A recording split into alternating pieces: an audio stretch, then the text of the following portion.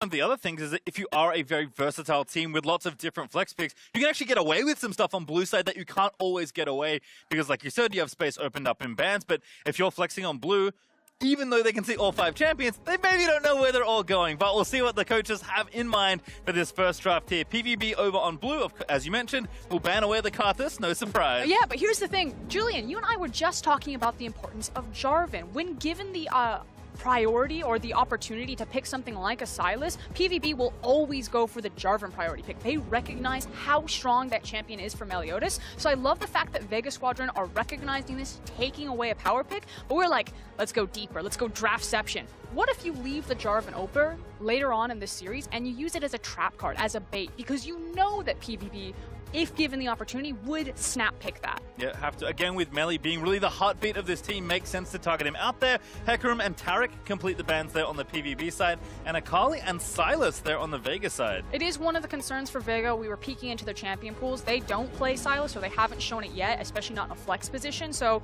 it is, again, kind of one of those really scary things. Maybe that's why they're hesitant to go to blue side. They don't want to have to ban those champions from the blue side as well as the red side. Well, heard about flexes already, but there's Jace first pick. Good champion for both Zeros and Null.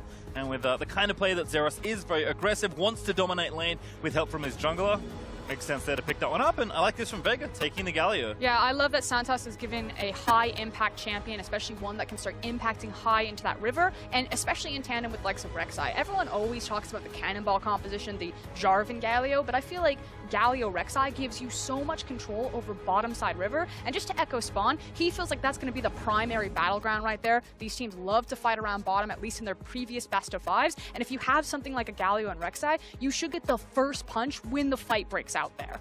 So Nautilus and actually Kai'Sa there for PvB, so I believe that's the first Nautilus appearance for Fengfu Buffalo this tournament. Curious to see where that goes, but I would guess Null, and is answered in kind here by Vega with Aurelia, who was left open. So far, so standard for both these teams. Yeah, and I'm actually really interested in why PvB decided to reveal both their solo lanes, because I agree. I think that it is Null taking the Nautilus, and Zeros has been the Jace player for this team, so you expect that to go into the top lane, unless there's a wrench that they throw into everything, and maybe that is Pallet taking the Nautilus down bottom. But, you know, revealing your solo lanes this early, you either just have faith that you can mechanically 1v1 or just muscle through most matchups, or you're just deciding that maybe it's a weird pick for support. I mean, winning bot lane has been very important.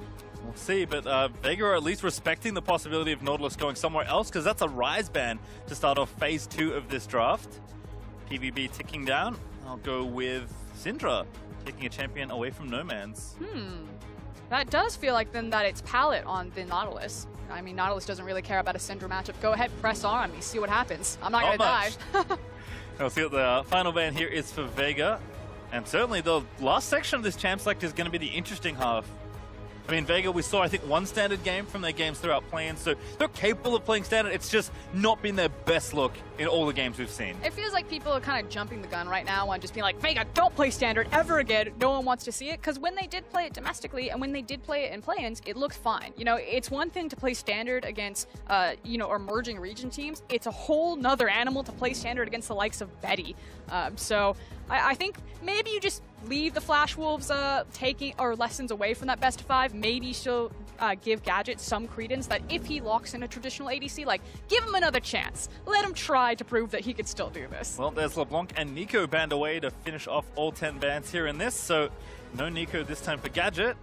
Maybe expecting something like a Varus. We've seen a decent amount of that so far this tournament. Will be Zoe, though, taking that away from Null. Again, giving him a lot of credit for this Nautilus flex. But still also then hiding the fact that Gadget hasn't locked in his champion, so there is still a possibility that it is something weird, something a bit more abstract, or maybe one of his traditional mages that he likes to take down there. Although No Man's is typically their Zoe player.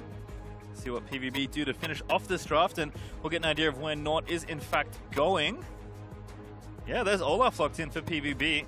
So Meliodas going to take that one into battle. So really wants to contest. The top side of the map for PvP between an Olaf and a Jace is absolutely disgusting. So Vega Squadron, it seems like the blueprint has been laid out for PvP. This is going to be about the top side of the map, the ability to snowball there. So just start grabbing your resources. Maybe grab something that can contest for the wave, like a Varus, and try to take control over bottom. Well, Orianna the last pick, and that is actually the first Olaf for this MSI. So Meliodas mixing it up. Probably didn't want Lee Sin versus something like the Rek'Sai, but also revealing that is very likely Nautilus there in support, because that Orianna last pick for Nort seems pretty likely. Last pick, of course, is Jaime, so they leave it all the way to the end there for Gadget. So it's not the standard ADC. I called for the Varus, but it is a very similar champion and what his job's going to be for the lane, which is to find that push priority. Now, the thing about Gadget's Heimer is that we had some questions. Was he just using this to deny it away from Saros when we previously saw it against Detonation Focus Me, or was he a Heimer master? And the amount of skill shots that he was able to block with pulling up towers, his 3,000 IQ play of placing the turrets and then using the blast cone over the wall into the dragon pit. This guy is a Heimer master. Yeah, it certainly wasn't his one of first 5 Heimer games. Just seeing what happened there. No, certainly first time Heimer, no guys. way around the champion. But I mean, Vega kind of kept us guessing there towards the end. Thought maybe it will be something like a Varus or a different marksman there for Gadget. Instead, they do get the Heimer. It falls all the way to last pick.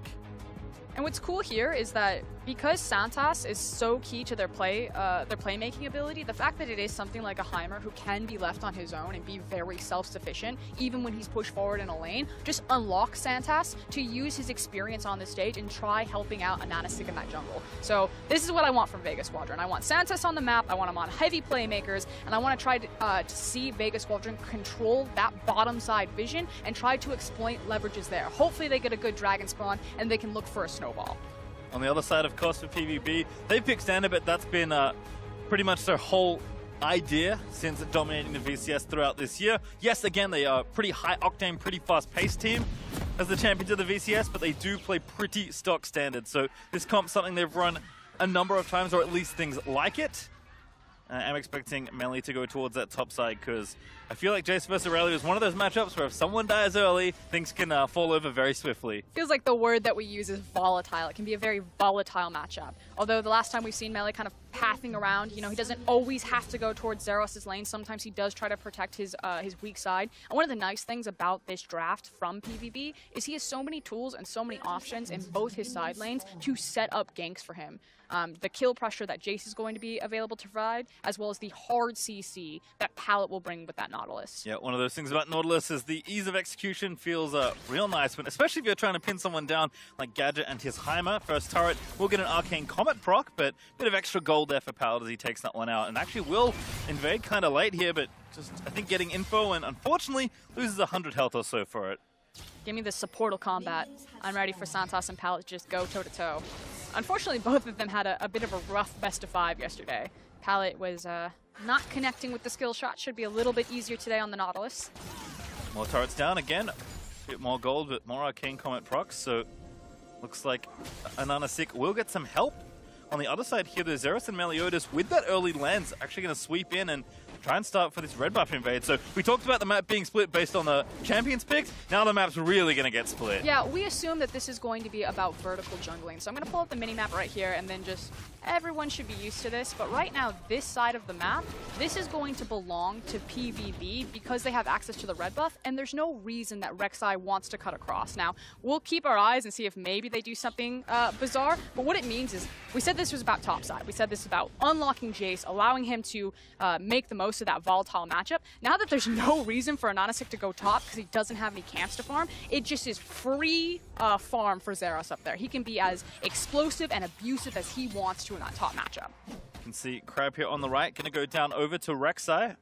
He's going to try to 3-buff him. Yeah, Meliodas actually pathing down back towards his own Raptors here, so already took the red buff and the Raptor camp away from the Vega jungle, and is actually going to get away with his cross maps through mid lane, and Nanasik's just forcing himself back to the blue side jungle. And that's the key thing, and it's because of the wave pressure that Big Koro and Palette have. Now oh my god, Heimer! Trading back a lot. Lasers. I thought the hook was good from Palette, but loses the trade in epic fashion. Okay, so it was really good until that moment. Palette's gonna hopefully walk it off, but losing your flash will certainly hurt. But it's just like you're saying, the fact that Olaf went cross-map across mid lane, they're going for it. Stun lands in. Arcane come up. Procs. Palette looks to be on the menu, but first blood. But Big Koro finds the explosion, takes down the support, and that's first blood PvP. It felt like both teams didn't really know how much damage they're going to do. I'm looking at Palette. I'm like, I don't know if you want that one, but they didn't have the cooldowns to follow it up. But hold that. A Nanasik now looking mid. Yep, Null maybe the target here.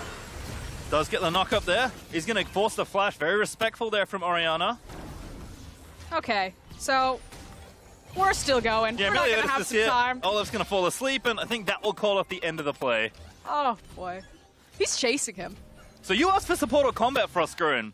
You have gotten it. Just maybe not as early as you called for. I was so interested into how these jungle matchups were going to go over. This is so bold from Ananasik. You should not have access to the scrub camp. And Zeros is like, what are you doing? You can't walk up here. I have the rotation. Speaking of rotations. Here comes Pallet. No Man's ready with a flash. Puts him to sleep with that hook. Massive blind there. The ignite down onto Null. No Man's trying to hold on to that flash, but I'm not sure if he's holding on for it to too long. Does flash out from under the ball. Gets out safely, but a nice roam from Pallet. Everything's on fire. That's how this game is going to be. I was like, what kind of best of 5 we're going to get? Maybe if it's PvP, maybe it's very fast, it's very furious. Maybe if it's Vegas Squadron, it'll be a little bit slower, a little bit controlled. But everything is going for, you know, on fire, hardcore plays. We're looking to trade kills. And again, Santos just didn't have any health. I think you thought as soon as that grenade landed that was a kill for Heimer, but he didn't have any turrets in the area. That was all the laser damage that won them the earlier trade. Gadget just must not have had it on cooldown, because that, to me, I agree with you. That looked like a moment where Vegas should have gotten first blood. And anytime you have a champion like Heimer injected into these 2v2s, you're really going to test how well people know the trade patterns of these types of champions. And frankly, it looked like neither side, except for Gadget, really understood what his full capability was, because Santos goes in, he doesn't need to look for the trade back right there. Pallet was curious how much damage he was going to absorb, but at the end of the day, Big Koro and Pallet, Kaisa, Nautilus, probably a bit more standard, figured it out in the end. All right, well, as we take stock of what's happened in the first 5 minutes of play, CS is pretty even across the board, but that first kill will give PvB a gold lead of about 1,000. Meliodas supporting his friends down here in the 2v2 is just going to sweep out the vision and make sure nothing else happens, but much faster than we might have expected here. We kind of think about how these two teams made it to this spot, playing in their group stages. Group A felt like the much faster one, Group B not so much, but it's breakneck pace to kick off the series as Zeros may be in some trouble. I think that this would be a little bit ambitious, just because Zeros has access to his flash. Maybe if he uses his knockaway right here. Gonna hold on to it for now. Zeros trying to win the trade, but Boss just stands his ground and auto-attacks him. And Zeros being out of mana likely has to TP back here. And as the Rek'Sai lying in wait, pops the Pracy, gonna cancel the recall. Now what do you do, Zeros? Now you pray. I mean, waves coming in, there's no jungler, no TPs up for your team. Or I don't think they're gonna let him go. I guess just can't see anything, so it's worried the jungler's already here. I guess you just walk that one out, and that's what you're saying, Pastry. It's the fact that he doesn't know where Olaf is. Meanwhile, Meliodas is finally going to show an award, so you bet Ananasik is kicking himself now, having vision of where the Olaf is and saying, oh, that was my kill. I could have expended the flash, or I could have expended the kill or the reach for that. And instead, Zeros comes back up, TP's back with his tier 2 boots, and Boss will do the same, although currently he's going to hold onto that TP. The only prize for Ananasik is that Wolf Camp that he'll take away, but Olaf already putting a control ward down into Vegas Squadron's blue jungle and going to take down this Grump. So we started out with a strong side of the map, Medic. Thank you for explaining that to the viewers in Countdown. For top side for PvB, but now as Meliodas has kind of turned everything on its head and he's trying to abuse the lack of summoner spells for Santos in the bot lane and abuse the pushing power and kill pressure that Big Koro and Pallet had down bottom, he's starting to blitz into that jungle and carve away all of this CS. You can see the disparity is opening up between the junglers. 44 to 31 right now. That's actually a big deal this early on in the game. You also see that Meliodas, despite the loss versus Team Liquid, still some pretty decent stats. I called him earlier the heartbeat of this team. He really is there when almost anything happens. I think has like 75% KP over the course of the tournament, and you can see 70 in that last series. I mean, if he's not the heartbeat, he's certainly the spark. He's where everything really starts and turns into a full flame for this team. Well, also some coverage being provided here by PvB for Zeros, but it's Pallet instead that's found his way up into the top side of the map, going for a bit of a roam. Blue buff also going to be attempted steal here for PvB. Looks like they'll get away with it too. Smite, though, forced by Meliodas. And it's how they're playing with information. So the fact that they were able to do that despite not having access to Pallet behind them since he did look top, you can see that Vegas Squadron are, we don't know exactly where everyone is. Let's play this one cautiously. Our jungler's in base right now, so it's not worth like a hard contest. But you have to think, if they knew Pallet was top lane, if he had showed, maybe that's a very different setup. Right now, Zeros just going to clear out the rest of these minions. Boss actually going to, no, not go back. Cancels that recall as Pallet Hooks back onto a wall to find himself next to his lane mate and get a bit of gold there, proccing the Targon stack. Also spy a Bilgewater Cutlass in the inventory for Big Koro. So we've seen a lot of Storm Razor first on Kai'Sa, but this is kind of a departure from that, likely looking for Blade of the Ruined King first here. I also think it helps that when you're dealing with that type of poke that Gadget just placed onto Kai'Sa with the rockets, that it helps to have the life steal and the sustain in the lane phase. So he can sit back here, just try to farm up on these creeps as the waves are constantly crashing into him. Another good hook there for Pallet. Gadget, though, does have the ulti ready. Big Koro charging in with a killer instinct, flashes forward, grabs the kill, and now it's Santas that's in trouble. Pallet hits 6, he pops the depth charge, and Santas, it's goodbye and a double kill for the biggest of Koros. The immediate burst damage that came out there, the fact that Big Koro didn't hesitate, pulled the trigger, and pushed down this Heimerdinger.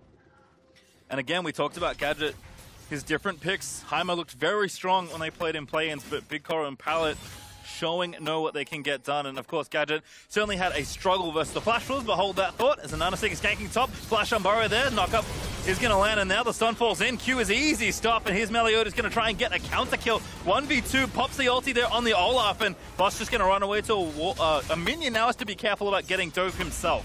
No flash available for Ananasig, so it would be a little bit harder to execute, but we'll see if Meliodas just walks up. Chilling Smite, forcing the flash. There's the ulti out. Meliodas looking to go down, and there's Boss finds the second kill. Just frankly greed for Meliodas right now. There's no reason, just apart from the tower. He wanted the EXP. He wanted to see if maybe he could get a couple of pot shots with a fadeaway axe, but in the end, it smashes him. Now 2-0 on this Aurelia. So again, a matchup where we thought Ceres was at least looking good in those trades. Boss springboarded up in that 1v1 as he picks up the Tiamat and walks himself back towards the lane. And again, I kind of want to focus in as things are settling on the top side. I'm not back to the spot side. Something that's really cool about how this Nautilus is going to interact with the Heimerdinger is now that Heimer has completed his Lost Chapter, although I may have to hold it, it's Santos looking for a gank, has flash.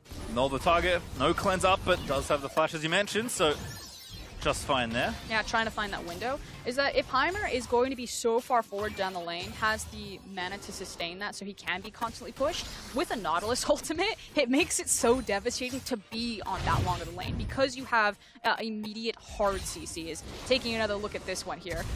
I mean, they tried something, but the CC was there. Easy follow-up, and then just a quick Q there from Boss to finish it off. This is what you're mentioning, though. Greed here from Meliodas. Yeah, and, you know, maybe he gets a hold of Boss. He's able to turn that one around. Now mid. To no man's forced to flash away, but there's the follow. Killer instinct again from Big Koro, although it's Null that gets the credit. Big Koro is unlocked and ready. Yeah, this bot lane, we talked about maybe in the 2v2 they can find some traction. Well, they did that, and now they're moving that advantage over the map. Again, Nautilus, a champion that we maybe expected to rise in priority. Support, you don't get as much damage, but the CC is still certainly there. But this is what we wanted from Santos, who has the, superior roam support with the Galio versus the Nautilus. He wanted him unlocked from his lane, assisting with dives like that. But unfortunately, just hasn't found the same traction that Pallet has. Decent block there, using the turret. Now a TP coming in from Vega. Pallet going to be the target, ignited by Santos, his boss. The big strong member is going to try and get himself a gear. Nautilus, close but not there. Gadget, though, finds the missiles. Now a 2v3, make it 4v3 as the rest of PvP have made their way down. Santos channeling the W to try and buy some time. There's the Vanguard dead from Boss, but it won't delay the death of Gadget. Now the dive coming out. Not going to follow just yet, but have to be careful here for Aurelia. But again, Big Koro picking up more of these kills. Now 4-0 on the Kai'Sa, has the completed Blade of the Ruined King, probably going for a 2-item power spike as we normally see on Kai'Sas. Just a bit of a different order here, and picking up more plates. So this is right on track for PvP to start running away with this game. Yeah, plates go over as Zeros and Big Koro collect some of that gold. Boss will stay for the wave because Gadget decided he's had enough of that Nautilus. He's going to move from the bot lane in towards the top. Rift Herald also channeled. Nanasig did at least get that when all the bot action was happening. I'm just curious, normally when you make a play like this and you give so many plates over to a champion, it is something like a Kai'Sa, maybe one of your top laners, an Aurelia or a Jace, like that feels so impactful. On the likes of Heimer, I don't know the champion intimately well enough to decide if that's a good call. Like, we just gave Gadget all of this gold, he's already far behind. It feels like he has a lot of not utility, but like frustration built into his kit that he doesn't necessarily need to be that nuke, but we'll now pay attention to Gadget. His team prioritized him there with the Rift Herald call, and he better start hitting really hard to get him back in the game. Yeah, Boss also in trouble, currently in a bit of a situation, although Pallet now has found the friends of Vega roaming down, but everyone here together as Fongbu Buffalo trying to find a kill, won't grab it, but will at least try and pressure for a second turret. Oh, they're first, actually. Yeah, just trying to get some control over this area. Unfortunately, with no dragon spawn, I think PvB are investing a bit too heavily down bottom because Vega in the last 3 minutes have actually made better map rotations, I feel. Yep. Not necessarily winning in the skirmishes, but taking down top tower and getting a good chunk out of mid. Certainly one of the things that Jaime is good at, as he does drop the ulti turret to get a decent chunk of damage onto the turret and collect himself yet another plate. So despite being down about 20 CS or so, does have a large influx of gold, and a Luden's now completed there for the Heimer. It's just kind of one of those things where, you know, if you see a Ludens come out on a champion who is struggling to find the wave clear, you say like, okay, that felt worth it, that felt good, because now we can at least get free priority. On a Heimer who already kind of naturally gets the priority with his towers, again, I'm all eyes on Gadget. The team made a conscious effort to try to get him back into the game by feeding the gold or funneling resources into him, and I don't know if that's necessarily the right call with these different champions. Yeah, again, if they continue to pay attention, I think Boss, who is ahead in this situation, also might wish that he had some support around him. We've seen that Zeros is capable of playing when he doesn't have support, and, you know, still making sure he plays safe enough to not do too much silly stuff.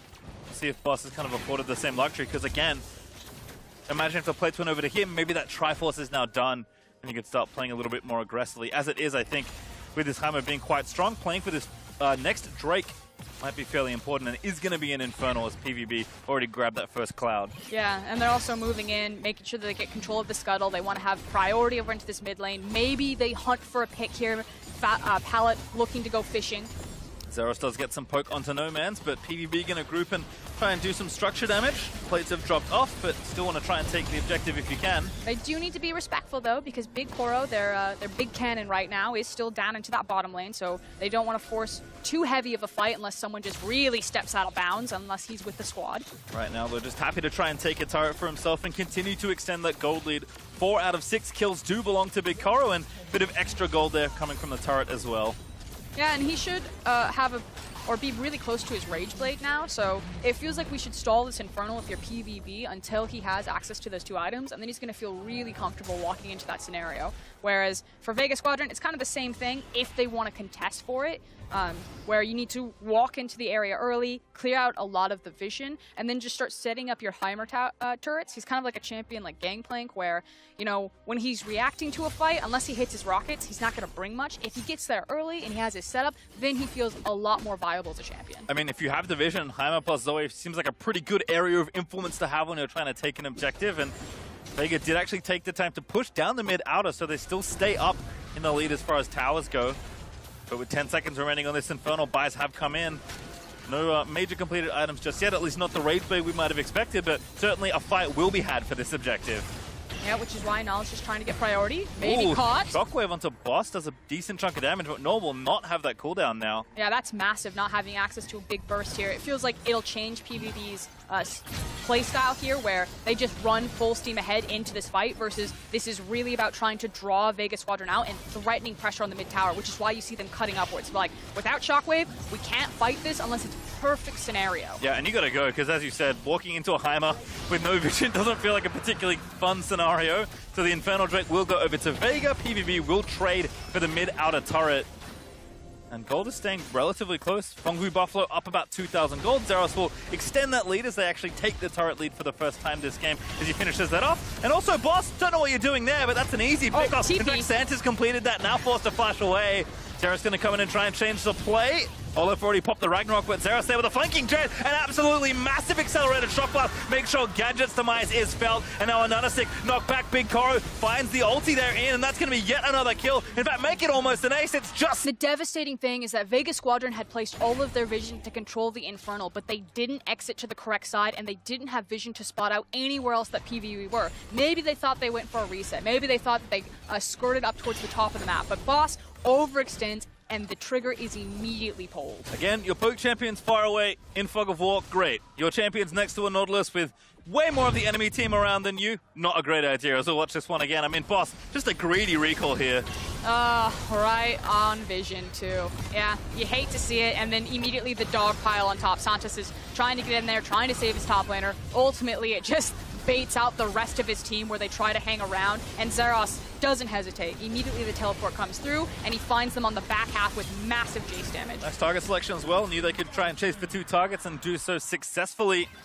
Fengfu Buffalo certainly have not lost their luster for blood throughout this tournament. It's my favorite type of team. And watching Fengfu Buffalo, we were having this conversation earlier, Pastry Time. I was like, you know what they kind of remind me of? They kind of play a little bit like the Flash Wolves. Yeah, Flash Cubs. Yeah, where they unlock themselves really early from the lanes. They like to skirmish. It feels a lot like rotating priority around plates and rotating priority around Rift Herald, especially early on. And I kind of have a feeling that if you are Team Liquid versus Fengfu Buffalo, and you are Vega Squadron versus Flash Wolves, that it makes sense that you would cross-scrim. And so I assume that PvP probably scrimmed a lot with the Flash Wolves. And again, if that team was good enough to pretty convincingly take down Vega, at least in this first game, warning bells are starting to ring a little. Next streak will be up in a few minutes. It will be Infernal number 2. Fengfu Buffalo up about 5,000 gold. Pretty substantial, as we're not quite at 19 minutes through this game. And again, Vega, despite all their creativity and the way they were able to pick up the pace throughout their playing group stage, they were not as good when behind. And I think the long game they eventually lost over to Mega is kind of a sign of a team that when ahead, they seem good. When behind, they can maybe struggle to find their way back into the game. And the reality is like you were just saying, there was only one game where they really fell behind, so they didn't get a lot of immediate practice with it on this international stage. And specifically for this composition, it just hurts. Whenever assassins like, not assassins, well, no, I'll call Zoe an assassin. She's a mage, assassin, wave clear, priority, utility bot. She's fun. She's not fun. That was sarcasm. When you have someone like Zoe who doesn't have 100-0 kill pressure on something, she loses a lot of her valuability across the map, where she just becomes kind of the utility choke bot. And so maybe that's why they decided to prioritize Gadget, like getting access to gold so he can do really nice line damage with his rockets. Because think about this. If Nomans isn't able to kill anyone on PvB, which a lot of them have shields, a lot of them are naturally tanky, he's basically looking for Kaisa, and hopefully that's it, then you need to have the follow-up damage from the Heimer, that if a Sleepy Trouble Bubble lands on someone, something has to nuke someone. Well, looks like PvB are setting up for this next Drake, up in a minute 10 for the Infernal. And Vega Squadron very bold farming in their own jungle here, to be honest.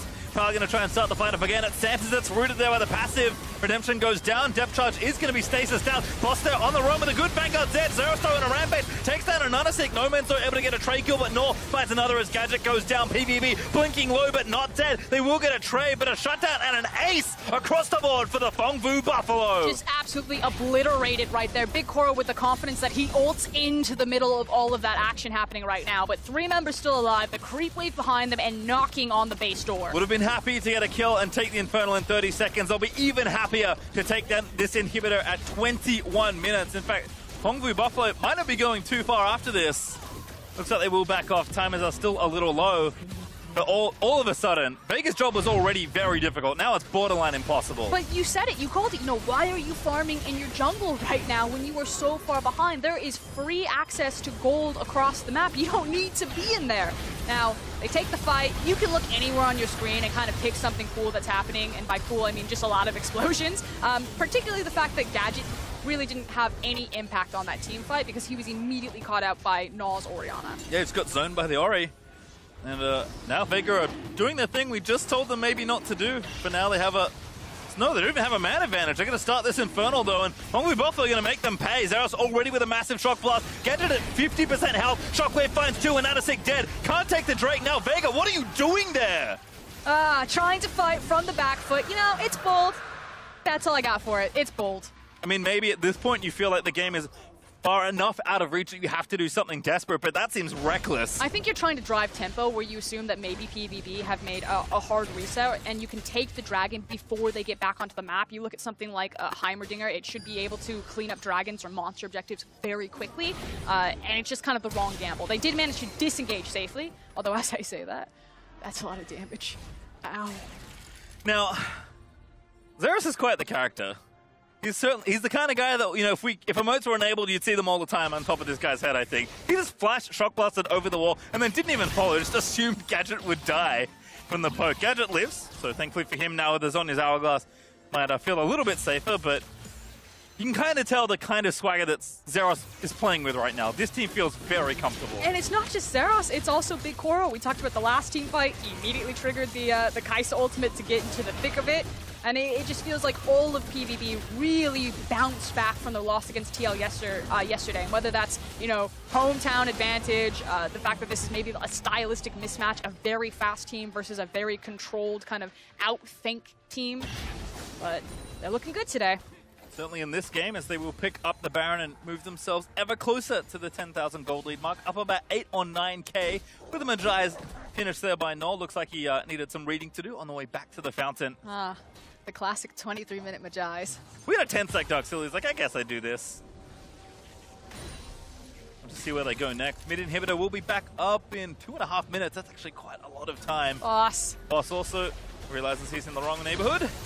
Does get the stun down, but just, you know, pressing his buttons, I think, at that point, as they'll take the blue buff away and look to try and start the push here on the bot lane, as Xerath's going to run down and escort those minions in with the Baron buff. Yeah, it looks like we're pivoting between mid and bot lane, although that was a pretty healthy chunk taken out of Pallet, so maybe hope still left there for the Vega Squadron. Again, if you're going to get something done, you have to do it from a distance or find a pick-off if someone from the Fengwu Buffalo are too far forward. To their credit, they've played pretty disciplined, I have to think, this game. Been nice and well together, taken opportunities very swiftly. And again, if you want to compare this team favorably to the Flash Wolves, they're a team that, you know, pulls the trigger as soon as they see an opportunity, and I do see that kind of crispness in this first game for PvB. It was one of the nice takeaways from yesterday's series between Vega and Flash Wolves, is that it felt like PvB have a bit of a Flash Wolves light-esque style about them. Again, opening up maps, very skirmish heavy, rotating around and skirmishing over monster objectives. All right, well, Vega will give up that inhibitor tower. Guess they don't feel like they can fight for this either, but at this point you're running out of things to defend in your base. Don't think you want to make your last stand at the Nexus, but Fengwu Buffalo move in, take the inhibit bot, and they're going to move out. Pallet tagged, but he's fine. I think an issue is, you know, how do Vega Squadron even try to set up or prepare for a fight at this point? Yeah, you kind of are just watching your base get eaten alive right now. You're watching a house burn down, but you know, unless No Man's really tags significant damage onto a target, they don't have a lot of consistent hard engage. It's, you know, an Anasik, good luck. We will remember you fondly. Go in. And then Santa's usually follows and probably meets the same fate. I mean, they have cooldowns up. They can maybe try and look for a flank, but even those control wards moved up to support that seed from PvB. Just again shows this is a team that does their homework before they, you know, attempt anything too risky. Yes, they go at you quickly when they're trying to end the game or start an objective, but still make sure they do the little things first. And in this game, at least, it's merited them an absolutely massive lead. I was curious what Little Gadget was up to right there. I feel like some fun. He was trying to. I actually think he was trying to assassinate Big Koro. He had an Anasik behind him. Speaking of that, Boss is going to get 1v1 by Xerath. Top lane matchup, which looked good when Boss was 2-0-1, is now certainly not that. Is it a 1v1 or is it an assassination? I feel like I think if you have a Dustblade and you get a kill in a 1v1, I agree with you. It is an assassination. I just feel like if you never get the opportunity to punch back, that's not a fight. It's a stealth kill. All right, well, top tier 2 is dead. That's 8 turrets to 2.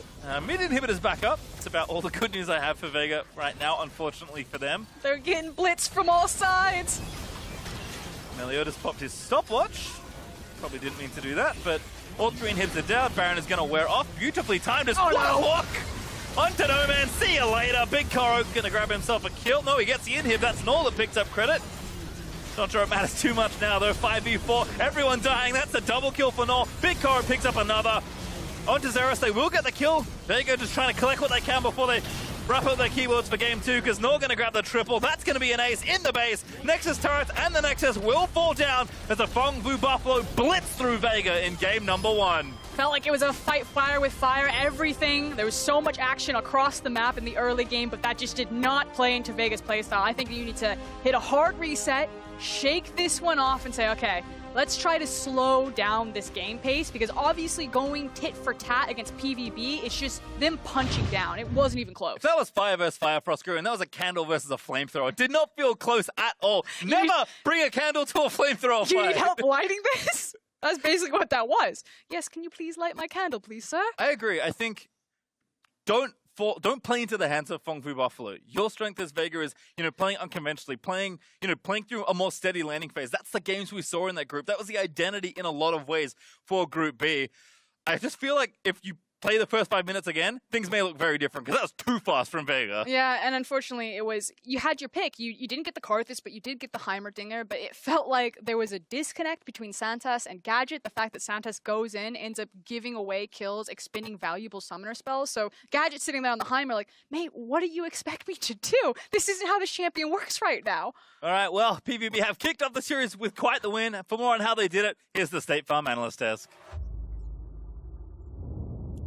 Thank you very much, Pastry Time. First win goes over to PVB in a smashing game one here against the Vega Squadron. Champion Select is where we're going to start because, of course, as we were talking about these two squads, it was the more standard-oriented PVB that we think would adhere to the meta versus Vega. And how many tricks do they have up their sleeves when it comes to Champion Select? They did get the Heimer. I mean, they pulled some tricks out. I didn't hate it. We saw a lot of flex picks, you know, like Spawn and I were saying. The whole first half of the draft had 3 picks as well as 2 bans that were all flexes, so you can see the importance of them. It was just what they did with those flexes I'm not quite sure was right. Yeah, and I think that there were criticisms in my eyes of both drafts here. I didn't really see the place of the Olaf if this game slowed down at any point coming into a comp that has a Zoe as well as a Heimerdinger. That seems like a pretty difficult late game comp to navigate if you are playing Olaf. And then you could also maybe say Orianna as well if it didn't have such a brilliant laning phase. There were windows for Vega to win, but the game comes down to execution at the end of the day. And when you have a look at, the first 5 minutes of this game, you can just see such glaring flaws in the way that the approach was there for the Vega Squadron lineup. In particular, we got to look at the bot lane. We called out Gadget and Santos as possibly being a liability for this squad, and they were exactly that in this game. Credit to Big Koro and Pallet, though, for abusing that kind of disparity in the 2v2. Yeah, Pallet was an absolute monster this game. It started off very early on. He made one mistake that ended up actually working in their favor. He took a hook in, at a Heimer like level 1 and was like, oh, I lost all my health. And so then after that happened, though, the enemy team thinks, okay, we can kill him. And you heard Frost saying, this is not what Heimer does. If they had waited for one more level so you can actually combo with your Q better so you get more laser beams out, you can kill people. But once it started going in their favor, Pallet's completely unlocked. Yeah, and this is kind of where he becomes the jungler almost from the squad. Visits mid lane, gets summoner spells, goes top lane and protects Zeros while he's pushing out the map. The ability to translate a lead around Summoner's Rift is something that is quite difficult to do at times, and Pallet did it pre-level 6 as a support. He's top lane at level 4. I love it. No wonder he picks up MasterCard Player of the Game for this one. You mentioned it, Mark. Maybe his highest deaths on his team, but that was because of the plays he was able to make across the map to help all 3 of his laners get ahead. Right, and that's what's so impressive about it. It was all 3 lanes, that bot lane as well, going back down, finding more kills. And the reasons he was topside, it was like, this is a jungler's job. Your wave is pushing in, your top laner feels a little exposed. Your jungler should be up there protecting him. His jungler stealing the enemy team's blue buff, and he's topside. And that's what I was going to say. This is Fongvu actually setting up multiple areas of the map at the same time. You would expect if he's coming off a reset and they are going for a blue invade, that he's coming back bottom lane, that they're looking for that play. So, maybe some potential review there for Vega to do. If you don't have information, maybe search for it. But that's what they're doing. They're like looking at the vision game of Vega on the bottom side of the map. They're saying, this isn't good enough at the moment. We're going to look to abuse this. And kind of negating some of the strengths as well of the lineup. They had some slip-ups like Meliodas, like just charging in kind of at that first top lane gank was a little bit strange. So it's not like it was a flawless performance. Flash shock blast over the wall for kind of no reason, but still oh my God, don't. That was a baffling. Take it, put it in the jar, never see that again. But when it mattered, they played a control style to League of Legends. Right, and all of those early kills across all 3 of the lanes also netted CS advantages for at least Null and Big Koro. Zeros did, of course, fall victim to that early gank, which gave the Aurelia a bit of real estate to work with, but ultimately just that one lane wasn't enough for Vega Squadron to get anything done. And before that gank was successfully completed from the Vega Squadron lineup, that was still a positive 12 CS gap for the favor of the Jace, and it was quickly wrestled back as well. This is a Fongvu lineup that looked like they had control of all 3 lanes and were pushing forward on the map. And I think one of the most evident things was that with that lead, or that they had secured themselves there pre-20 minutes, they did exactly to That's Vega. Why he's the best flex pick, right there. 21,500 damage. That's why he's number 1. There you go. Point for Spawn on the flex pick tier list. He had Aurelia higher than me too, though. And it got slammed by the Jace. So what What's going on? It's not a good matchup for Aurelia. And how about that Nautilus, that mid lane Nautilus, that could be flexed to support that neither of you decided to And throw jungle, up on the list there. Yeah, And he can jungle too now. Look at that. that was like a multi-flex at the same time. I think, as we said, flex picks are super important, Right. and at the same time, you had Vega Squadron trying to do it a little on their own, but just not. The concern is like what you're getting with it. It didn't feel quite right. Like the Heimer lane could have worked if they played it a little slower, maybe. But then how does their comp all come together? Where you have a Zoe which is picking, and Aurelia that wants to go in, a Zoe or a Heimer doing that's like a kind of an early pressured control champ. See, I actually saw how it came together because I was thinking if they get ahead, face checking this comp with Heimer turret, Zoe bubbles, and the catch potential of the AoE taunt from Galio is incredibly potent. They have great setup around objectives, and one of the strongest split pusher if you're able to accelerate the Aurelia. But then you look at the kind of checkbox that you have to go through, and then you evaluate your opponent. Okay, so we have to be ahead of the team that has the best early game in the whole of the play-in stage that was willing to throw down with TL in that early game and looked impressive. I just think that they've gone towards the wrong kind of bucket when they're picking it. Pick some scaling, just like kind of let the game come to you at some point. Well, right, yeah. You're like, we want to get ahead and have objective control, but you have two losing solo lanes, so it's like, it's going to be kind of hard. And then, yeah, the bot lane went south too, so it was a problem. All right, well, things look good for PvB following Game 1. Vega Squadron have selected blue side going into Game 2. We'll see if they can build a comeback versus PvB when we return. Gadget though does have the ulti ready. Big Coro charging in with a killer instinct. Flashes forward, grabs the kill, and now it's Santas that's in trouble. Pallet hits 6, he pops the depth charge, and Santas, it's goodbye and a double kill. Now a 2v3, make it 4v3 as the rest of PvB have made their way down. Santas channeling the W to try and buy some time. An absolutely massive accelerated shock blast. Make sure Gadget's demise is felt. And now another sick knockback. Big Coro finds the ulti there in, and that's going to be yet another kill. Zerostro in a rampage takes down another sick. No Man's able to get a trade kill, but Nor finds another as Gadget goes down. PvB blinking low, but not dead. Not sure it matters too much now, though. 5v4, everyone dying. That's a double kill for Nor. Big Coro picks up another.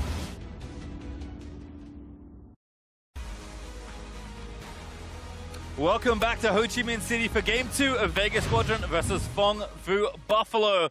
Vega is selected blue side for this time around for Oscurin, and again, we talked a lot about how Vega's draft is going to be a big thing to follow throughout this series. I think for the first time in a while, actually switching back over to blue. The surprise picks, the last picks are not working out for them. The Heimer didn't go as expected, and because I feel like you know where it's going to go, just take blue side. Try to get like a big, strong priority pick, whether that's the Jace for you, whether maybe you're trying to expend that on something like a Hecarim. I expect it to be something for Boss's champion pool, simply because No Man feels like he has a wider, effective champion pool, but we will keep our eyes on it. I want some sort of change up here. I'm kind of done with the Gouda. I'm done with the grilled cheese. I just want like some nice vegetables from Vega Squadron. Give me some standard.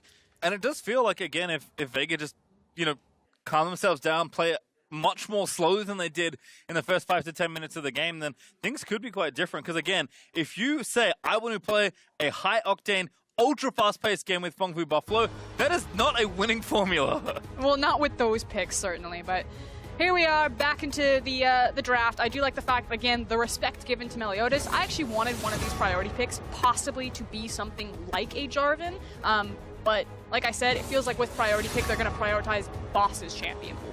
And a blue side Silas ban, kind of continuing to add to the idea that I don't think they play the champion, or at least are comfortable enough picking it here, so they will ban it away. PvB, though, go with Karthus and Hecarim, so as you kind of mentioned, we normally see some more quote-unquote required bans on the side of red, but PvB just going for target bans right now as Akali.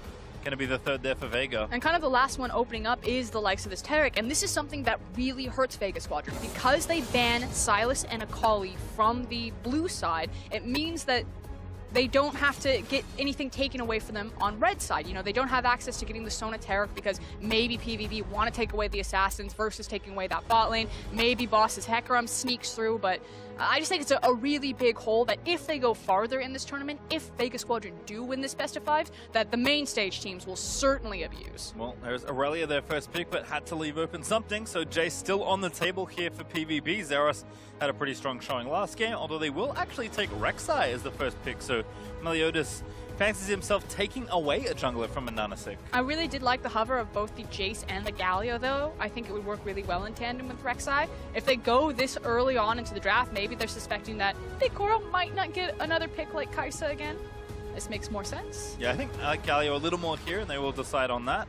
Big Koro certainly, though, can't fault him. Had a monstrous Kai'Sa game in the last one. So not a bad man to get the champion. Okay. Sejuani, Braum, though, Vega, I think defaulting back to the Freljord. Okay, here we go. I'm feeling much better about this one. So something that I really like about Sejuani is her ability to contest forward Scuttle Crab, because she does have a surprising amount of burst damage onto her kit early on due to her passive and just kind of how like her W and her E and that ridiculous damage is going to work out. And so if you get things that can either skirmish like an Aurelia or have wave priority, you can get absolute control over rivers with someone like a Sejuani, who most people think doesn't really come into impact until post level 6. Also pairs up nicely with that Aurelia, which we heard Spawn talking about earlier when they did well this as segment Braum. on FlexFix. Makes sense. Yeah, absolutely. So again, lots of good, straightforward CC. We saw Nautilus do wonders for PvB in that last game for a lot of the reason that when you find something, it's very easy to take an opportunity. However, bans are now kicking off in Phase 2. Kai'Sa was the last pick there in Phase 1 for PvB, and Gadget will continue to lose champions from the bot lane. But I don't think they're going to ban the Heimer from him. I think if he wants to, that would be the option to go for. I would love to see a more traditional ADC, something that would pair a bit better with a Braum, be able to follow up on the concussive blows versus something like a Heimerdinger, which I think we're finally going to get. I think we're going to get standard League of Legends from Vega. At least in the this tournament, doesn't strike me as much of a Lucian player, but that's a pretty good way to bully a lane if you want to try and get aggressive in the 2v2. But we've seen 3 Varus games from him. That certainly strikes me as the champion you could pick here. Zeros, though, will lose Jace, as that's the ban from Vega. And one more ban now for PvB. We'll see if they do take your advice and stay away from the Heimer ban. It is interesting, the priority that PvB gave Big Koro and Palette in the draft, which I like it because I think Big Koro and Palette are having phenomenal tournaments so far, and you should just get right behind these guys, give them their comfort picks, allow them to impact the map. But coming into this tournament, you know, the big name that everyone wanted to talk about was Zeros. So the fact that you're in a situation where you grab the Kai'Sa and then you allowed the Jace to be banned away when you know that Zeros really can perform in that champion, I think is something to spot through, again, if PvB are the team that joins the main stage, where they'll stack their solo laners to help their bot lane get ahead, not just on the map, but in champion select. Well, there's actually Rise, so nice flex there for PvB. Have to feel pretty comfy that both Null and Zeros can play that champion. So now Vega have to finish off their draft. We'll see if they do opt for standard this time around, or if they want to show us something a little different. Is it going to be the Varus? Will it be the Lucian? There we go. It's actually the Lucian. So, yeah, pairing with that bot lane, everything is going down there. Everyone's dying at level 2, level 3. Might as well take a very strong 2v2 Lucian Braum. Doesn't get more stock standard than that. Yep, also, again, Nanasik, who we did see on the Sejuani in their series yesterday, hanging around that bottom lane for quite a while in that first game, so certainly expect him to be going there as well. Syndra also the last pick here for Nomans. That leaves one more for PvB. Oh boy. Is he gonna lock it in? How's he feeling? Again, Zera's certainly a player that likes to do this sometimes. That is Fiora locked in for the Fongfu Buffalo. Okay, very excited to see Fiora. I believe it was on the most recent patch that she was touched up a little bit coming into MSI, so you definitely know that this is going to be volatile, that one of these champions can pop off. But eventually, if the game goes long enough, Fiora will just take over any sort of side lane. Now, speaking of side lane, looking across PvP's composition, you got the likes of the Rise, got the Realm Warp. You can swing out with the likes of the Galio and the Kai'Sa, and then you have Fiora that can blow things up. So it's not just about running a 1-4, the possibility of constantly collapsing with so much cross-map mobility. Like PvP, you expect them to be high octane, high tempo, very mobile heavy, very skirmish heavy. This comp gives them all of the tools to do that. And on the Vegas side, it has to feel like, you know, I look between Sejuani and Braum, and I think I want to 5v5 where I can, or at least try and use that CC in the early stages of the game to get an advantage in the early game. Because for both these teams, charting their journeys throughout this tournament, you certainly saw that when they had a lead, they knew exactly what to do with it. And I feel like Vegas Wanderer's composition is much more dependent on kind of how things work out in the lane phase. I do feel that they have a lot of tools that they can contest for vision in the river, especially during lane phase with the likes of the Syndra, the Aurelia in tandem with Sejuani, you know, whether she's playing up top side of the map or bottom side of the map. And you really want to abuse some of these early either level spikes from your composition or 2-item power spike window. So feels like Vegas Squadron, they don't necessarily have the same scaling potential, but they really can take over this early lane phase depending on where they play their cards. Well, we'll have to see as the teams will spread out onto Summoner's Rift for the second time today.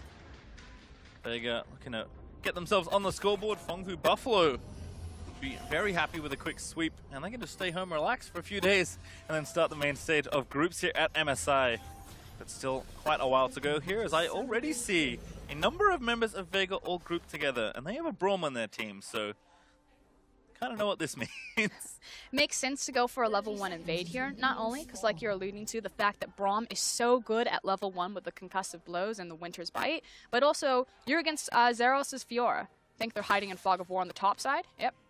Zeros, though, in the right spot. Lunges out of the way, does not get tagged by Braum Q.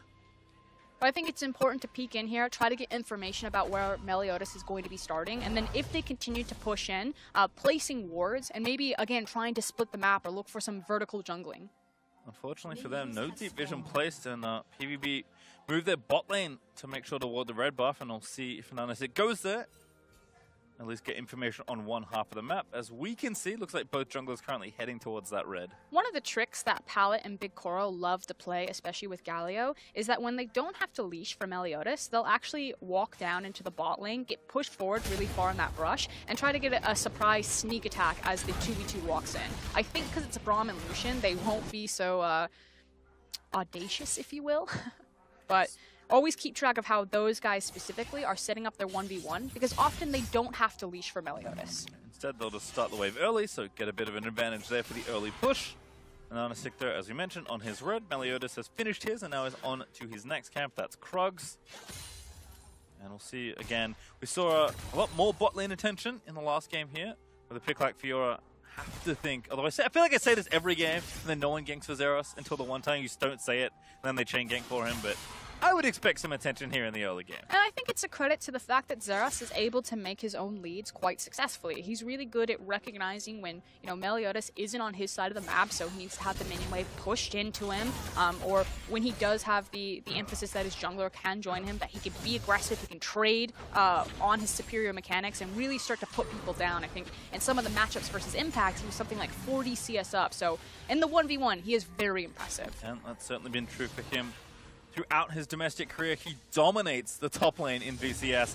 Of course, a very different set and caliber of opponents when you move to international, but certainly right now looking good as zoned boss off quite a lot of that wave, and right now looking 10 CS up, although I imagine that won't stay true as the wave eventually will crash toward. I want to quickly talk about the jungle pathing as we see Ananasig is about to secure both Scuttle Crabs here. It was a red into Krug, into Scuttle, into Raptor start there for Meliodas. And by taking your Krug camp so early, you reset the timer on having Krugs available, which is the #1 experience camp for the jungler. And so it feels like a kind of like a power farm type of pathing, although things getting changed up now as we're posturing for a gank. Yeah, not very far forward. Stun gonna miss though from No Man's. There's the root gonna run away. The phase rush procs as well. So now Meliodas knows he actually stole the blue buff away, which Ananasik does not know about yet. And I love this adaptation here. We'll see where Ananasik goes. He's walking into the mid lane to help No Man's push it forward in case Rek'Sai is still around. They don't have perfect information about where Meliodas is. And if Ananasik doesn't walk over to the blue buff, then he is going to get 3-buffed again by Meliodas. Yeah, I was going to say maybe 2 for 2 on 3 buffs here, and by the looks of things, as Meliodas cruises down towards the blue, Ananasik, without that information, will go to what we know to be the wrong side of the jungle. And what incredible adaptation. It felt like Meliodas was just going to go for the power farm, by resetting his Krug camp really early on in his jungle pathing. He can then just go for full clears, reset, walk back up to Krugs, and he's like, my composition scaling, I don't really need to muscle through this lane phase anyway, like Sejuani, this is yours. But as soon as he's giving information, he strikes. Actually a gank first instead. They're going to go in after the Braum. Santa's flashes away, but already ignited down. Stand behind Gadget, but the flash forward from Big Koro. He wants it. He will get it. It's first blood once more. So well done right there. A lot expended, but Pallet still holding his flash, and that's the key thing for me. The fact that they still have so much kill pressure in this lane, despite already feeding first blood to Big Koro, because Galio has access to the flash taunt. Also Xerath in top lane. Boss, gets slowed by the riposte. Those vitals in nice spots there as Xerath finding those procs. The CS has evened up, which I think we expected, but now Xerath has to play on his weak side of the map as Ananasik is up here in top lane. Xerath Does not have a ward ready, but I think suspects something might be happening here. Oh, he definitely suspects it, but can he survive it? Flash up. I think Rapost's still down, but he does have that summoner spell. Zeros moves over, dances on, the stun gonna land, the chain CC is good, and Boss able to grab a kill for himself. And the answer is no. He does not survive. It doesn't expend the flash, however, and does have access to TP. So we'll see if it's the scenario where huge 2 waves crashing into him. If he teleports back, this could be another trigger for Sejuani just to revisit the gank as we look back bottom. However, did see Meliodas sacrifice a potential buff to try and get a kill, and Big Koro flashing in, making it look nice and stylish. They did follow for the next kill, but could not grab it. This dive, however, going very nicely on the other side of the map. And it feels like a tale of 2 junglers. You know, as soon as information is giving over, someone is reacting to something on the map. Well, so far, again, Meliodas has won out in most of those exchanges. He actually went over, took the Raptor camp. He's now taking Krugs away. Zananasik is back taking Crabs for himself. Oh, actually going to be stunned there. Good flash stun by Nomads, and that'll secure a kill. This time, Melee was too greedy. Yeah, finally punish, and a good rotation there from Nomads. So just heads up, check if the Rek'Sai was hovering around, and picks himself up some gold.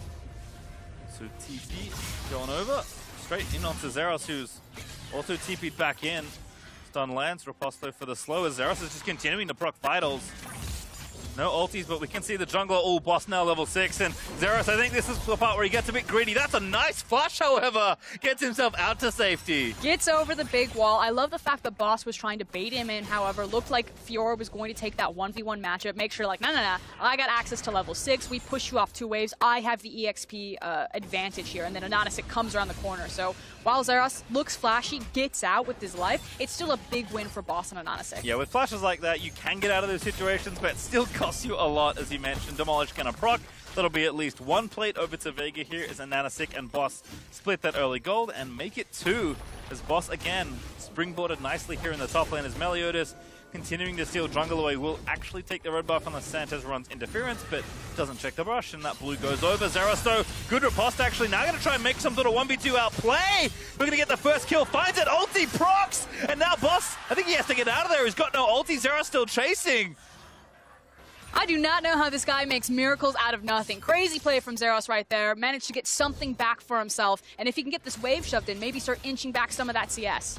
And again, with Meliodas, leaving his top laner just fine in a 1v2 situation, means that Gadget going to be forced off this turret, and plates will go over to Big Koro and Pallet.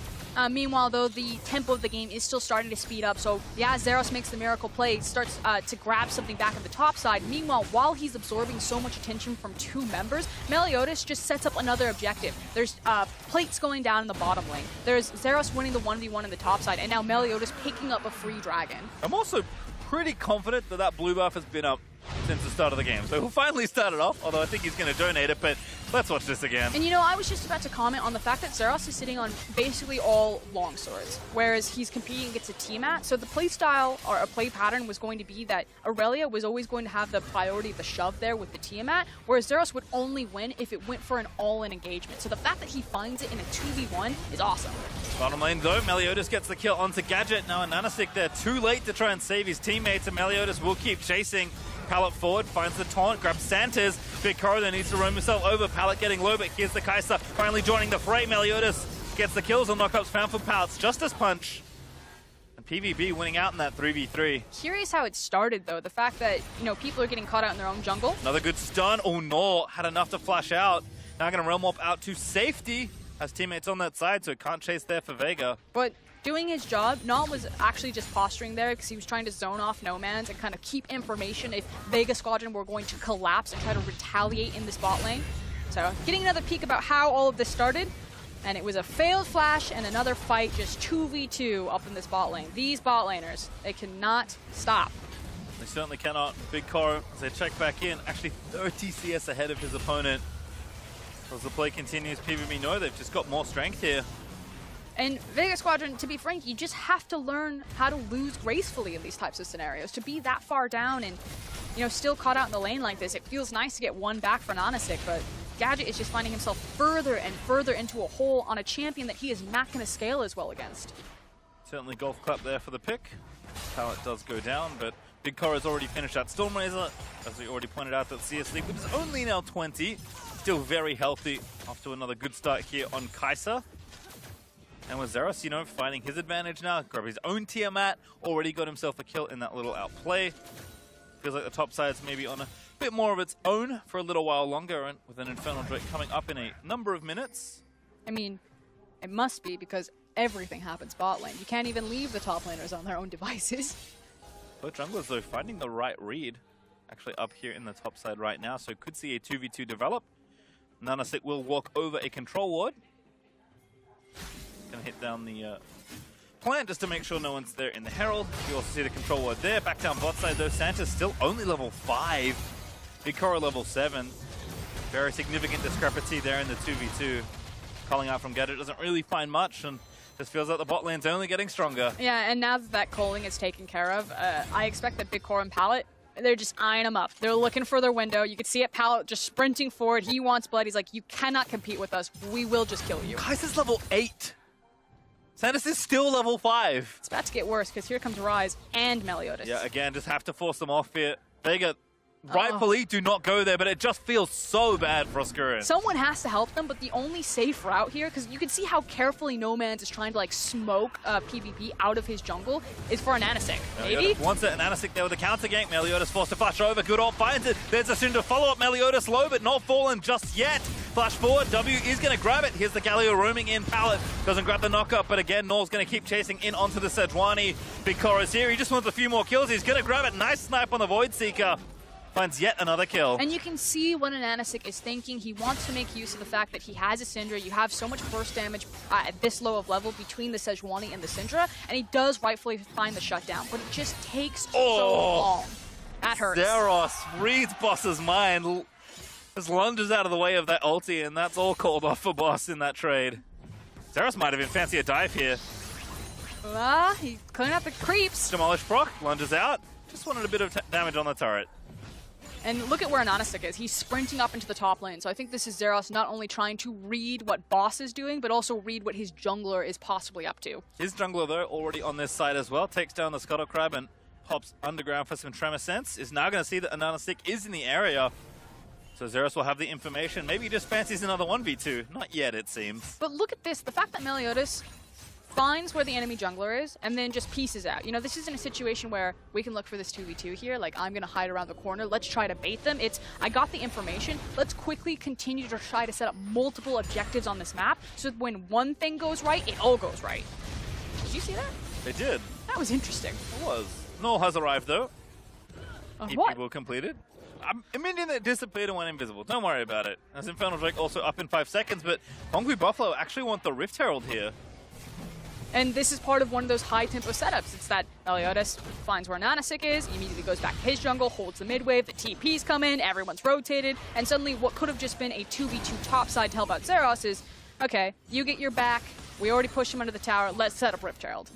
Speaking of Zeros, a man of one way in this 1v1, Ravenous Hydra now completed, so certainly looking for a 1v1 probably throughout most of this game. Great double taunt though from Pallet, but Vega might try and fight in. They find Meliodas, they need to snipe him down. That should be Rift Herald over, but the fight's still going to continue. Big Koro going to try and find them, pick up the Rift Herald over. He needs to pick up the eye. He does get it, but it will cost him his life. Nanasick is trying his hardest, though, to get Vega Squadron back into this game. 3-3-1 right now on the Sejuani. Managed to also secure the Rift Herald for himself there, as now mid. I take it all back. Zeros goes mid for the dive, doesn't need it as Null, able to find the kill with an assist over from the Fiora.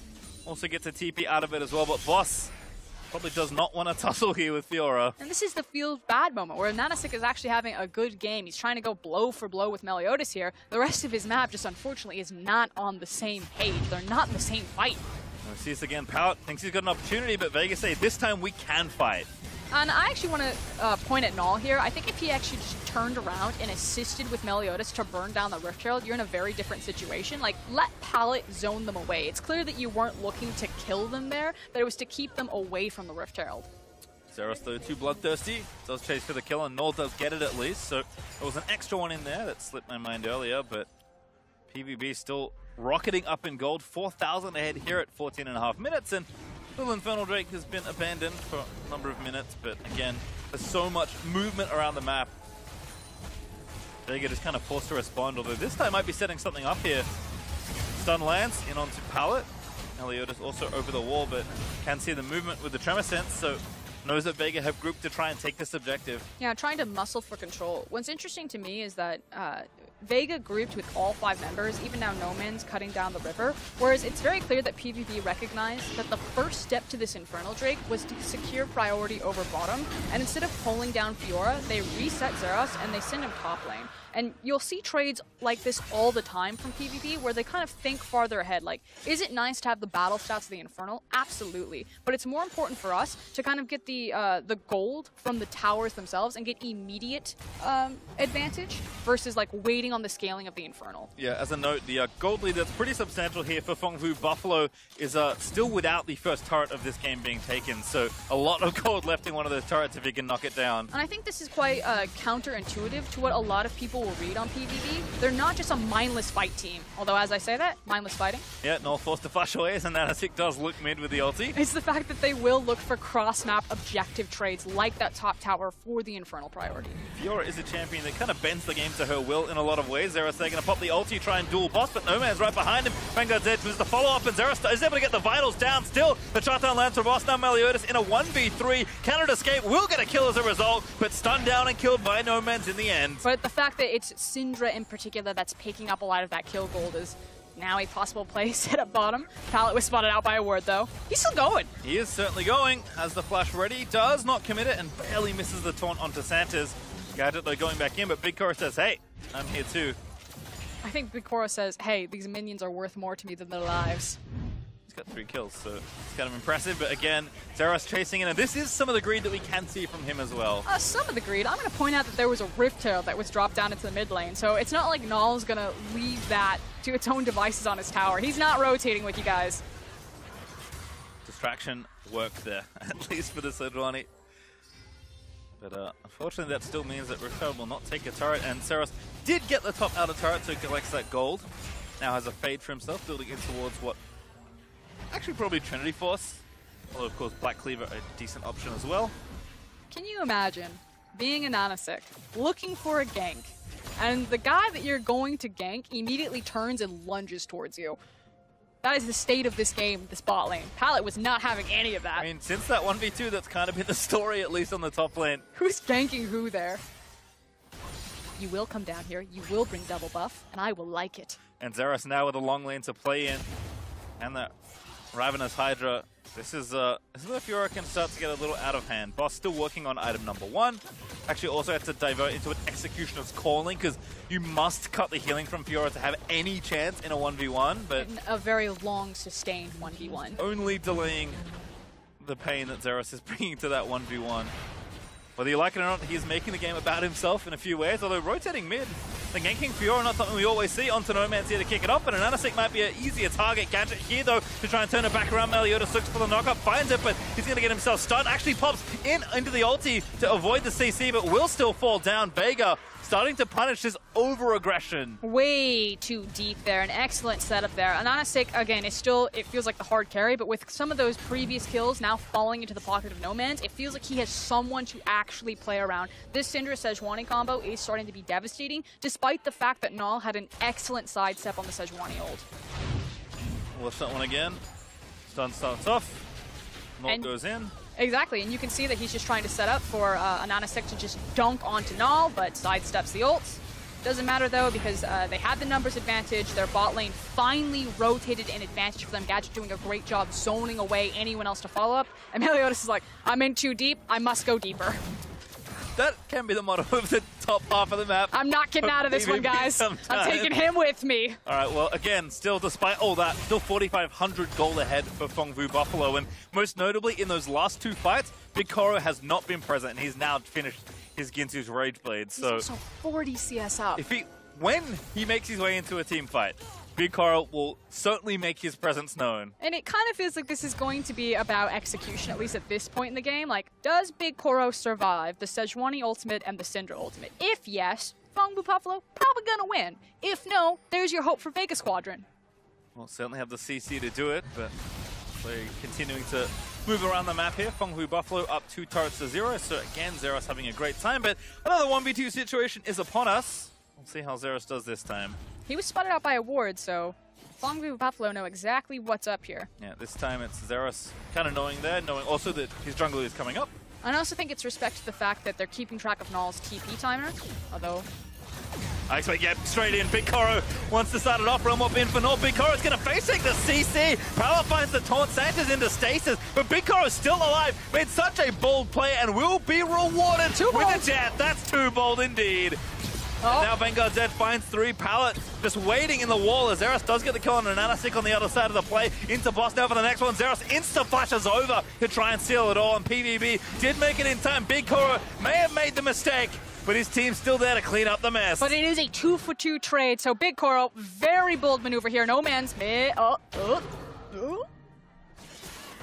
Zeros doesn't have a flash, so surely he's not going to go in. In fact, plus cone over the wall just to make No Man's safe. No, but he knows that No Man's doesn't have any mana. So he's looking at him like, you get 2 tries. It's a tough fight. Oh, had enough mana to steal away the red buff, so he's going to keep that one safe and away from Zeros. So who gets the last laugh at the end?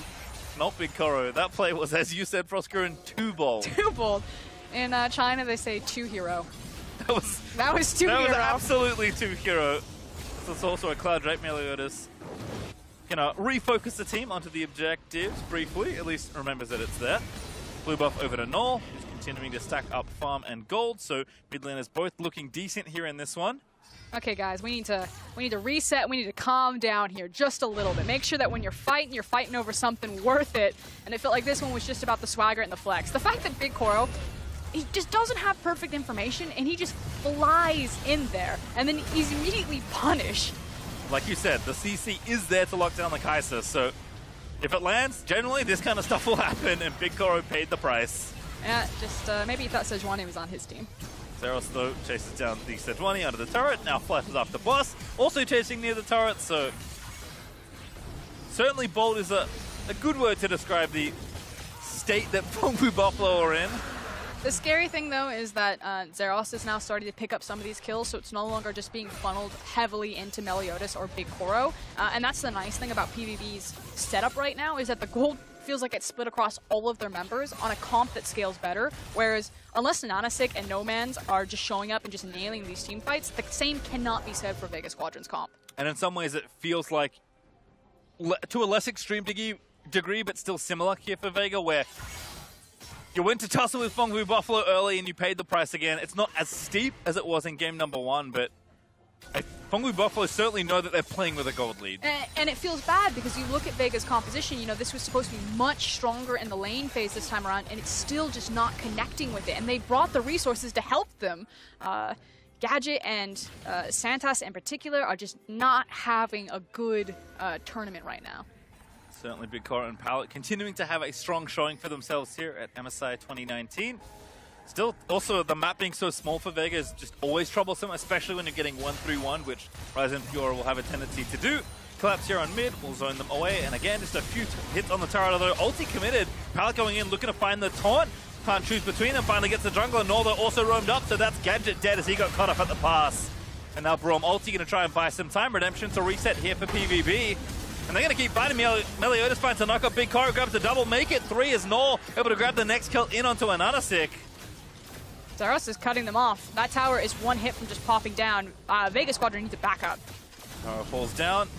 Boss and No Man's maybe too far forward. Perhaps Baron on the brains instead for the Buffalo.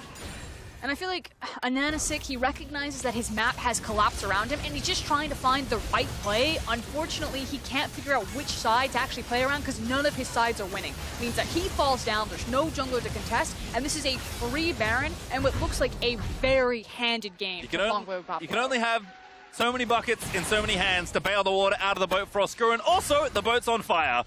It's just tough. Vega, they'll try and get something here. A TP will be committed by Fengfu. Try and save the turret. No Man's with the ulti. Knowles pops the Seraphs. And that's going to be enough to stay alive and keep the minions away from the structure. But that's the state of the game that we're at. You see the TP coming down. You know exactly who's it going to be and what they're landing with. Ooh, I like this. On the Pallet here. Very sneaky fog of war play from Vega. That will be a kill gifted over as Boss able to collect it. Okay, we're on the board. We're back, boys. See if they can take something here. Coming onto Null. Yeah, the Seraph still. Must have seen that one, but careful. Not that healthy on the rise. They're trying to commit for the turret. They will finally take their first tower of the game. But still down about 7,000 gold. That's the best look I've gotten from Vegas Squadron this game, though. That feels reassuring. They recognize where they had the tempo. They're trying to punish the fact that PvP are still being very disrespectful for how they're walking up to Vegas Squadron and then just trying to brute force with their gold lead around. So Vegas Squadron will say, no, you must give us at least this much respect. And I like the idea of, just letting Fengvu play into you a little bit more, being reactionary and punishing mistakes. That, of course, requires information, which in the early game maybe wasn't there as much. And I think it's also really important that they were finally grouped up. Make it short for us, because Zeros is fighting again.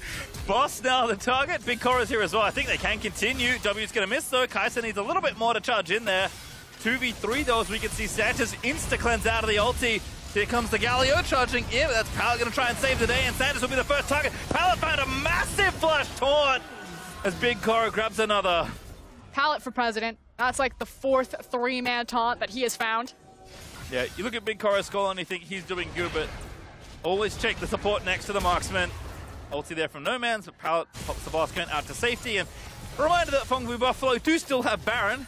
So these turrets are going to melt pretty swiftly with the waves stacked up. I mean, silver lining, the base isn't destroyed yet for Vegas Squadron, but they are very quickly getting shoved in. And I was just commenting how, the nice thing was that Vegas Squadron were finally grouped up.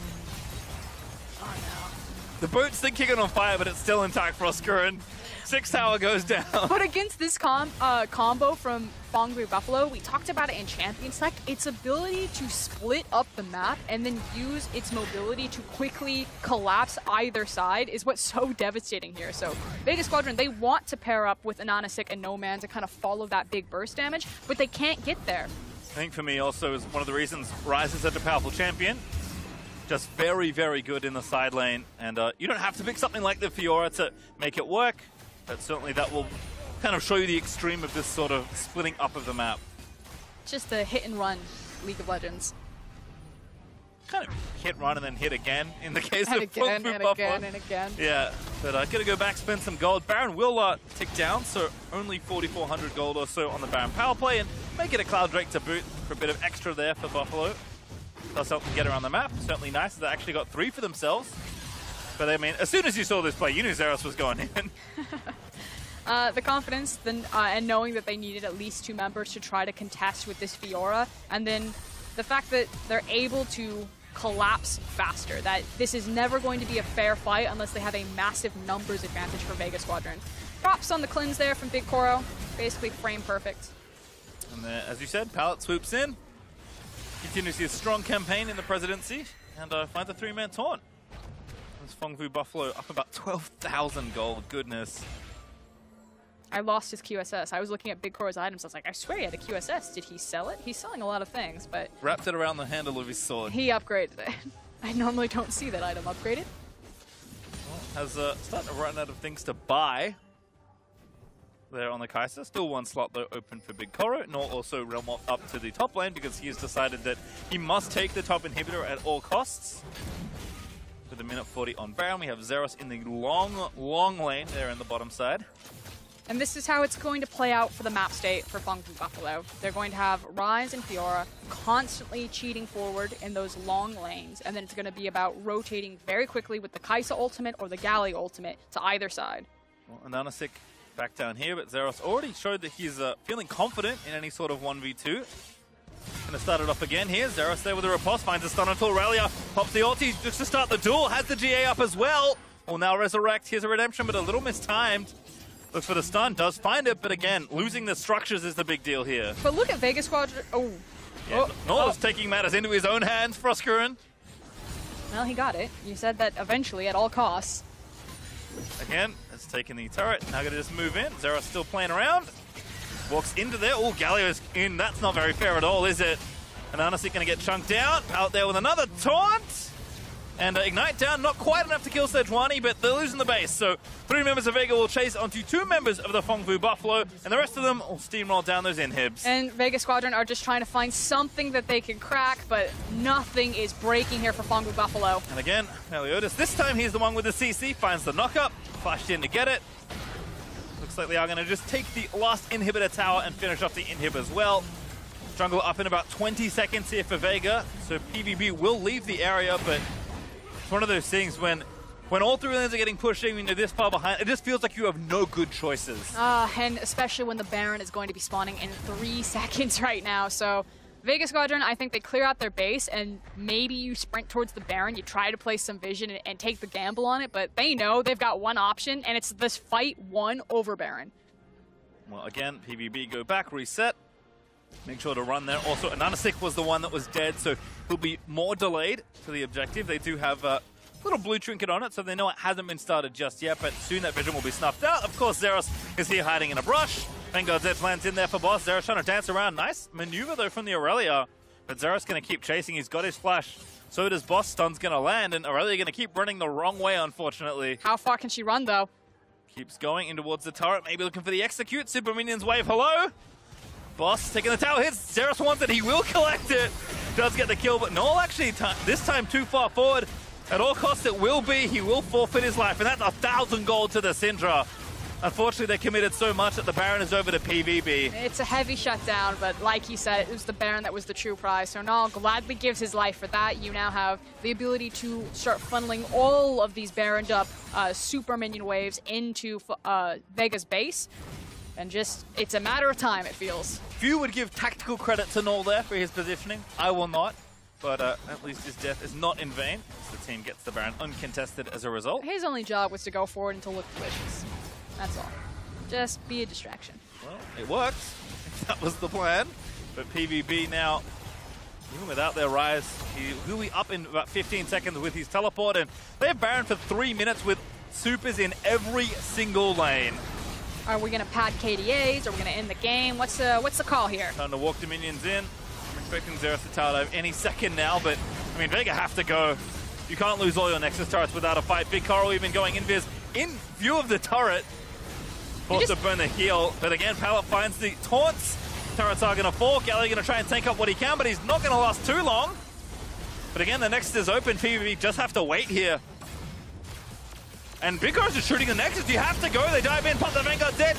They will get the kill. Meliodas revived. Big Coral, how did he live? The rest of the team dives in. The Nexus is exposed, and that's going to be all she wrote. PvB, match point now in the series. And they just made it look way too easy right there. The fact that Big Coral ate the Syndra ultimate and it only just half-healthed him, and then instantaneously was just back and ready for the fight, that says everything you need to know about that game. The AD carry was invincible. Let him dance the good item. That's the one that let him live through the rest of that. But, I mean, we thought, how explosive the first 5 to 10 minutes of that last game was, that we were going to get maybe something a little more simmered down. Maybe the early game was a little slower, but the rest of the game was even faster for PvB. You can just feel the confidence building. And I do want to give credit to Ananasik. I think in the early game, he was trying to get something going for his team, but Gadget and Santos are just too big of a liability right now. Big Coral and Pallet are just punching holes through them, and that whole side of the map is just a no-go zone. It's collapsing way too fast. Well, it's looking good so far for PvB, so to get more insight on the Fengvu Buffalo win, let's leave it to the State Farm Analyst Desk. Thank you very much, Pastry Time. You can leave it to us, but you might not even need us with the way that Frosk just put it, because I think we're going to align kind of across the board on what she's saying. Vega opting to go for an even more standard draft this time around than Game 1, which means that they are just going to have to stack up 1-to-1 as good or better. That was not the case. Look at my win conditions. Don't do standard play. Lucian Braum is pretty standard. It's not going to go well. How did I ever give this team what were you a thinking? game? A singular game was all I asked out of the You know what it was? You lineup. thought that they were the best drafting team ever. That's what I thought it was, Yeah. and unfortunately, Not an overreaction. While they went for or opted into a more standard draft, I think Frost's point has to be acknowledged that Ananasik was doing as much as he could with the tools available to him to try and create an advantage, at least on the top side of the map. Yeah, absolutely. And, this is what I was talking about, that this guy will sacrifice his own farm, his own position on Summoner's Rift to be able to give advantages to other people, Teaming up with that Aurelia, the layering of CC is always going to be so nice. And this just shows that it is such a difficult matchup to win, because when it goes right for Zeros, he's able to turn the 2v1. Yeah, I mean, this is why Zeros is considered so good and probably the best player in play-ins coming from the emerging regions. Zeros is so good, and Anasek did the right thing. Even in draft, I was saying, the Fior's a little scary because you probably lose topside 2v2s. You can win 2v1s if you play it perfectly, but, the Sejuani is really strong at camping. The problem was the fact that Meliodas didn't need to go top ever. Zeros was doing great, and the bot side was just a train wreck. Yeah, and this is the thing, right, is when you don't have to just shore up a weak side of the map, you know, you're not playing against Double Lift or Core JJ, you're not just trying to gain vision, you're actually trying to smash people. You throw a third member down there with the recognition that they have to count top side, they have to count mid lane to get the advantages you need, then you can just run a train over Gadget and Santos right now. They are putting up no resistance in a 2v2, make it a 3v2, and it just looks very ugly. Yeah, Vegas bot lane continues to be a liability, while Pallet and Big Coral, alongside Meliodas, really have found a way to pick them apart and use that, you know, to create as big a gold lead as they need to ultimately take the game. Yeah, I mean, Substantial Koro had a great game. He's been playing Kai'Sa, which is not really super strong in lane, but they've still been getting good laning phases. He often is, you know, prioritizing a lot of damage early on with, like, Blade the Rune King in game 1, knowing that these are faster-paced games. He's absolutely crushed it. MasterCard player of the game, that's one for Big Koro. The first game, it went to Pallet. So the bot lane for PvB really showing up here today against the struggling duo for Vega. Yeah, they certainly are, and I think that you have to take a whole look at the lens of Fongwu at the moment, because they lost areas of the map that I think that they should have won. You know, I think that if you get Rek'Sai up there, you can potentially turn some ganks. I think with Rek'Sai and Ryze, it's kind of cardinal sin to not at least burn summoner spells on that Syndra a couple of times, you know, put some pressure on the mid lane. They didn't open up the map. They didn't look at 1-3-1.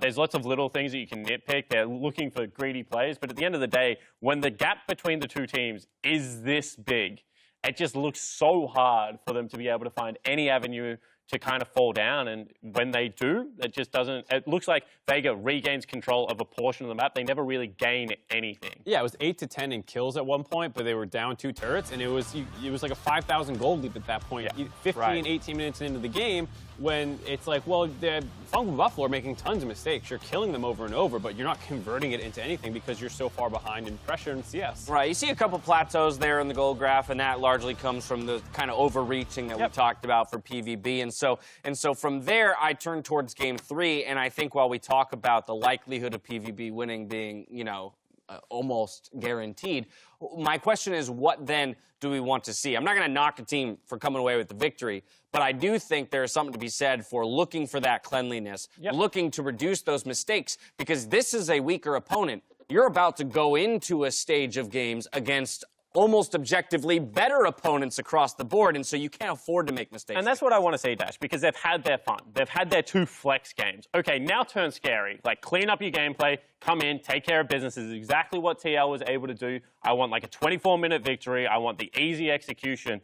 And if they're able to execute on that, then you say, okay, this is a team that was very hyped coming into last year's Worlds and can potentially do damage once again in the group stage. Yeah, I mean, Humongous Koro has been really good this series, so I want to see them continue to, you know, take something a little greedy in the bot lane because you're going to win it anyways. And then from there, like you said, I think it's actually the top in the solo lane that need to, mid lane that need to clean up a little bit. Zeros is phenomenal, but sometimes it feels like he's, I'm going to make a big play kind of guy. And that's fine, but you need to start curtailing that a little bit because you can't play like that, like we were saying, against the better teams. And I think there is one wild card left that you throw if you are Vegas Squadron. I think you go towards a Morgana bottom lane and you look the wave clear and just force it out and then get a roaming support for Santos. Like, just try and match on the map somewhere because they're losing on the map so early that I don't think just coming into it with, you know, an Anastick trying to out-jungle is going to be enough. Like, just get more people onto the map. Well, there you have it, ladies and gentlemen. We're headed towards Game 3. The hometown favorites, PvB, have selected blue side and are 1 win away from securing a spot in the group stage. We'll see if they can close things out after this. Santos flushes away, but already ignited down. Stand behind Gadget, but the flash forward from Big Koro, he wants it, he will get it. Zeros, though, good riposte actually. Now going to try and make some sort of 1v2 outplay. We're going to get the first kill, finds it, ulti procs. Meliodas forced to flash over, good ult finds it. There's a soon to follow up, Meliodas low, but not fallen just yet. Flash forward, W is going to grab it. No man's right behind him. Vanguard's edge was the follow up, and Zeros is able to get the vitals down still. The Chartan lands for Boss, now Meliodas in a 1v3. Counter escape, will get a kill as a result. And they're going to keep fighting. Meliodas finds a knock up. Big Koro grabs the double, make it 3. They will get the kill. Meliodas revives. Big Koro, how did he live? The rest of the team dives in. The Nexus is exposed. And that's going to be all she wrote. PvB, match point now in the series.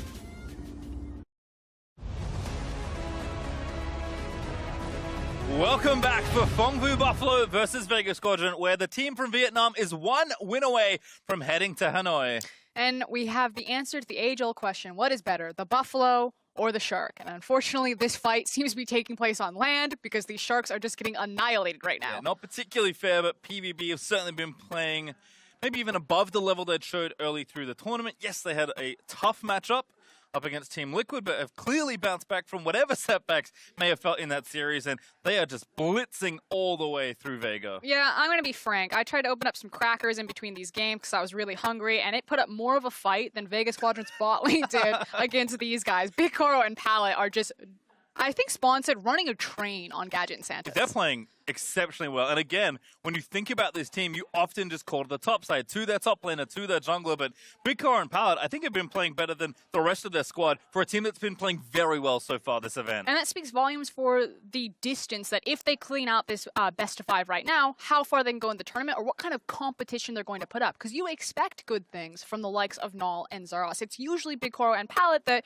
are kind of the question marks around this team. So only good things for them. But I want to talk about good things for Vega Squadron, because I think I've got it pastry time. Okay. Okay. Tom Kench Yes. and Ezreal. Great champions. Love Just them both. play the most defensive bot lane you can ever possibly put together. Just get away from Big Coro and Pallet. I mean, that might be the answer. We'll see what they go for. I mean, it's tough to say. Like, again, it feels like with the opponents they've faced in the last few days, whether it's the Heimerdinger or the Lucian, it doesn't seem to matter. I think their opponents have just been better in the lane so far. Perhaps the answer is just to call your jungler there and have an Anasik back on camping duty, but we'll see how the draft shakes out. Karthus banned once again for PvV, and Vega make their way back over to red side. Fengwu Buffalo did choose blue for this game. I would like the adjustment to be you play hyper defensive in your side lanes and you just go back to what works for you, which is Nomans and Ananasik. Nomans is kind of the best performing member alongside Ananasik for this series. So team these guys up. Try to get something going there and then start moving out to those side lanes. Because obviously the 3v3 bot lane is not enough. Let's make it a 4v4. Yeah, I mean, maybe give Boss a champion that he can give a little bit more. He's losing the Hack Room again here, but J4 and Silas will also be the bans away from Fengwu Buffalo. And what's the priority pick going to be? Will the Sona Taric get through? That was quickly answered. We are playing Standard. We know we can beat you in Standard. You will play Standard with us. There's Kaisa also banned away, so Big Coro going to have to show us something else here. So Akali has slipped through the bans. Jace has slipped through the bans. There's a lot of different priority picks. I expect it to be something like a Jace. Also Aurelia, which has been quite popular so far this series. Rise, another champion. There's lots of, again, very strong champions you can take here. First one is actually Galio, I believe. So Jace was hovered before going for the Galio. After the performance that Pallet has put up specifically on that champion, constant multi-person taunts, I think it's safe to say why he would get a priority pick like that. Yep, again, been super good. I think a champion that a lot of teams will be happy to first pick here in this position. Super good. So there is Rek'Sai, the next pick there again. Nanasik sticking to a pretty solid champion and a nice takeaway from Meliodas as well. I also think that this is, frankly, a check on Vega. Like, the fact that you have the option to grab either the Jace or the Galio, and you go for the Galio, and you're basically looking at Vega Squadron, and you're saying, you don't play Jace. You won't grab this. We can get this later on if we want it. That's Yes. They're familiar. It's just flashing the Sejuani. But there is the Tom Kench you asked for, Froskurin. They know. We're halfway there. It's Ezreal Tom Kench, Reveris Tom Kench, or Ashe Tom Kench. This is not going to be about laning. This is about PvE. We're just here to farm the minion wave, and we're getting the hell out of Dodge. Get the hell out of this bot lane. Does that mean Siva comes into the conversation now as well? If there's a Kali locked in for Fengwu. It all works. It's the nice thing about Tom Kench in a lot of ways. Feels like sometimes it all works. As long as you don't want to interact with your opponents meaningfully in a 2v2, Tom Kench is a great champion at that. That's why I play League of Legends. It's so I don't have to interact with people. I have seen you play. You are certainly a Siva player, as there is Lucian that picked up for Fengwu. It feels like they're picking to really, like, their early game's been good. They really want to stomp through these lanes. This is PvP having the confidence. They know that they can end this in the lane phase. That's Lucian Galio. That's a devastating level 3. That is one of the most disgusting level 3s in the game in terms of 2v2s.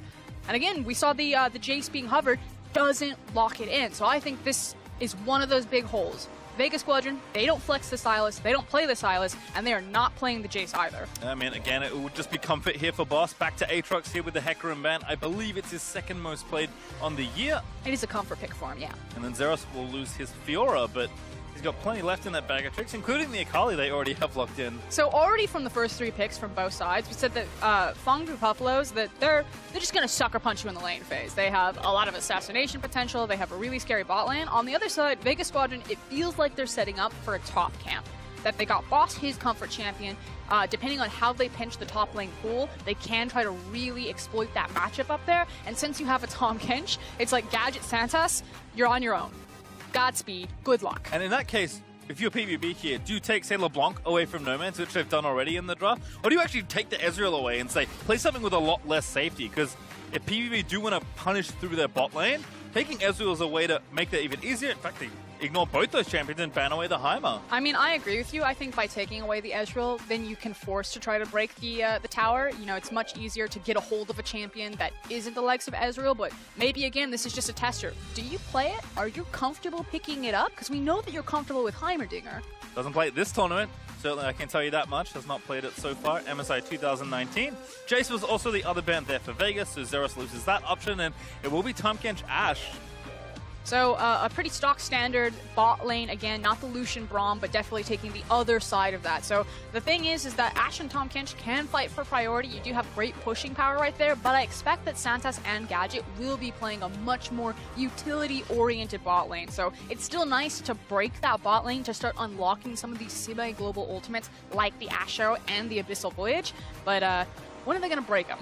Well, they have Rise there, so I don't think he'll do that. I would say that it looks like Zeros will be collecting the Akali, but of course we'll wait and see. Plenty of flexibility there for Fengbu. And, you know, Pal having some fun. Flashing the Shaco, flashing the Sedge, and of course, oh, they lock it in! Okay. So a much more traditional composition from PvP. It has the ability to play a 5v5 if this turns into team fights. It has the ability to play onto the side lanes with the likes of the Akali and the Rise, as well as multi-teleports. And really good big front lines with the Galio and the Sejuani. Everything that you want in a team comp, PvP got it with that. Yep. Vega also playing pretty standard here in this one. Last pick, Orianna, goes over there to Nomads. Already saw Null play the champion in this series, game 1. Okay, so this feels like it's about wave priority and just controlling the mid lane, respect from Nomads if he's not taking the TP, that he has the cleanse, so expecting that this could be a hard camp on mid if he's not careful there, so needs to be able to walk out of that route. But I want Boss and Ananasik to team up. I want this Aatrox and this Rek'Sai to start popping off on the top side of the map. Because if the other thing happens, and the Sejuani and the Akali start doing the same thing, feels like the game will get pretty quickly out of hand. I also think there's an opportunity that Ananasik can just try to contest Meliodas himself. Maybe this Rek'Sai wants to get up in the Sejuani's face because Akali early lane phase can be quite fragile. You know, she needs a couple of levels before she feels really free kind of fighting back. And this is what we saw. I mean, we've seen this matchup already in this series. We're actually getting the inverse matchup now with Meliodas on the Sejuani, which is, you know, traditionally kind of the slower, more controlled jungler that isn't interested in getting particularly aggressive versus someone like Rek'Sai. So I'm curious to see if Meliodas does actually play a bit more conservative, or he's just going to be like, you know what? My lane is going to be there for me. I'm going in.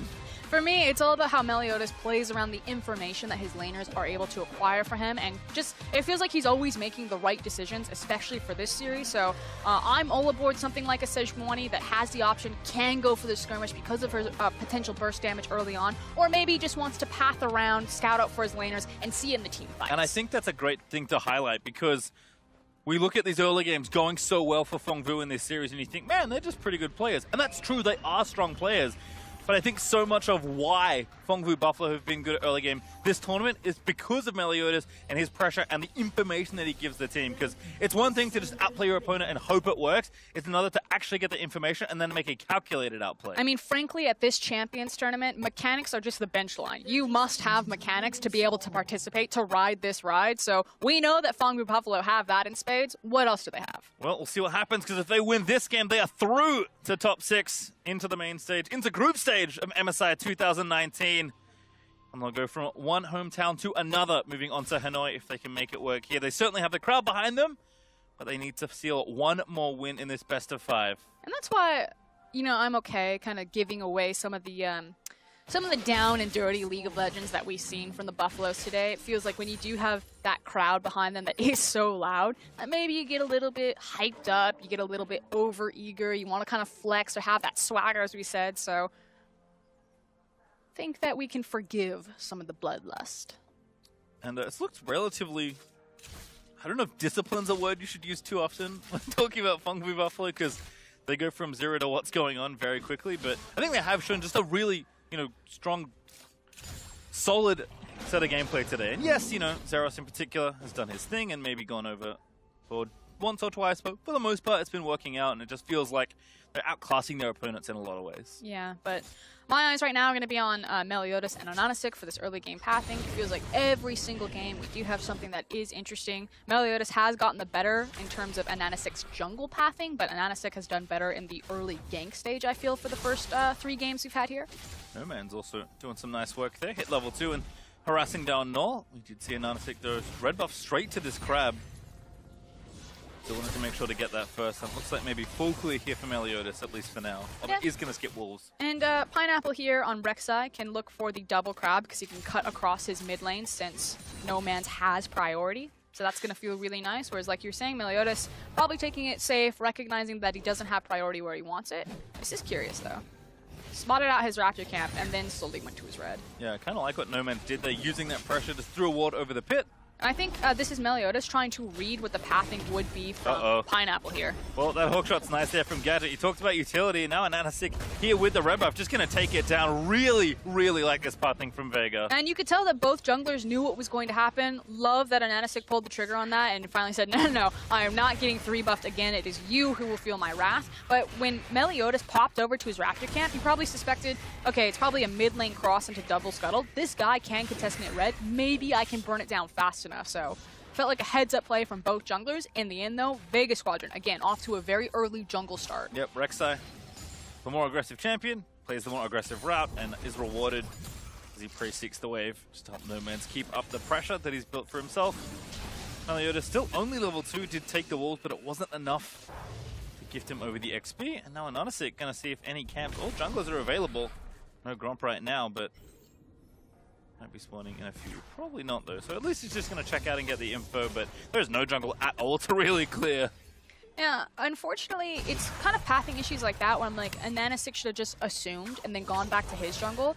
He doesn't place any wards. Maybe there's a possibility that he looks for a dive, but you're against the likes of an Akali who has access to the Shroud as well as the Flash, so you want to respect that at least early on when all these champions are quite squishy. But he does lose, a bit of the tempo that he got by sealing away that red buff by peeking in and looking at that top blue side jungle. Well, it was briefly a 2-level lead, but with the Krugs now being finished off by Meliodas, is only a 1. But now the rest of his blue side jungle will be started by Onanasik, so Meliodas really only one thing left to do, it's try and gank a lane. Will be spotted out by a ward as he comes around this corner, though, as Santos trying to get back in position, back to safety. Wave pushing in, so no need for Gadget and Santos to do anything crazy. And Meliodas actually going to see that the blue has not been started, and Onanasik does finish off the Gromp. Don't know if Meliodas knows this has happened here. Onanasik going to sneak over, level advantage, pops over. Santa's also roaming around, so does seem like Vega happy to fight here. Tongue Lash lands for the slow. Flash knock up there from Onanasik. Meliodas flashes, but still getting bitten down. The tongue is good, and that's first blood to Vega. And just a complete misread there from Meliodas. Big Koro and Pallet were not rotating over. Maybe if the Galio and the Lucian had joined him with that invade, as well as Null pulling the trigger on the TP in the mid lane, maybe that play looks better. But kind of a strange desync from the bottom side of the map for PvP. We don't normally see that. And for the good things continuing there for Vega, not only do they get first blood and a lead in jungle, but No Man's actually gets a pretty early blue here. So I think the other player, aside from the jungler that we looked here for Vega to maybe have a strong game, having an early blue will help you, and at least he's doing his job of pushing out the lane to give Rek'Sai some room. Yeah, Spawn and Medic were talking about this the other day on their cast. I'll hold the point, though, because Meliodas now looking top. Yeah. On to boss. No ulti here for the Aatrox, but just Umbral dashes away, and that's all she wrote on that play. But look at what is happening underneath him. That blue buff, the fact that Orianna has the priority, allows Onanasik to constantly get underneath like here and just cause hell for Meliodas. This guy is just going to be very disruptive in the jungle and constantly challenging him. Level 5 to level 3 between Rek'Sai and Sej. And Onanasik unfortunately does not check for the Gromp, but he knows now that he can just go ahead and get him off. It would be a smart fight for it. Does go over to Meliodas, but still has to worry about potential engage. Null also very low. No Man's trying to find it. Forces a flash sale with the Q. Could be something to punish later on as Meliodas maybe getting a little bit greedy for this wolf camp right now. I'm not sure he should be here. Does still have his smite, though. He does feel confident because it's the tower that's behind him, and it's not like No Man's at this stage is going to walk through the tower aggro, but it does start to feel like between a rock and a hard place, especially because, like you're saying, Ori with blue, she's always going to have the priority in this lane now because she has the mana to expand, and it's going to lead to Ananasik blitzing into Meliodas' face. Yeah, No Man's off to a great start, almost 20 CS ahead. Came into lane with double Doran's Ring and really made Nor pay by burning the flash. He'll return to lane and pick up some CS for himself as Zeros getting aggressive, dashes back towards his Shroud though. Just playing with Boss for a little while. Meanwhile, down bottom, looks like the Tahm Kench and the Ashe have paid off. You know, no one's died, which it feels like in the previous games people were dying at level 2, level 3, so we've at least survived that mark. Also with the build toward a Cutlass now completed for Gadget, going for the play of the Ruined King first. Feels pretty safe, although it does have to be careful without the TK around. Now Santas does return to the lane. This is also one of the classic tricks from PvB's bot lane. They love using rush and kind of like different back timers to make sure that someone like Pallet, who when he has a champion like Galio, disappears into Fog of War, kind of makes you forget about him. Maybe you suspect, but he just sits there so patiently and then try to abuse with a flash taunt. Vega just keeping the wave here. We'll now push it back out of the way. Does make it to tower, but should be able to get most of these here on the Ashe. So it looks like, again, just a push out and then moving back around the map for the PvB duo. Zeros also returning as the wave crashes in towards the top lane. Nothing too crazy right now. It is just that first kill. Vega, I think, should be very happy with this pace of game. And I agree with you. This feels good to celebrate for Vega because, you know, again, not everything's on fire right now. You're surviving the lane phase where traditionally you just getting blown out of the water previously. But if you look at the composition, that still doesn't feel as good. You know, PvV on the other side are just as happy to play a slow lane phase. They have superior scaling options, you know, pending like a massive shockwave or like a huge wombo combo of like shockwave into Aatrox to win fights. No, Zeros actually caught in the chain, so we'll disengage there. Zeros was maybe thinking about an all-in. Vega though, feeling strong enough here on the bottom half of the map to take this very early Infernal Drake. So just under 9 minutes, they'll pick that up. Oh, best Dragon Spawn they could have asked for. Double back-to-back Infernal when they have the push power. And No Man's again continuing to play up towards Null's turret. Null does have blue this time around and is gaining levels, so a little easier for him to try and clear this out, but still Orianna pushing down, looking for a second plate. And the issue that PvB is waiting on is, yeah, they're happy to sit in their lanes and to farm up because eventually they'll just outscale this game with the composition, but they're waiting for Meliodas to have access to level 6. He's been tracked very well by Ananasik, so hasn't found his opportunity. Once he has that ultimate, it's much easier to try to break some of these lanes by ganking through the lane instead of trying to gank through the river, which Ananasik has controlled. Well, for the first time what feels like a while, Meliodas actually towards the top lane, but maybe just covering for a potential gank there as No Man's the one to watch here alongside the jungler. Null going to be the target. No flash there. Shockwave is going to land. The knockup follows and a beautiful dive there from Vega. Very well tower aggro juggled right there. The fact that they traded it off, it's just, I believe, 3 shots total between the two members and punishing the flashless Rise. No Man's continues to get gold, going to collect even more plates for himself, and the gold is actually 2,000 up for Vega, and that's with no towers being killed just yet. There's all that early kill gold and the plates to watch this again. Yeah, taking another look at it, you can see that Null, he was trying to run as quickly as he could to get on the outskirts of that shockwave, but just picture perfect there. Nicely done. Last chapter now finished as well. We'll get even more plate gold, so the third one falls as Meliodas just trying to clear these minions out. Does get all of those, including the cannons, so that feels pretty good, but now No Man's getting his blue buff again. But that's the big winner, is the fact that Meliodas actually gets to farm in the mid lane, now has access to level 6. So the Sejuani ultimate is there, and we were talking about how ganking through river is so hard because he'll be spotted out so early with all of the vision control from Vega Squadron. But with the Sejuani ult, you can just run up the lane, toss out the ult, and see what you get. Well, certainly if we want to use early games as the measuring stick for this series, much better for Vega. First 2 kills on the board, have that first Infernal, and get us up in CS. Oh, finally, we did it! No, I like the call. I think that if we get to game 4, that Tahm Kench Ashe is really the way to go. Just stop fighting them in the lanes. And Tahm Kench certainly a champion at enabling that sort of situation. Meliodas still trying to stay active. PvB maybe feel like they have enough strength on the top side to fancy a Roof Turtle, but nice hook shot there from Gadget as they actually are swapping up for now. Yeah, but it's being called, I believe, depending on where Big Kuro goes, which he's running at mid because he's waiting until his team has full information before he makes the choice. Do I join you at Rift Herald or do I go bottom? But it's a completed item for Lucian and just the components for Gadget. Well, that back may actually turn the tide here for PvB, who have brought almost everyone up here. Zeros notwithstanding, who's actually going in for the swap and moving into the bottom lane. I think this is actually really dangerous for PvB. The fact that you're dealing with really key ultimates this early on in the game, like the Shockwave as well as the Enchanted Crystal Arrow, I like the call to just say they can have this one. It's not worth walking into an area that we were already late to rotate to. Yep, and again, Vega were there first. They got set up for Vision. They have the Speed Shrine. So that's going to be Rift-Held over to Vega Squadron. Finally feels like we got the calm, collected, controlled game that Vega Squadron really need to showcase that they can be competitive in this best of 5. Big Kuro again, going to meet Gadget there. And Zeros almost up to the Gunblade, doing decently there, although a little bit behind in gold. Big gold difference, though, is between those two junglers. That is 50 to 77, and Anasik is just schooling Meliodas this game. Yep, going to pop the Rift Turret as well, so No Man's is going to cash in even more turret plates. We'll get the first turret gold and the plates over to himself as well. So this Orianna also has so much gold built up. And opening up the map like that is so pivotal when you have the Ashe and the Tahm Kench. We're going to walk through there. Okay, Meliodas, saw it coming. It's a big tank line. Whenever you see multiple people walk through a choke point next to an Orianna, have to hold your breath for a second. You just clench. No level 11 just yet for Orianna. No Man's not far off though. Plate's gonna go over. Caster creep. Not enough.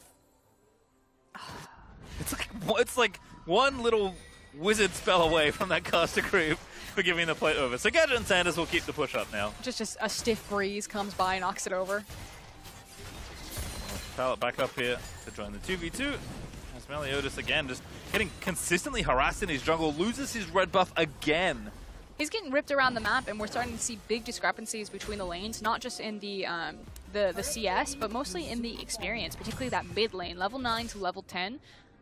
No Man's is a big deal right now, closer to that level 11. Big Kuro a little bit low, but they are going to start the fight off here. Culling popped, Ignite down onto Gadget as well, but not enough to get the kill there. They'll stay safe. There's one rule, guys. We don't fight. And hey, they obeyed your rule and it works out. In fact, Infernal even up here means that they have the presence, they have the pressure to take their second Drake in a row. Teaming up with No Man's and Ananasik, I was just talking about this Orianna, level 10, that much closer to level 11. As soon as she gets it, which she got it right there, now No Man's and Ananasik are very scary for this ball delivery system. So I want to see how Vega Squadron continue to open up this map and really try to abuse the utility of their bot lane with that Ashe Arrow. And look, the first, kill or two was okay, good job, you're like making a game of it, kind of slowing things down. At this point, they're actually really far ahead. I mean, these are comparable gold leads to what PvP were delivering in the last few games. Meliodas looking for something, but a cleanse from No Man's makes that a non-factor. Yeah, walks out of it. It's going to be now another repeat. Maybe you attempt that gank again on No Man's, but I was actually looking at this. Who does Meliodas actually pick to try to gank with the Sejuani ultimate? When you're against a Tahm Kench, I'll hold it. Gadget flashes, Pallet follows, and that's going to be the first kill over to Fengvu. Force him to guess. Don't flash early and tell him exactly where you're going to go. And as you said, goalers don't fight. Unfortunately, Tahm Kench not there to save the day. Well, it is Gadget falling down and giving the first kill over to the VCS representative. Big Kuro now. And that Blade going to try and push down and get a bit more turret damage done. But as you can see, 6 plates and 0 versus 0 means almost 1,000 extra gold given over to Vega. Still a lot more power stacked into this Vega Squadron lineup, especially as Orianna now starting to cheat up towards the bottom lane. Without Sejuani ultimate, Vega should feel really confident that if PvV hung around there, that they would look for the fight. Yeah, No Man's had the rank 2 ulti, has the Ludens already done with an extra blasting one plus the Sork shoes, so good position here for No Man's to take over this game alongside his jungler that's had another good game. Again, we talked about these teams in both their groups. When they had a lead, they really just ran away with the game for the most part. So this is finally Vega's time with a pretty substantial lead in the early game. So the question now is, can they run away with the game? We're also going to see what PvP look like playing from a back foot and if they can actually turn that into a victory. Because anytime they fell behind Team Liquid, it was basically just watching them run into the wood chipper. Well, not what you want to see if you're a fan of the home team. PvP again would like to finish off the series right now. Ananasik to ulti, maybe a little too far forward. He's Tahm Kench gonna save the day. flashes away to the tunnel. That would have been fine just in case. I'm a little bit scared about this choice of where you're going to play on the map right now. Yes, Nanasik is very strong, but his bot lane just hasn't counted it for him. I feel like he needs to be prioritizing boss and no man's, and that if this Rek'Sai is going to make a play, he needs to look left and right, and as long as Orianna and Aatrox are there, that's fine. If it's just Tahm Kench and Ashe, don't make that play. You see Zeros also knowing that he's getting pressured a little, so with no man's off the map, although he's back to mid now as we can see. Zeros just gives up the turret and decides to give a bit of extra gold over to boss. And PvP again just definitely picked a comp that's a bit slower, fallen behind in the early game thanks to the efforts of primarily Vegas Squadron's jungler. So a little happier perhaps to sit back and play slower with this comp, but not the kind of deficit you think of, even when you're picking something that's not quite as high tempo as it has been in the first 2 games. They still need to be really respectful of Vegas Squadron. Yeah, probably in comms right now, PvP are like, it's fine, play scale, we're playing for farm right now, we're just trying to create safe opportunities, then if someone overstays their welcome, then we look for punish. Maybe it's this bot lane. But they probably aren't thinking, you know, hit the panic button, there's a possibility we lose this game, because there's still so many options left for them as the composition continues to scale up. Certainly not out of reach by any means. Zeros dancing back in onto boss. Will he commit the ulti? Will look for the stun, but doesn't land it. Still gets Aatrox ulti out of there. Oh, missing that E. Might have been it there for Zeros, but unfortunately ulti times out and he uses the second charge and boss walks away safely. And we're kind of in this lull where there's not a lot of obvious objectives for either team to play around. This would be interesting. There is TP for boss, so he could TP back into this lane. Very long lane for Zeros to try and run out of, and he already used his ulti. He does have flash. He's actually Shroud though. He's walking back.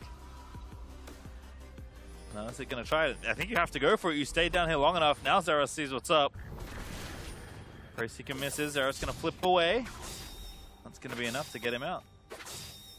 I'm not sure about that one. It looked very scary. I'm a little bit lukewarm, I think. Zeros gets out of it. This time actually stays in the bot lane. He's pretty confident, and Nanasik has walked away from his lane. No Man's though actually in the side lane right now versus Big Koro. Zeros apparently decided that he wants to fight again. Oh, he has his jungler, of course. Although that's Tahm Kench. He's got more than a jungler. Zeros in. Oh, gets knocked up. The arrow's going to miss him. But there's Santa going in. Pallet roams in as well with his ulti.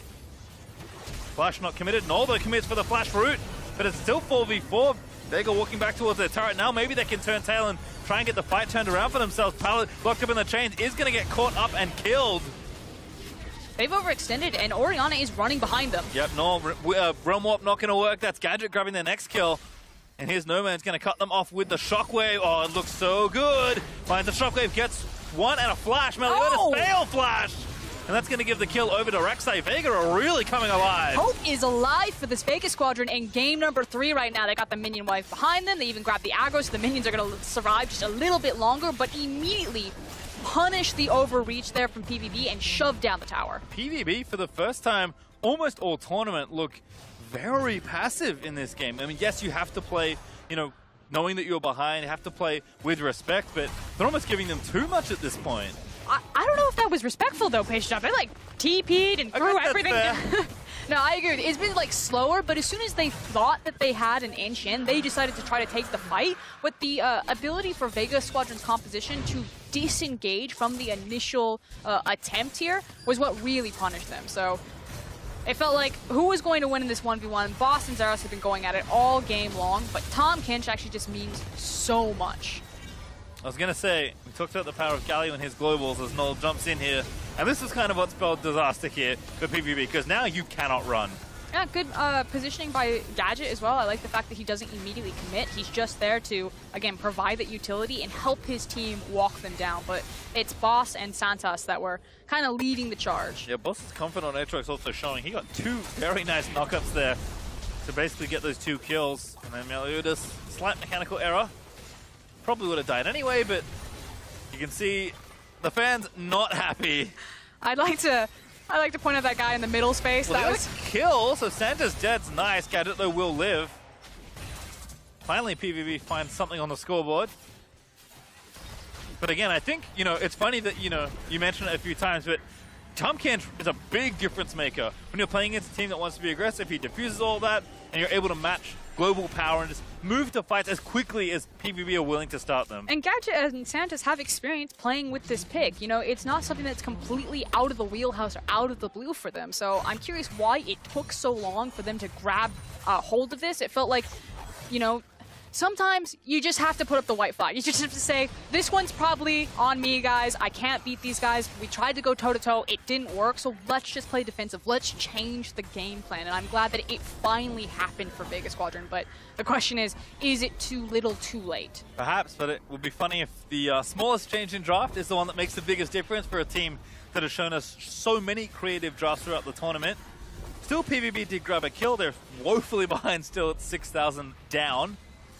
But PvP will make a go of this game. I don't think they'll go silently into this good night. But I really like the Vegas Squadron are forcing them to group up. So they're not giving them a lot of space or time to play around these side lanes. They're saying, hey, our comp is really strong right now when we are grouped up around how strong No Man's and Anonisic is. Let's just force it down PvP. Let's take what we want and not give them the opportunity to trade cross-map on objectives. And that decisiveness was what got PvP into such good positions and made them such quick games in the first two, so Vega certainly have the ability to show similar strength here. Don't want to play too slowly. Much like Goldilocks has to be just right. Even when you have a lead, you don't want to wait too long. The classic lukewarm. Gadget found himself some minions to arrow down. Certainly have to think that Baron is in the forefront of both these teams' minds. Isn't it a completely different game when Vega Squadron have tempo and control? Like, it just... PvP, they're in control, there's kills, everything's all across the map, it's very scrappy, it's happening very quickly. And I just love the fact that, again, Vega Squadron chose not to play into that and finally said, let's play our game. Let's try to see if we can force this team to be responsive to us. And so far, so good. Again, building a big lead. They have the runner Drakes right now, including 2 Infernal. Have a Cloud coming up in a minute 32 to add a potential 4th to their collection. Yeah, double Infernal in the mountain is always going to feel good, especially when you have a Bork on an Ashe. No Man's also rapidly approaching item number 3. Xerath still trying to find his foothold in a 1v1, but with the ulti up and not much vision, Xerath can't really overcommit there. And that's the key thing there, is that he knows that he's got the foothold. He can kick Aatrox when he is down right now. He's taking very short trades before he's looking for the all-in, whittling him down and kind of buying his time, but it's not having that perfect information, knowing that an Abyssal Voyage could really ruin his day. Again, you have to play with so much more respect when there's a global that can make it happen. Ulti finds Meliodas there. Arrow is good, and that's a kill for Anonisic. And it's just that easy. Throwing the arrow from Fog of War, you can see all of the vision control that Vega Squadron have gotten. They've basically had priority over this mid lane since minute 1 in this game, especially with the early transfer of that blue buff, and it hasn't let up. And now that's a Mountain, double Infernal, and such easy Baron access. Oh, No Man's running interference. Really nice there again. Orianna so good in these choke points leading up to Baron. Null is here. Vega actually are going to commit that. Xerath keeping straight into the pit. Gets out, has to use charge 1 of the ulti already, though Baron is low. I don't think they can get it. That will be over to Vega. Smite is good. Xerath forced to get out. Boss is a little low, but he still has his ulti. So Xerath is going to get chased down. He slowly flashes in an Anonisic. Unstoppable just gets an easy kill. Everyone is flashing into a wall from PvP. These are mechanical missteps left, right, and center here. And here comes Vega. Knock up into the shockwave. That's a kill for Gadget. And they're not going to get off the map. Maybe they thought reset after that one kill on the Baron, but with another one now, just go straight for the objective. And that's 2 key members there, especially the Ryze, who's your primary source of wave clear, that are dead and down. You have the wave and the Baron behind them. I'm curious how confident Vega are going to feel in this push. Maybe they push for an inhib. If you turn the names off, I assume that Vega are actually Fongwu Buffalo, given how the series has played out. They're basically doing exactly what has been done to them in these first 2 games, just making it look almost effortless. And it feels like Vega Squadron finally found the blueprint. It wasn't about playing standard. It wasn't about playing cheese. It was about playing slow, about trying to control this team. Team Liquid managed to dismantle PvP when they were able to slow down the game. Don't buy into these guys. Don't get scrappy with them. And again, I mean, this is desperation here for PvP. They have to try something, but you don't have a jungler. You can't really force a team fight, so they get the Baron, and then it's just inevitable here to get a couple kills at least. And you have to think that this is just a massive mistake, not just the obvious ones that you see on your screen about flashing into walls, but, you know, why are you expending your teleport? Why is PvP even looking into that pit? You're not going to get the smite contest. You don't have vision control. You decided that you weren't going to take the 5v5. You could have held on to those summoners. You could have held on to your lives and tried to trade the Baron time for at least some gold. And I present this gold graph as a visual representation of this game's narrative. It's just been a very calm, steady snowball for Vega Squadron. And now it's about if they can just crescendo on top of it. Feeling confident. They've got everything behind them. We've seen maybe some nerves at play for Vega Squadron. When they did have leads against the Flash Wolves, it took them a very long time to close that game out. I want something a bit crisper here. You have the muscle, now use it. Have to agree, but Vega's still working on these structures. They've already got one inhib. They took the top after that Baron. Boss is working with the Baron up minion wave there for the bottom inhibitor turret, and of course the rest of the team in the mid. So really clean stuff so far there for Boss. Nice double knock up there as well. Clearly knows his way around this champion. Zeros getting, well, he's poked off. That's actually an ulti in from Rek'Sai. It's an assassination! Rek'Sai just leaps in there, and PvP forced back to their nexus. Boss pops the ulti, walks up. Sanders in the belly of the Tom Kent stays safe, and this is going to be carnage here, I have to think so. Boss pops the world ender, still trying to dive under the turret. Vega trying to give them a taste of their own medicine straight into the base and back to the turrets. Yep, but now they have a waiting creep wave for them as well as a cannon. They can continue this siege, and PvP are just trying to mount the defense right now. Stop the bleeding. Zeros down, 20 seconds up. Inhib going to go over, tower falls in mid. No Man's just putting in work. They're going to try a realm warp here, but Vega walk out. Gadget very respectfully flashes. They haven't gotten an inhib yet. Vega Squadron still needs to complete the mission that they were sent here to do. There's one in mid, and bottom lane should be finished off by a Nanasik There they with go. the help of the Baron up minions, so maybe stay a little while. Zeros is back up. PvP might try and find something here. They have no Sejuani ultimate, so I like this window that Vega are abusing. Yeah, they're trying to end the game. Gadget takes the first Nexus turret down. This is a deja vu from the last game. We saw Meliodas gonna get picked up by No Man's. What a snipe by the Orianna. And it feels like it's gonna be all she wrote for this game. I mean, PvP have to go soon. And even if they win the fight, it's only gonna potentially delay the inevitable. Vega are moving in for the kill. They'll find Nor, they'll knock him up, they'll force a flash out of the way. Again, the Rek'Sai comes back up. They blow the Nexus open and exposed, and Gadget is just going to put the last few arrows into this structure as Vega finally find themselves on the scoreboard. And we finally have a series here. Vega Squadron, it took a couple of goes. They were trying to problem solve, kind of Rubik's Cube, how they're going to deal with PvP, and I think we finally settled on a strategy. The problem is that when they figure out a strategy, it seems really easy to ban it away. And I'm not saying that Tom Kench is the only band-aid here, but when Big Koro and Pallet didn't get the opportunity to just punch down on Vega Squadron's bot lane, suddenly the game looked very different. So maybe it's about forcing them to play a kill versus kill bot lane. Also not sure, you know what I mean? In retrospect, it's easy to say Sejuani didn't work out, but I think that's more to do with Ananasik just doing so well in the first 10 minutes of the game. I mean, we've talked at length about how one-sided a lot of the early games have felt, and it's been all Feng Vu until now. That game is all Vega for the early game. And a lot of it was started with No Man's. I think that's kind of the other thing to look at is how they used mid lane priority to attack the jungle. So I think if PvP want to try to run back at this, you want to force your bot lane or force their bot lane to fight yours, and you want to make sure that you're finding tempo in the jungle, that you're not playing to a Nanasik just constantly running you down or blitzing into your face. And as you said, it was a different look. You know, once they had the lead, they played quite a bit calmer, quite a bit more controlled, which is more of what we've seen from Vega in their play so far throughout the tournament. But it was just as effective. That game ended in under 30 minutes very easily. Yeah, and again, a completely different vibe, a completely different look. The fact that this bot lane was finally like 2-2 and 9 collectively, I think that's the best scoreline that Gadget and Santos have had. Well, for more on how Vega kept their dream of groups alive, let's hear it from the State Farm Analyst Desk. Thank you very much. Pastry time. Spawn! I'm a genius. You're a genius. I never doubted it. Here we go. They got the win that you predicted. Let's talk about it because we were ready. We were writing them off. Yeah. At the end of game 2, we were completely writing off Vega. We were saying, nope, this is actually a 3-0 PvP. Look to outclass them pretty much across the board. But they did strike back. Yeah, and especially with the draft, I was like, oh god, this is so standard. There's no way that this is the right decision for them. And then they go ahead and have a fantastic early game completely off the back of a Nanashake.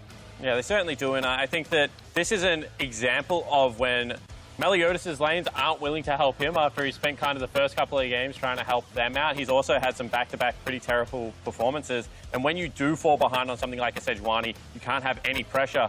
And Rek'Sai thrives on a situation where she has more pressure than the enemy jungler. And we saw Anasik really visit multiple areas of the map again, but this time get the kind of leads and the kills needed to be able to generate this kind of a gold graph. I mean, just look at that gold graph, too. It's a steady, straight decline from basically minute 1. And look at this. This is a 2,200 damage Sejuani for the whole game. Doing better. Yeah, that is a useless Sejuani if ever I have seen one. Yeah. And I think that the scary thing for Buffalo is that you could see the games following this trajectory. First game, very, very quick, very decisive. Like, they obviously came to play. Game 2, they start that way, it gets bloody, they peter off, they kind of troll around a little bit. It's hard to flick that switch coming into Game 3. We wanted them to do it, and they weren't able to. I mean, look at that goal difference, 1,200 at 15 minutes for just the jungler. I want to run through the rest of the goal difference stats at 15 because it's kind of interesting here for Vega. The top lane was up 300 gold. Mid lane was up 1,800 gold for Vega. The bot lane, though, still down at 15. Not by much, 240 and about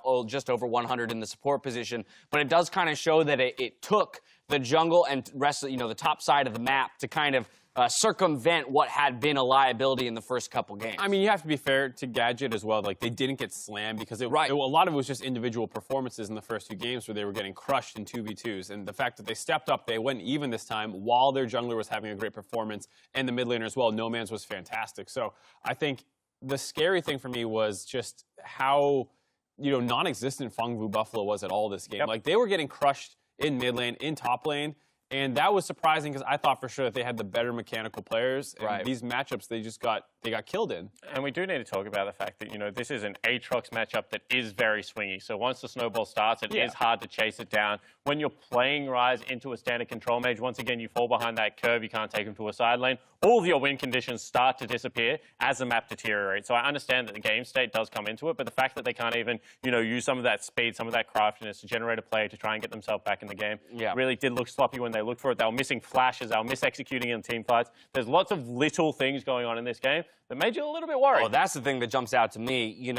Every once in a while, hey, if you get behind early and you lose just because a lane went completely in the other direction, okay, you can kind of shrug that off sometimes. But to me, it's evident that the pressure to some degree might be getting to a few of these guys, that in that loss, they started overreaching, that they started making bad mechanical plays. As you mentioned, multiple terrible or useless flashes. Yeah, because if you are in a situation where you've made a bad call, I can understand as a flash wall. But when your jungler flashes into a Krug wall and your mid laner, your top laner flashes into a blue buff wall, they're not even hard walls to flash. Yeah, I mean, that's the really scary part, is how much of this was somewhat self-inflicted by Fengvu. And I think, Vega did play very well. Like, there were clear, marked improvements in individual performances, but it was at the same time as Fengvu kind of nosediving in some of theirs. Well, and I think if we talk about what did work then for Vega, as we mentioned, of course, the top side of the map and the jungler playing well, I think returning to that bot lane and talking about how they kind of shored up the weakness that it could have been in the picks, actually. I personally appreciated the Ashe and the Tahm Kench above all things in that bot lane. Take something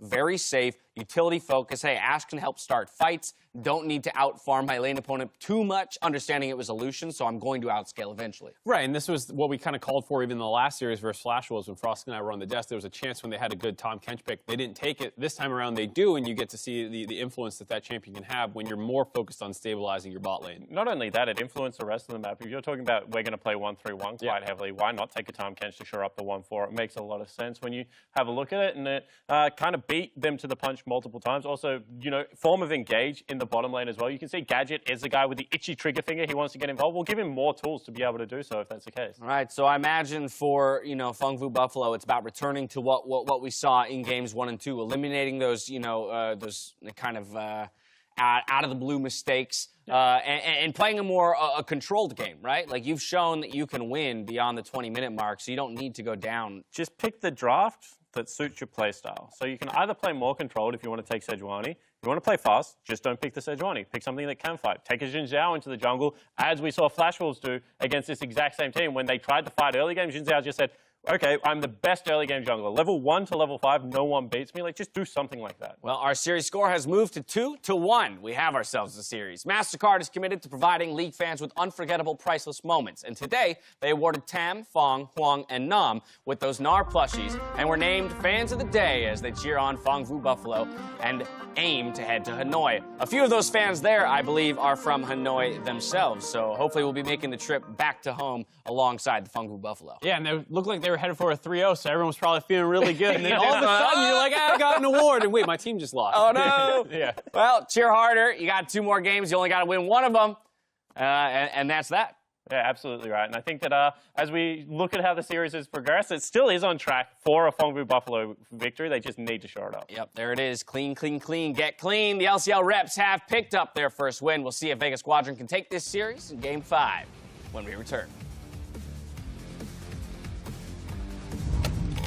Flash knock up there from a Nanasik. Meliodas flashes, but still getting bitten down. The tongue is good. Now maybe they can turn tail and try and get the fight turned around for themselves. Pallet locked up in the chains is going to get caught up and killed. Forced to get out. Boss is a little low, but he still has his ulti. So Xeris is going to get chased down. He slowly flashes into Nanasik.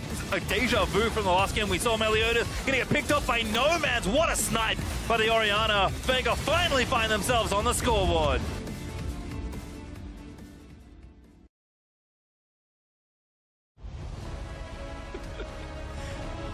Welcome back to MSI 2019, where Vegas Squadron bounced back in Game 3 and now choose red side heading into this matchup in Game 4 versus Phong Vu Buffalo. And I think they finally figured it out. It's not just about the Tahm Kench pick, but it's making sure that nothing has to be about the bot lane, that Ananasik can spend his time elsewhere, whether that's teaming up with Nomads, whether that's giving attention to Boss, or in that game, just putting it to Meliodas. I love that change up there, and I hope that we continue to see Vegas Squadron in a high-tempo jungle matchup. Yeah, I think so. I mean, Nanasik with a lead, certainly looking like almost a different player. I mean, really, that was a completely different game than we've seen so far in the series. Vega, I think, still showing that they are the softer, more controlled team, which is certainly not a bad thing, but managed to find the win in just about as much time. I mean, I feel like all these games have been under 30 minutes. So clearly when a team is ahead, they are just running away with the snowball. And for Vega, if they can do that 2 more times and complete the reverse sweep, then they'll be moving on. If not, Phong Vu Buffalo, who still need to find 1 win in the next 2, will put themselves into the main stage in groups of MSI. See if we're going to find ourselves at Silver Scrapes or if it's all going to end here now. Same sides here. We've got blue side for PvP, red side for Vega, and already it looks very similar in terms of the game plan here from the drafts, taking away the likes of the Karthus, making sure that Boss never gets his Hecarim. Yep, there is same 4, I believe, and Tarek going to make it same 5. Can't quite remember off the top of my head what the 6th ban for Vega was in the last draft, but I'm sure when they banned it, it was Kai'Sa, so it's actually the same 6th pick. I knew I'd remember when they banned it. Although this would be a different priority pick. Last time around, it was Pallet getting the likes of Galio, but as you can see, they're flashing through a lot of them. Galio, Jace, Akali, but the Rek'Sai. So this kind of harkens back to what you said at the top of this series about Jarvan, where they are willing to pick Jarvan, they like it so much, over a lot of these stronger solo laners. This is basically the same thing. It's like Jarvan's ban, Rek'Sai's been great this series. Give me Rek'Sai. And it feels like both teams now have the exact blueprint that they want for how they're going to feed into each other. PvP are like, we cannot take the Sejuani into Rek'Sai matchup. We cannot lose control of the jungle matchup. We're going to put priority on getting that, priority on Meliodas. Whereas on the other side, Vegas Squadron like, run it back. We don't get the Rek'Sai, but we'll find something to deal with it. Let's get Ashe, let's get Tahm Kench. Yeah, all about this lane for Vega. Looked good before, and they'll run it back here again. PvP, pretty quick selection. Switch over to Varus and Braum, so pretty aggressive 2v2. Of course, very tough always to crack Ashe Tahm Kench, but they're going to give it a go. And it feels like they're trying to find, laners that can have push priority, even though Galio and Lucian were forward in that lane when Meliodas got slammed by trying to take that invade. Either way, we'll see if maybe they respond better, having that push priority and rotating to Meliodas when he calls for his laners to assist him. Also, Meliodas is going to lose some jungle picks here, potentially. Aurelia being the 3rd pick here in Phase 1 for Vega. Means that that's dual lane and a solo lane locked in there for Vega. So they'll take the Fiora off the board. If Boss wants to pilot Aurelia again, certainly does not want to run back into the Fiora. And this is pretty clear from both teams. This is a Nanasik versus Meliodas. Meliodas trying to pinch that pool Something that can deal with Rek'Sai, especially in the early levels, is something like Kindred. It's a bit more of a niche pick, so maybe you still ban out the likes of, like the Sejuanis, the Skarners, the Lee Sins, these types of picks. Probably not Lee Sin, because Rek'Sai is a good matchup into it, but like Skarner and Sejuani. Or maybe you take a gamble that they'll pull out the Kindred, you take that one away. Here's one Kindred game for Nanasik this tournament, so certainly capable of playing. Actually had a ton of unique picks in the playing group stage, but Gragas is a selection, so wanting to take the tanks away here. That would be interesting. That would be. I'm just getting more excited. Okay, so something... Oh, wow! Okay, so something you need to know about the CIS region is that they have a really high priority on Vi because Diamond Prox is in the region, and it just feels like the LCL is determined by a lot of their key star, like these legacy names that will bring in these picks, and they basically just shape the meta. So this is not, like a hat trick that they pull out in the play-in stage in like a very intense best of 5. This is actually something that's very common for the CIS region. Well, fine. Not the jungle we expected, but what Nanasik will get here for this game 4. Akali left unbanned though. We'll go over and see if Zeros has a better time in his matchup, or if Null wants to take it. Depends how they want to flex these picks around.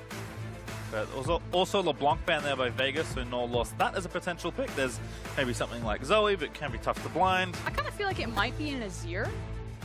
Maybe the Ori. Okay, so it's the same concept though. I feel like Null learned that if he loses the push priority there by just getting shoved in constantly by the likes of the Orianna, that it was really impacting his jungler negatively. So I expected something like an Azir that would contest with that wave clear, but he himself kind of getting the buy one get one free. I get a wave priority champion as well as I take that pick away from No Man. Yeah, he had the rise up, but it looks like it might just drop through this draft actually.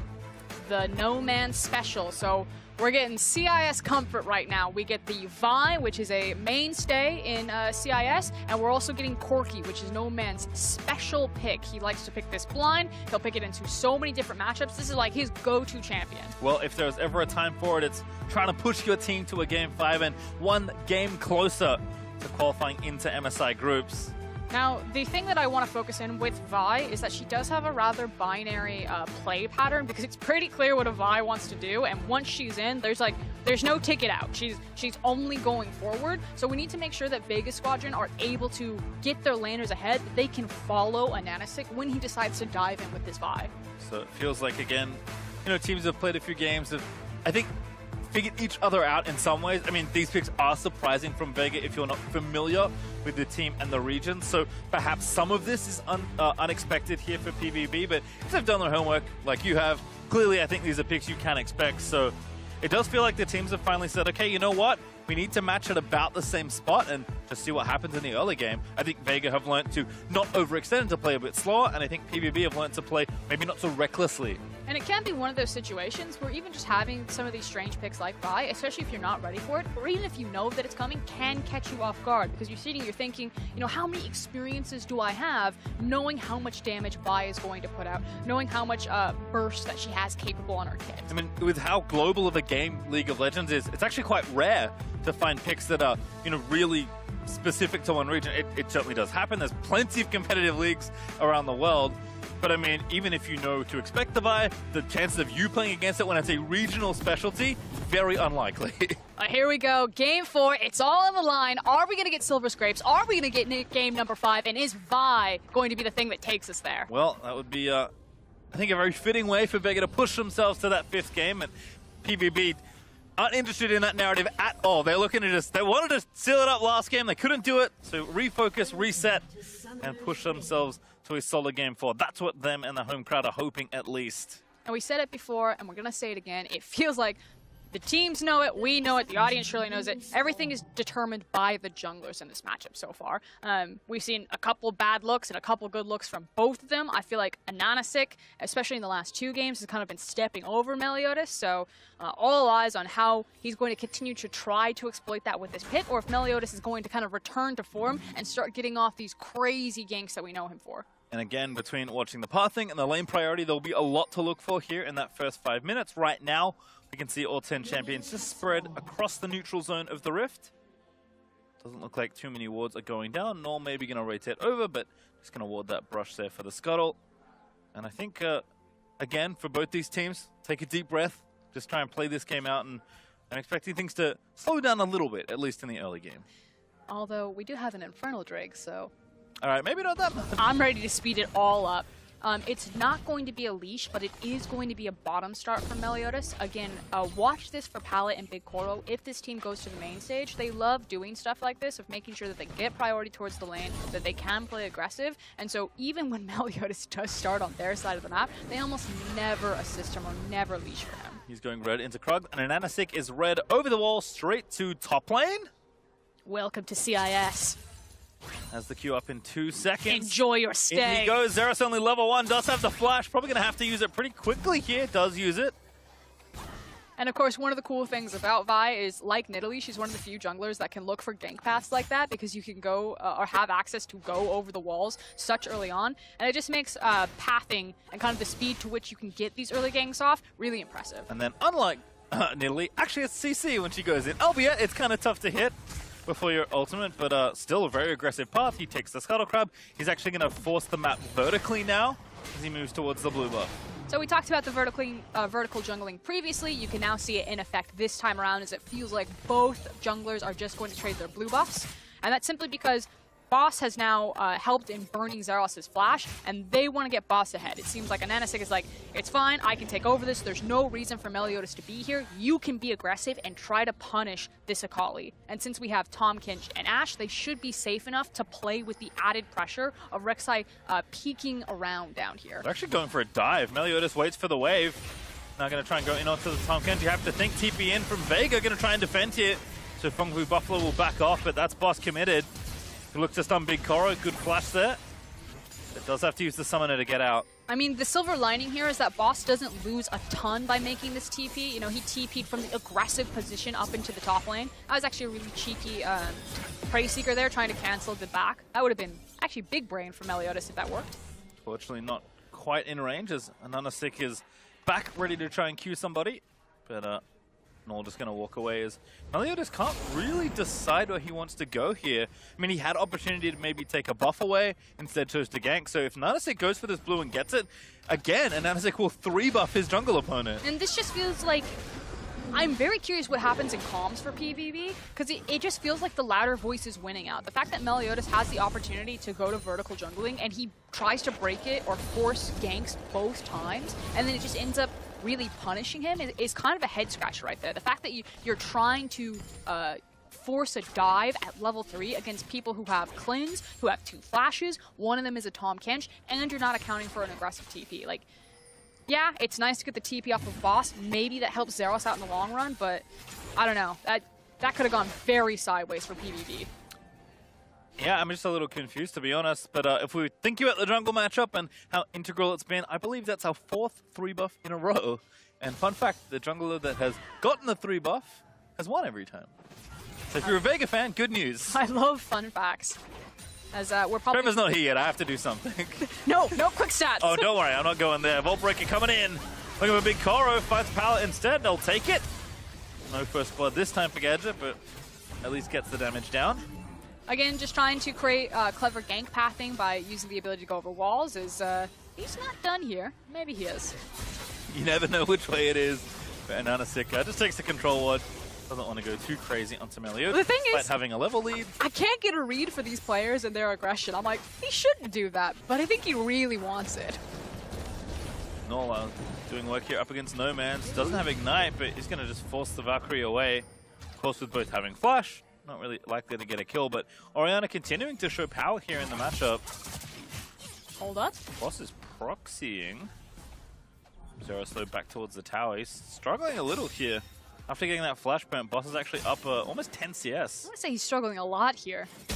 That's a big CS difference, and even more importantly, the fact that Boss is able to play so aggressive and so far forward that he's actually going to get away with not needing his TP for a free back to match Akali's TP.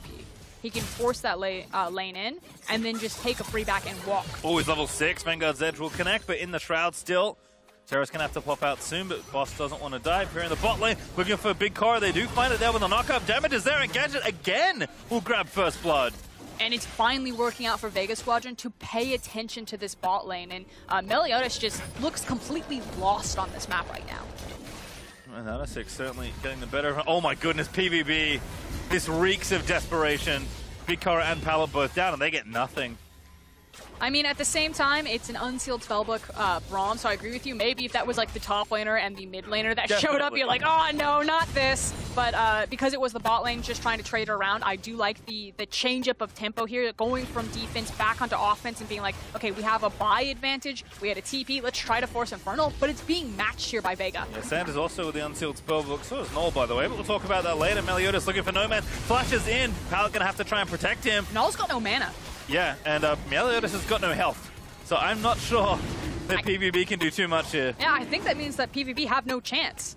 We'll see if Vega Squadron are respectful. It looks like it. Ash, not sitting on a lot of items, has like some biscuits and a Doran shield to her name, so probably wants to take that back. And Gadget does not have TP, notably, so doesn't have the same luxury, and teams will just walk away slowly from the Infernal Drake.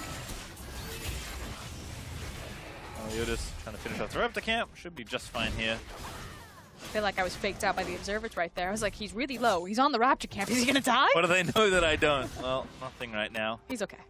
And Anasik, and actually both junglers getting quite a bit closer to level 6. That, of course, changes the equation considerably for both of them. But do have to tip the hat again to Anasik, who seems to be maybe getting in the head of his opponent a little bit. Certainly feels like he's gotten the read on the situation, is only playing better as the games have dragged on. Yeah, I'm really impressed with the mental fortitude coming out of Vega Squadron so far. Like, people watched the first 2 games, and I'm sure a lot of people turned it off. They're like, this is over, there's no comeback here. But to settle yourself, especially when you're against the hometown heroes of the Vietnamese squad, can be no easy task. So, already in Game 4, I'm actually really impressed with Vega Squadron. Yeah, I was kind of with the crowd, and it just seemed like it was all over after the first 2, but... You're ready to write the obituary? Yeah, thankfully didn't pick up my pen, because it would have been very wrong in that case. Vega's still fighting strong. They have a small lead of about a few hundred gold, but as I think somewhat expected, this game is playing out pretty conservatively between the two teams. I think Vega can start to realize that, okay, we can win this series, so we don't want to throw it away with some reckless play. And think Fenghui Buffalo, if they didn't realize that already, really setting in the gravity of the situation. Like, this is a team that, you know, in a region that wants to prove themselves on a big stage, and they're playing at home. The pressure's certainly mounting for Fenghui Buffalo. And so now it's where do Vega Squadron attack the map now that they've unlocked something like a Vi ultimate. Gadget level 5 right now, there's the possibility that you wait for the level 6 Ash Arrow and you try to stack ultimates, or maybe you play around a package window. Well, right now, PvB getting their push on, but Gadget and Sanders will tank this up. Again, we still have that Infernal to talk about. Hasn't been taken, and we're almost at 10 minutes. I have a feeling that's what we're going to see both these key ultimates used for.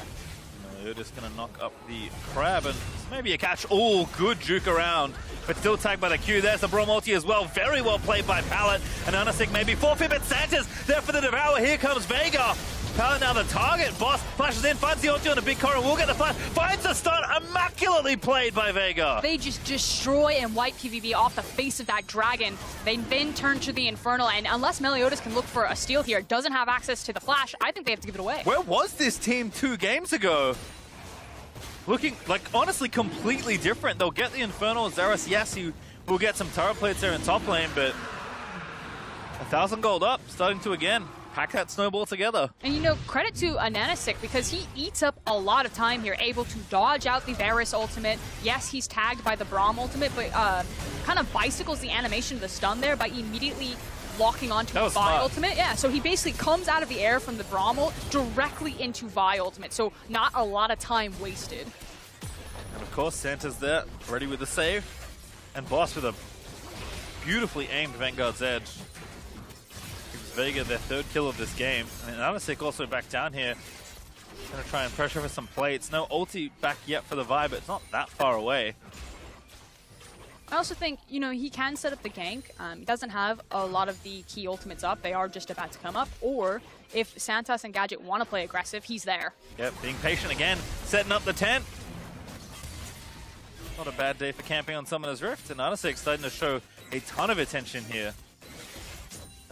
No luck on that attempt, unfortunately for him. What is Meliodas going to do with the information now? So Ananasik, he's like, I've been spotted. I'm now teaming up with the Tom Kench. We suspect that they're going top lane. And look at the response from Vega. Immediately, No Man's pivots towards the top lane to protect or to scout anything out. They place vision on the Rift Herald and they say, okay, we've revealed our jungler. We have Meliodas figured out. He's going to try to trade something across map. Zeros here. Up a little bit in gold, I think, thanks to the turret plates that he's gotten after Boss's TP. But, I mean, still even on CS. Aurelia is doing just fine there in the 1v1. In general, actually, CS is very close. Bot lane may be the exception. Big Coral was up 20 at one point, but that's been halved down to 10 or so. As Gadget will move in to clean up the rest of the wave that's being pushed in. And again, kind of keeping the more reserved pace indicates the significance, the weight of this game for these two teams. Ultido down the bottom side. PvB may have found an opportunity. Gadget will be forced to flash away. Big Coro wants it. He's going to chase in, and he does grab the kill. Oh, the trade, though. The tower is too much. But the thing is that the wave is still pushing in, so still an advantage for PvB. But across map, it's Vega Squadron that are starting up the Rift Herald. Yep, again, playing to where their strength is right now. Boss feeling confident, and Anasik the same. And they've pulled Santa's up as well. So Zeros going to have to be careful here. Careful as he walks into the pit. Yep, straight in, looks for the stun, finds it. 2v3 into the Shroud right now. Zeros can get out with his ultimate here, but they actually want to try and commit for a kill. Zeros looks for Boss. They TP in as well. Boss is going to look to go down. The ulti is enough. Big Coral actually comes in with a TP and finds a snipe. Now Null already found the shockwave. Will flash after No Man's who follows. So Vega Squadron did manage to get the Rift Herald out. It's now placed on a Nanasik, but TP play from Big Core, as you're talking about, comes back from the grave, immediately participates in the fight to clean up on the back half, and it looks like we've got a lane swap, possibly into a dive as Varus is top, but everyone else is looking mid. No Man's just used the flash, does have the Valkyrie though. So here's a Nanasik now going to look for a snipe. Meliodas completely caught out of position. Can't run out of that ulti. Going to have to keep running in towards his teammates. Pallet here to maybe try and save the day. Is enough to ward off the rest of Vega as Gadget forces Zeros' flash. And he did that without the Ashe ultimate. Look, it's still on cooldown for Gadget, so really curious how that one happened. Later the Ruin King, apparently enough in the 1v1. As Big Car and Pallet trying to collect some plate gold. There's a lot of movement on this map as the teams try and match each other. You can tell that both teams really want to break this game open for themselves, but so far all this fighting has really resulted in something that's mostly even. However, this Rift Tower is probably going to change that. Just feels like much cleaner macro rotations this time around from Vega, however. I love the fact that all of those plates ended up in No Man's back pocket. I think it means so much more for the likes of a Corki versus that Heimerdinger we were talking about a couple of games ago. You can also see that PvB trying to collapse where they believe they have opportunity. Every little play that fails, that wastes a bit of time, does keep the gold ticking up for Vega here. Still only 1,000 golds up for the CIS, but trying to continue to defend here as a Nanasik will join Boston. Big Car and Pallet know there's no reason to stay around. Yeah, and there was a trap being set up. You can see further down the lane that Santos and Gadget were waiting in the wings for that Abyssal Voyage. So seeing if Big Coro and Pallet would kind of test that 2v2 on the top side, maybe to get ganked, but it's now used to just continue the macro rotations from Vega Squadron, making sure that they're eating up every available resource of gold. I mean, we want to talk about globals. Oh, actually, hold that thought. Sanchez going to get knocked up here. Gadget also getting tagged. But Big Coro can't really get it done. Oh, he does find the snipe. The Grey Health was not turned on. Now exhaust on the Gadget. Zeros here looking for a dive. He's ready with the ulti, but here comes No Man's in the mid for Null. That damage might be enough. Valkyrie forward. What a great shutdown 1v1 kill as Zeros also finds his mark in top lane. So the mid lane's going well for Vega Squadron, but finally Pallet and Big Coro managed to get their hands onto Gadget and Santos and break the 2v2 up into the top side. But because it leads into a tower, it feels like it means more. Vega Squadron need to follow up on that Rift Herald mid lane and break that structure. Well, they will get themselves a Cloud Drake at least, so it's trading on the opposite side of the map for now, but this is going to be a fun one, no matter who wins. And this very well may go to 5, because you can just tell that these teams are kind of done playing. They've figured each other out, they've had enough time to kind of feel out what the other team wants to do, and now it feels like they're starting to meet very close together as far as their execution and skill goes. And I'm glad that we're finally seeing Vega Squadron kind of go back to comfort and go back what works for them. You know, as a famous, handsome man once said, play your style. And that's what Vega Squadron needed to do. And it wasn't always about the cheese picks. It was about these comfort picks like the Corki. Santa's had the cleanse, but that was not enough to save him here. Yeah, I do like the snipe, however. You can see it looked like delayed on the gray health. Wasn't really expecting that one.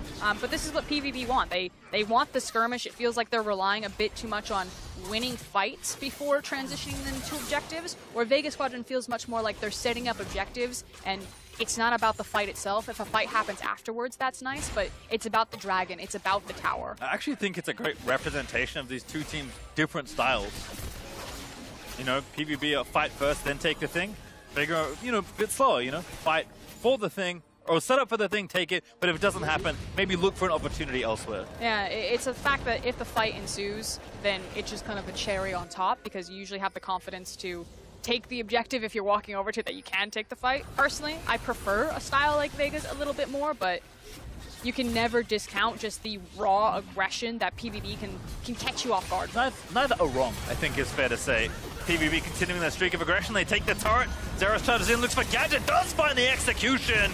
And now the stun in, gets another kill. PvP starting to heat up, Frosker. But here comes Aurelia very deep into the back line. Vanguard Zed lining up. Good ult there from Ananasik with the flash out as Vanguard Zed finds 3. Shockwave though is really good, but Ananasik does find the shutdown. It's 2 kills for Corki on top of it all. Shockwave is not enough to save Nolan Co. And in the end though, Vegas Squadron come out on top. That is one member from PvP that just kind of limps away from the team fight right there. And yeah, they lost the tower, but they've got the minion wave behind them, and they're pushing it back down. So Vega, good response. Oh, Pallet.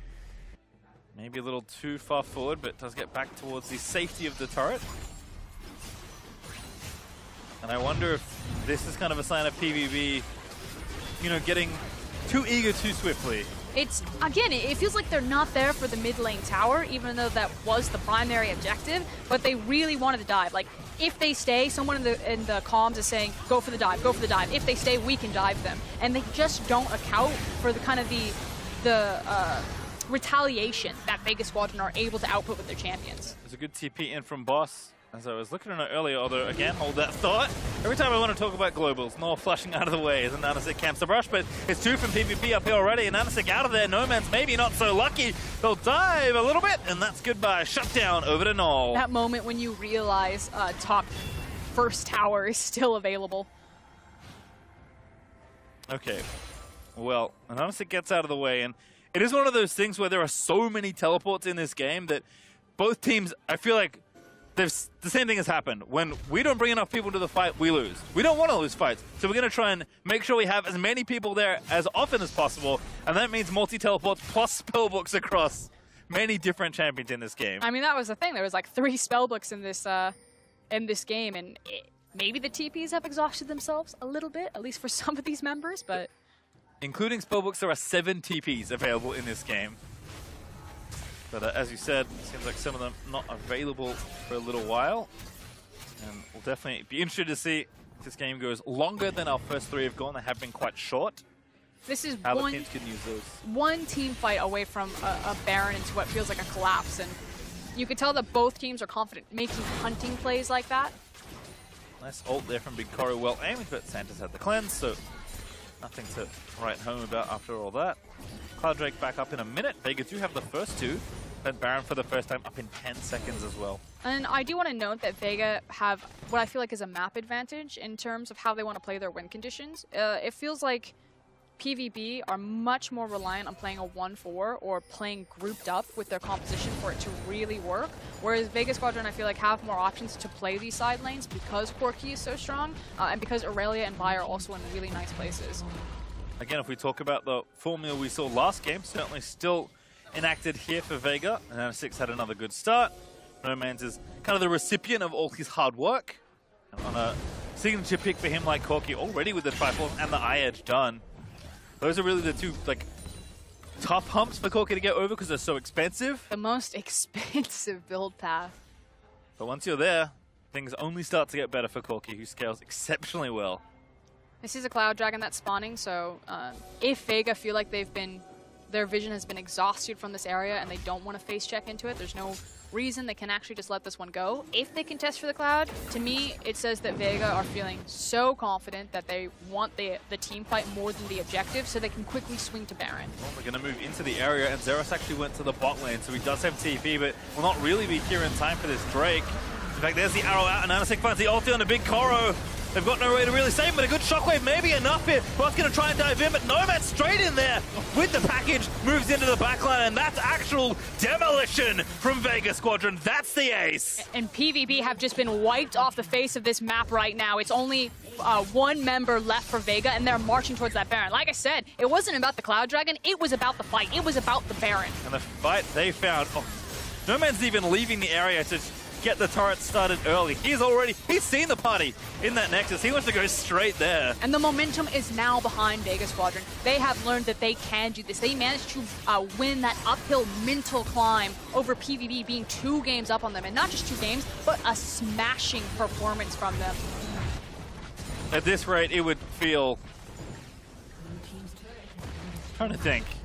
It just feels like we're going to Game 5. I'll put it that way. With the way Vega are playing, how confidently they approach this team fight, I would be shocked if we didn't go the distance here. And this team fight is really kicked off by how many engage tools that Vega Squadron have. The fact that they can throw the Ash Arrow and then very quickly follow it up with the Vi ultimate. You had a gorgeous Valkyrie there from Nomads to follow his Aurelia into the backline. Just ripped PvP apart. Upgraded by the jetpack as well, and the thing I missed was that Null TP'd in the middle of that fight.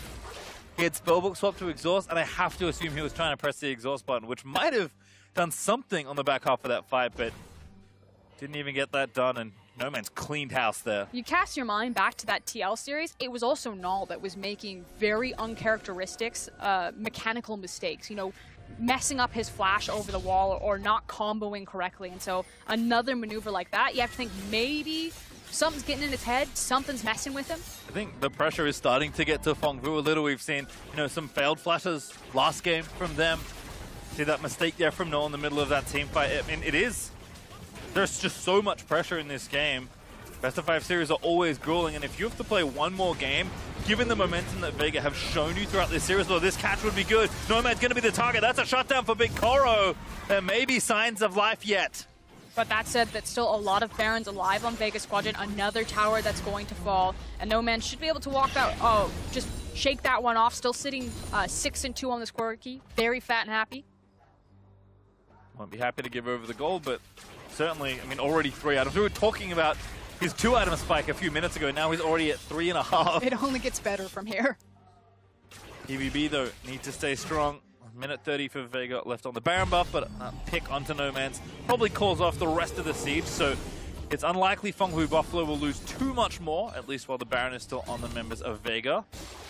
It just feels like because Null also had to go second item into Banshee Veil, respecting a lot of the CC potential, that unfortunately that kind of subs him out from this power window. Like, if Fenghu Buffalo want to have another go at this, you're basically looking at an Orianna to just rock people with a shockwave, but because second item defensive, it's going to take her that much longer before she's actually going to be a relevant party in these team fights. So this is going to be a very long stall game for the Buffaloes if they want to come back in this game. And I know we kept highlighting the differences between the jungles, but you can look down out those inventories, and I don't need to tell you what the number is for you to know that Ananasik is incredibly far ahead of his opponent. But if you care, it's about 3,000 gold ahead. It's a lot. And now this is the setup. How can the collective wave clear of the Buffaloes stall out long enough for them to hopefully get a wombo combo miracle fight back?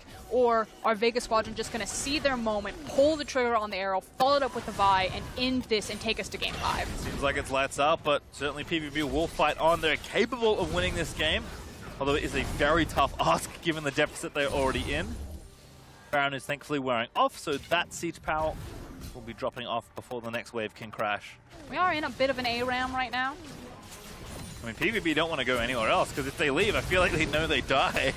It's fine for PvP to be in this situation. I feel like there's options that Vega Squadron could actually be playing multiple lanes, but Noman's has seemed to decided that he is going to stack up with his team. I feel like Corki should actually be out in one of those side lanes, and they should be trying to split up PvP.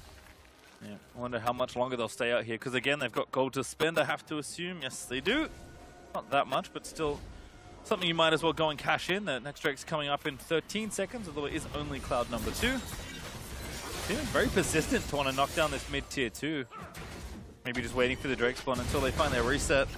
Thinking that PvP probably not going to challenge them for that. they're slowly chipping away at it. So yeah, they're doing some damage, but I agree with you, Pastry Time. They're basically just feeding in free gold to the Buffaloes right now, specifically on Null's Orianna. Well, Ananasik did go down to finish off that Drake. So it looks like Vega will be taking a reset pretty shortly, and with Baron back up in a minute 30, we want to get themselves out onto the map and setting up for that objective once again. Which means that the ARAM mid lane doesn't hurt them as much as I feel like it did for kind of the last 2 minutes, slowing down some of the tempo for Vega. They want to make sure that they keep priority here, kind of mistime some of their backs to pick up vision. You can see the control wards now in Santos' inventory, and it's just going to be the Baron chokeout. Again, just go visit the lanes. TPs are almost coming back off cooldown as well. So No Man's maybe feels a bit more comfortable pushing a side lane, given that he can join a fight nice and quickly. Vega just going to push the Meaning Waves mid and then go and get some vision there around the Baron. And seems like, again, a nice controlled position for them to play out. See if PBV have anything creative in the tank, because finding a fight is really tough, given the deficit they're still in. My eyes are on Zeros right now in this 1v1. I was curious if he was able to make it good. Not much of a 1v1, just has to disengage, force the flash and the ulti and the shuriken flip plus the shroud. So there we go, there's the answer. I wanted No Man's into a side lane. I thought that he would have the 1v1 advantage. Now No Man's knows that he has the 1v1 advantage, burning the flash right there. And Vega, if they want to, can continue to kind of leverage these types of lane assignments to abuse proper positioning or better positioning over the Baron. Yep, nice handoff there. Boss is like, okay, I'll go back down to the side lane now. Actually, Zerasa is unknowingly about to get aggressed on by the Aurelia, but Boss is going to miss that stun as Zeros drops the Shroud. But he's the one that's going to apply pressure here while the rest of Vega go play around the Baron. Yep, push the mid lane forward, walk into upper river. You're then going to start staggering your sweepers, clearing out all that vision. And I guess hitting the Baron even though it's warded. Yep, Sanders is like, needs to go over. Oh, it's a little bit to the left. All right, he does find the ward. No Man's also ready with the package. Yep. Eliota's going to dive in, but package out, unstoppable during that. As Null, again, going to get ulti. That's rough. Goodbye, Orianna. Probably going to dive back in, but I don't know if PvP can win this. Nomads are going to say, you absolutely cannot win this. And Vega going to grab every single kill. Only Zeros left because he was in the other lane. And that's a free Baron if they want, but more importantly, they can actually just shove this wave into the mid lane. Zeros can't stand there. There might be a discount Nexus instead. He's invisible, but not going to matter too much. Again, tries to find a kill, and Anasik dodges out. TP back in from the Corki. Nomans decides to rejoin the fight. That's an ace. Away go to game 5. Proskura and Vega Squadron playing absolutely incredible across these last 2 games. I don't know if they can end it, though, on this wave. They are trying to protect the cannon creep so that they can keep the tower fortification down. They're going to make a go of it, if nothing else. Vega, so much power, so much strength. And looks like they have enough to knock down the Nexus. The respawn's barely up in time as Vega Squadron going to have a scraping silver all the way to game 5. And you can see the look on Gadget's face right there. Pulls out the headset.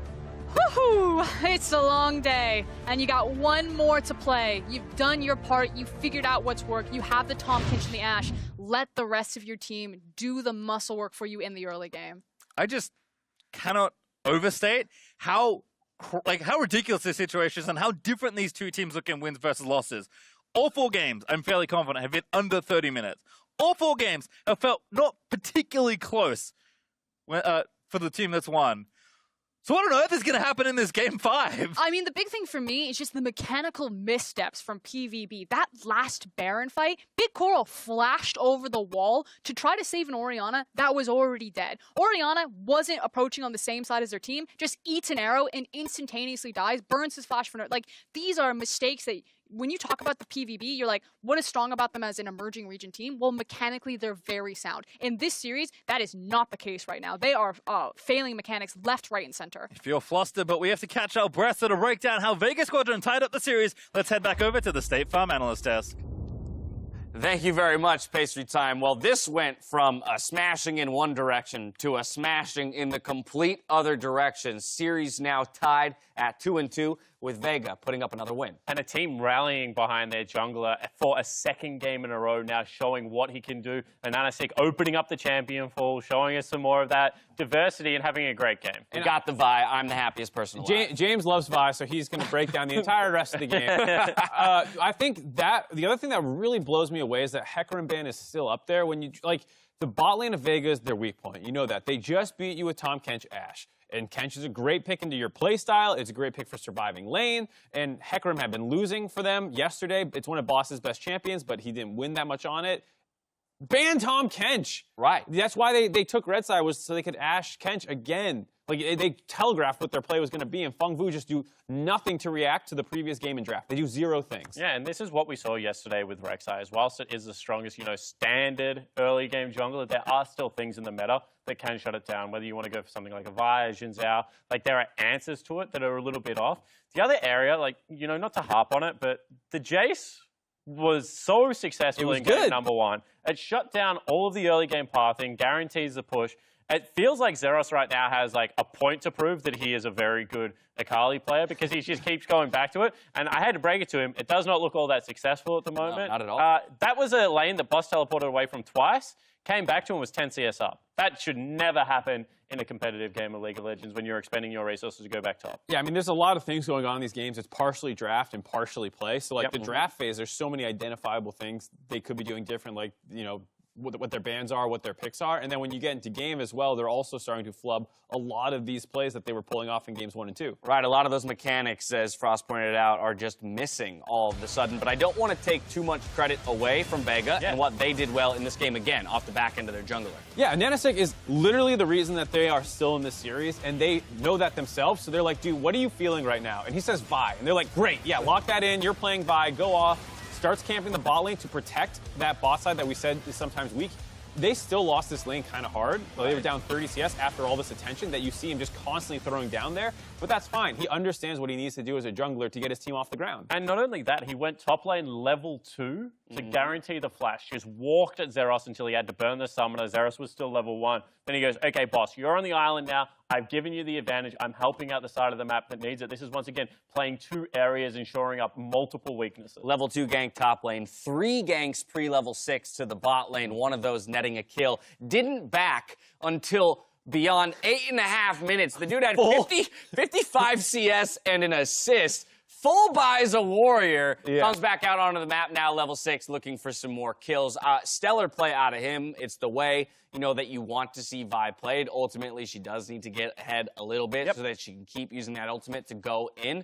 But when Fengwu Buffalo continues to overreach as well, I think that's another thing we have to talk about, is that beyond the laning phase, beyond the jungle pathing, Fengwu, yes, they make a couple moves to get a few advantages and maybe build a gold lead, but things are getting turned around even in the teamfight phase. Yeah, I mean, this was a play that if you're playing Tahm Kench and Ashe well, you should be able to have the Ashe situated in front of the Tahm Kench. So if they use the Varus ult, Tahm Kench eats him and you run away. Not positioned correctly, but don't worry, the rest of the team's going to come in and save the day. They get the nice Vi ult and split the fight with the Aurelia ult as well. So they basically take what should be a 5v3 and split it into a 1v2 and a 2v3 that they can win because they have more resources. And when we talk about panic, this is what we're talking about. Flashing away with your team, even though you're Vi ulted. In this fight alone, watch Koro on the back end of the team fight, does the def. Shout out to EDG's 80 carry back then, teleports in place. Obviously not used to running that unsealed spellbook, and this is just those small, uncharacteristic errors that start to creep into your game when a team is coming at you hard. You expected to be in the driver's seat.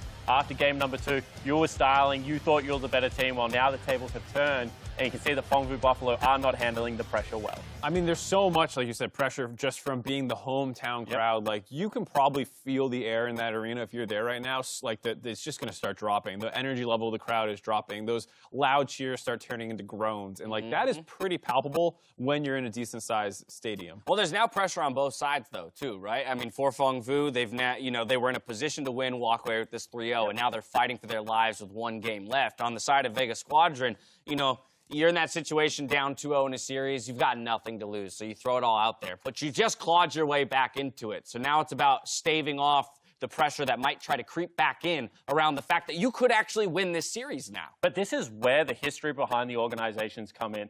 Fengwu, a team that has already been to Worlds, big expectation, They're expected to take the VCS to the next level. No one expected Vega to be here. Analysts were betting against them in their domestic region. They proved everyone wrong. They show up today. It looks a little bit ugly, but now they're on the journey to do that again. And I think that with the momentum coming into this game, it looks pretty hot. All right, let's talk Game 5 then. Let's talk do or die for both of these squads. Fengvu Buffalo has chosen blue side with selection, so they're going to stay on the same side they just lost on here. With that first pick, do we want to see the Jace? Is that the go-to? They're taking Jace. They have to. I think they need early priority in the top lane. Bottom lane, especially if they're going to allow Tahm Kench to still be open, you have to be able to win and push in somewhere else. Yeah, I like the Tahm Kench ban as well. And if he wants to play Hecarim into Jace, okay, you'll slam that early, I think. So I don't know why their draft turned away from Jace without any other people banning it or anything. He played into the Aurelia Game 1 and teleported away and kind of fell behind. There was some pressure top, but like that was fine because, you're still Jace and he continues to pressure after that point. Right. So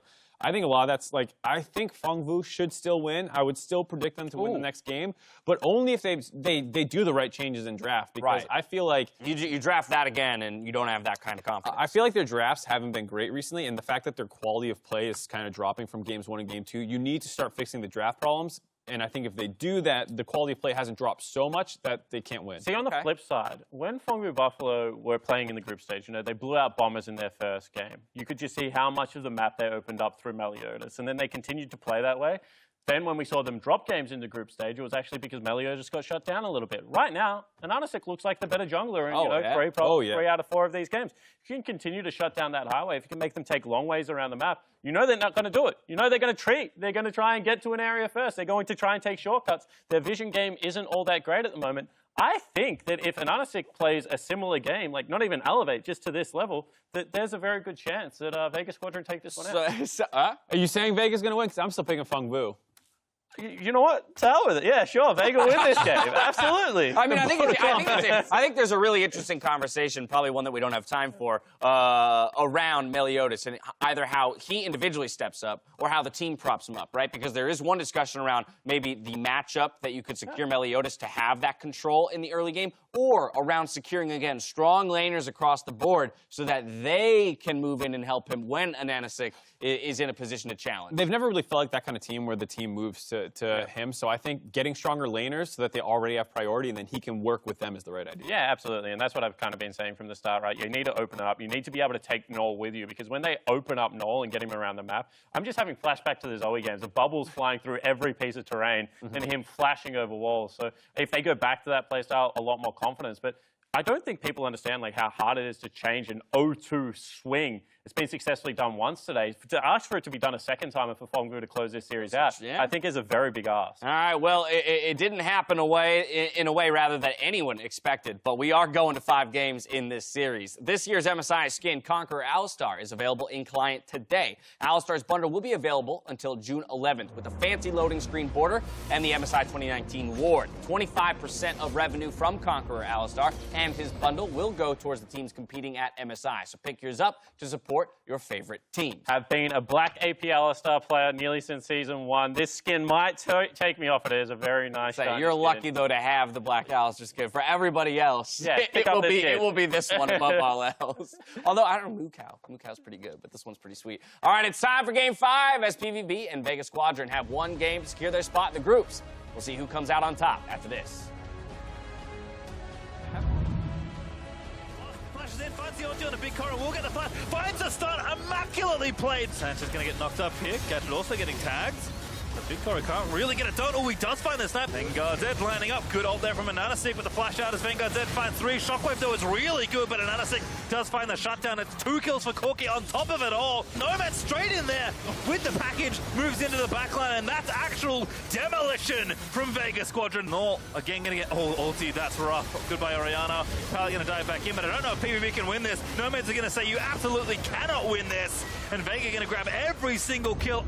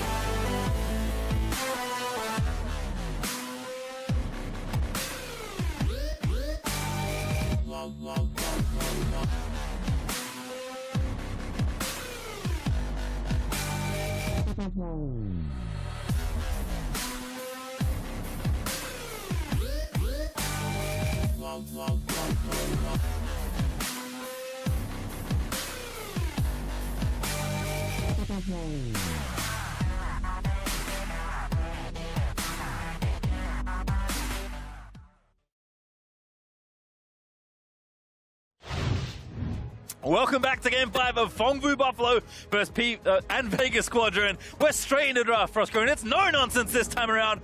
Game 5, everything on the line for the last MSI qualifier slot. I actually really agree with you, Pastrytime. I actually think this is Fongvu Buffalo versus PVB because they have just been beating themselves in these last two games. The mechanics were just not there. I want to echo what the analyst has said. Ease of execution. Go back to what works. That's what's been behind Vegas Squadron. Their comfort picks, the likes of the Corkia, bringing out the Vi. They know. They're sitting in their pocket. They have the confidence. All right, well, Karthus Tarek there for PVB, Kaiser Silas J4, no changes for Vegas Squadron, but Aurelia, boss the threat there versus Seros. And I think this kind of answers some of the questions that the AD were asking earlier. You know, why did we move away from the Jace? Well, maybe he felt scared about the Aurelia matchup, the fact that it goes down and then instantaneously Zeros is like, I hear you Spawn, I hear you Marksy, I'm locking in the Jace and I'm ready to take this one home. But this should be no surprise if you've followed the series. Ashtom Kench straight away for the Vega bot lane. And now we're going to decide, will this Game 5 haunt them? Will you pull up the Reddit comments and it'll be like, why did you ban Aurelia when you could have banned Tom Kench? Why do you allow Vegas Squadron to skate through the 2v2 lane phase every single time with such a defensive pick? They think that they can break it, so PVB, they know it was coming, they threw down the gauntlet, they gave it away. Well, Meliodas going to lock in Gragas. Did not like receiving bans in Phase 2 of the last draft. It's also a really big comfort pick for Meliodas. If he doesn't get Jarvan, I think that his second best champion is the likes of the Gragas. Very heavy playmaking, much with the ability to look for early level 2, level 3 ganks. So that's what I'm expecting from Meliodas. The pathing, it's not working for him. I think he's going to go hard camp. So like this, again, just giving Pallet the Galio once again. He's had a very good series, despite the 2 losses that PvP have suffered. Of course, remember, if Vega win, they will have reverse swept their way into MSI groups. And I know that there's often a conversation about who really has momentum in this point in the game, and I think it was the legendary Scar himself. Ooh, I love it. Who said that the team that's coming off of the 2-game win for the reverse sweep has the momentum, and I agree. I think that everything is probably behind Vega Squadron right now. They're in the minds of their opponents. They say, we've got you figured out. We're going to run the exact same thing back at you because we didn't even break a sweat. Yep. Bye again here for Ananasik in the deciding game in the series. Very important for both these teams to just, take a moment, take a breath. I do expect a lot of comfort for all these players because when everything's on the line, you just need to play what you know best in a lot of situations. But cannot forsake the draft as LeBlanc banned by Vega away from Null. Just trying to keep the volatile champions away, I suppose. Can also then open up the likes of either Syndra or Corki there. As I say that, it seems like PvP have the exact same read if you see the LeBlanc go down and take away No Man's Syndra. I maybe think that they'll actually will follow with that Corki ban as well that you mentioned, No Man's. It's the story for me, for Vega, getting to this point and even getting to play a Game 5 where it felt like they were written off in the series after PvP were 2-0 up, is Gadget and Santa's playing this defensive bot lane, Ananasik out-jungling Meliodas in the first 10 minutes, and then No Man's being the recipient of all the early game. And also No Man's having a pushing priority on the champion that he selected, so things like an Orianna, like an Azir, like a Corki, to allow Ananasik to take advantage over the fact that he could cut across his mid lane and not worry about the enemy mid laner disrupting his pathing there. So it's not the Syndra, but I expect a very similar pick out here for No Man's to empower Ananasik to very quickly get around the map. As Jake said, open up those highways, and that could do it. Certainly could. Boss will lose That could also his do it. champion, but that's Cho'Gath. So is it going to be a mid lane Cho'Gath or a top lane Cho'Gath? Now, if you take that Cho into the Jace, you're probably not going to have a very good time. Into the mid lane, though, could be very interesting because I feel like Cho is still offering a lot of push power and wave clear. He has good CC and follow-up. I like the fact that that also gives him a very meaty front line and really excellent monster objective secure. If this game comes down to a Baron, they now have a feast on their side. Well, there's also a Sivir ban as well there for Vegas, so Big Coro pushed down to Ezreal. And Null, we've seen this time and time again, Meliodas opens up the top of the map.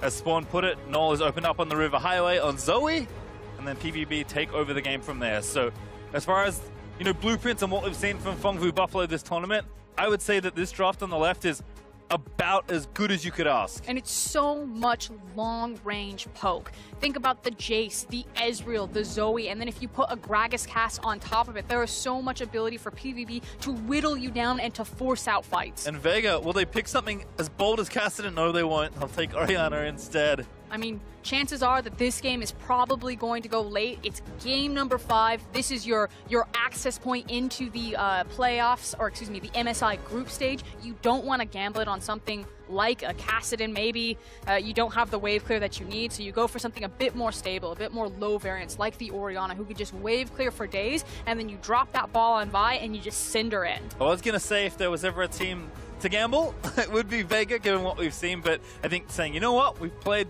pretty straightforward, we've stuck to our plan, and it's done us enough to get us to this point. But now the question is, how do these slight adjustments in the draft now change the outcome of the games for PvP? It feels like all eyes are on Meliodas. Can he get back that momentum, that power that he found in his previous play-in stages, or is he going to continue to get shut out by Ananasik? All series long has been about the jungle in the first 5 to 10 minutes of the game. We are 4 for 4 coming into this game on 3 buffs, and the jungler that has been 3 buffed has lost. At the same time, though, can Ananasik continue to run over Meliodas and work in tandem with his bot lane? Will this Ashe and Tahm Kench continue to hold? And it is an Ezreal and a Galio, so going back to Pallet's kind of tried and true champion, maybe looking for that all-in level 3. I mean, at this point, it feels like Ananasik kind of has the download complete. Meliodas seemed like he was on top of everything, just had his opponent figured out. Now the shoe is on the other foot, and in Game 5 where absolutely everything is on the line, tough spot to be. But my goodness, you can hear the home crowd there. Reminder, Fongvu Buffalo are playing to continue their way through MSI with the home crowd behind them. Vega looking to play spoiler to the hometown heroes. Feels like it's poke versus engage here. So many hard engage tools from Vega Squadron, but if PvP can get an early snowball, an early springboard for the likes of Null, if he can have 100-0 kill pressure on someone, that can certainly change the tides of this game. But maybe the poke doesn't whittle down. Maybe the hard engage comes out, and then this poke composition is just ripped apart. I love it when, you know, important games, Game 5 of this series comes down to who's going to execute better on the composition. And it does feel like Fongvu Buffalo have at least picked themselves into a spot where they probably do need to put their foot down a little earlier than, say, Vega Squadron will. I think we've gotten to a point where both teams kind of figured each other out. Vega is saying, we're the slower team, we're happy to play more of that style of game. And Fongvu Buffalo, we know you're the aggressive team, so they're wanting to maybe find opportunities earlier. That being said, I agree with you that we're likely going a little later, most likely. I want to point out that Null is again running the Unsealed Spellbook on his mage in the mid lane. We saw the catastrophe that was his TP in the middle of a team fight, so hopefully he doesn't make the same error this time around. And I'm curious just how, how aggressively Fongvu play this game. But I guess we'll find out after this. And something rare, you mentioned this a few games in a row now, but Meliodas commonly does not get help for the start of his jungle. This time, Big Korra and Pallet give him the leash. And I think it's recognizing that we need to get this guy moving through his jungle as quickly as possible. So we're going to help him out and try to, again, springboard. But this is also a really clever ward. So nice adaptation. Yeah, exactly. Putting the ward in the Rift Herald pit means that they spot this out. They say, okay, you fooled us once, you're not going to fool us twice. Zeros knows what's up. So the division right now will now get the information. Pops in a hammer form for a bit of extra move speed. Dodges out. Oh, and has to flash the Rupture, so unfortunately for Zeros, still has to burn the Summoner. And we were just complimenting the adaptation, the fact that he knew that Vi was there, and he still greets for it and forces out the flash. Now, it's not necessarily as punishing in this matchup as it was in the one in game number 4, but that's still flashless Zeros and looks like a repeat gank here. I like this, though. Meliodas going to read the play. Good Q from a Nanosic, gets out from under the belly slam. And looks like he'll just go back to his blue buff, and Nanosic will have to settle with either a red side camp, or if he wants to run all the way to his buff, he can do that now as well. The nice thing is that Zeros is trying to let the wave get stacked up into him, so he's not putting himself into danger because he doesn't have flash, as well as standing on the outskirt there to punish boss if he steps up. Let's see how the matchup develops, but in bottom lane, Big Coral and Pallet, knowing where the jungle attention has been recently, trying to play up and aggressive in this lane, getting the lane pushed in. This was pretty common throughout the series, even in the the more defensive games that Gadget and Santos were playing. Didn't really get much initiative. I like this. Meliodas, though, again, this is a classic for this team, camping for the top laner. There's the flash committed. Boss going to use his flash as well. Will they go for the dive? They sidestep the Rupture. Zeros wants the first blood, but he's not going to get it. They're not able to find it. Meliodas does fall down pretty low right now. I was curious what Anonisic was going to do with the information. He was starting to skirt up towards the Cho'Gath, but says, no, I'm just going to take these Krugs. This could be dangerous here. Level 2 still for the vibe. It now ticks over, and that Q is just going to poke. Okay, good. I was going to say, he needs to be respectful because Boss is still sitting on the TP, and if he decides to overcommit for that, especially using something like his belly bop to gap close, maybe trade some damage, that's very easy for Cho'Gath to just turn and trap him. Meliodas, though, does not overstep his boundaries, and instead going to go back around to his We're ganking side top of the map. again. And I feel like one lane has gotten attention in any given game, and this game we've seen a lot of bot lane direction for both these teams, but certainly it is all about the top lane matchup. And it was now just cleared out that top side jungle. I was actually wondering if Anonisic would then just run back up top lane. One of the nice things about when you have a Cho'Gath into the top side is that your ability to gank and to dive is actually really strong, not just because of the tanky stats, but because of the area that you can cover between the Rupture and the Silence. But Out there finds the taunt onto Gadget, who's going to have to flash pretty soon here. Devour, though, actually maybe going to make me a liar, but Santa's not going to be the target. Tahm Kench on the table for first blood, but not enough damage. And the Tahm Kench pick pays off right there. They tried, they threw everything in the kitchen sink to try to crack that lane, but you just can't bench the Kench. And Santos will have to go back, but just walk down and be okay. with the situation. Null also getting poked out. Nomad's continuing to have a pretty good run here on this Orianna once more. So that's Null going to be forced back away or lose minions to the turret here. It's going to get easier for Null now that he is level 5. Zoe's going to struggle in the wave clear against Orianna for the early few levels, but as soon as he gets more points into his abilities, gets some more items under him, he'll be able to kind of contest just this priority that Nomad's is applying to mid. Also, Null does have Spellbook, so that TP able to get him back to the lane and loses, I think, only 1 minion. So we'll write that there as Nomad's is going to walk back, but doesn't look like he'll lose too much either. Going for the tier, Orianna.